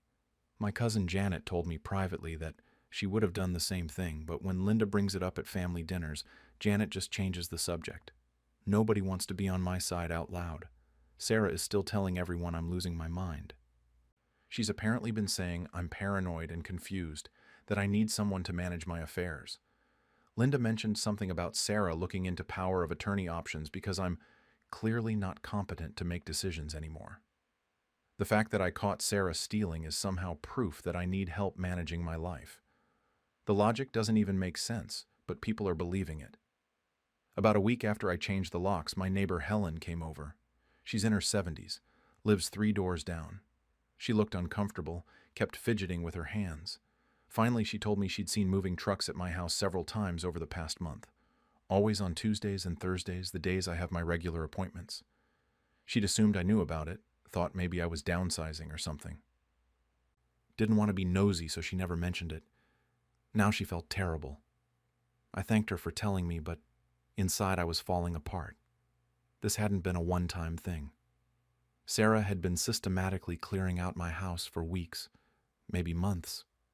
I went through every room after Helen left, taking inventory. My jewelry box was lighter than I remembered. Some photo albums were missing, including one from my wedding. Kitchen drawers had gaps where certain items used to be, a set of crystal glasses gone. Things I hadn't noticed immediately because you don't catalog your own home on a daily basis. I started keeping a list of what I could remember being missing. Got up to 37 items before I stopped because it was just too depressing. Some of it was valuable, but some was just mine. Personal things. My wedding album. Letters from my late husband. A quilt my mother made. Sarah had sold pieces of my life to strangers. The worst nights are when I'm alone and I start doubting myself. I'll sit in my living room and wonder if I should have just let it go. If I should have accepted Sarah's excuse about helping and moved on. Half my family is gone now. My sister won't talk to me. Holidays are going to be split and awkward. I caused all of this by refusing to let someone sell my belongings without permission. When I put it like that, it sounds insane. But then I remember coming home to strangers carrying my chairs out the door. I remember the listing that called it an estate clearing, like I was already dead. So now I'm stuck here in my half-empty house, wondering if I made the right choice. I cut off my niece and fractured my entire family over furniture and belongings.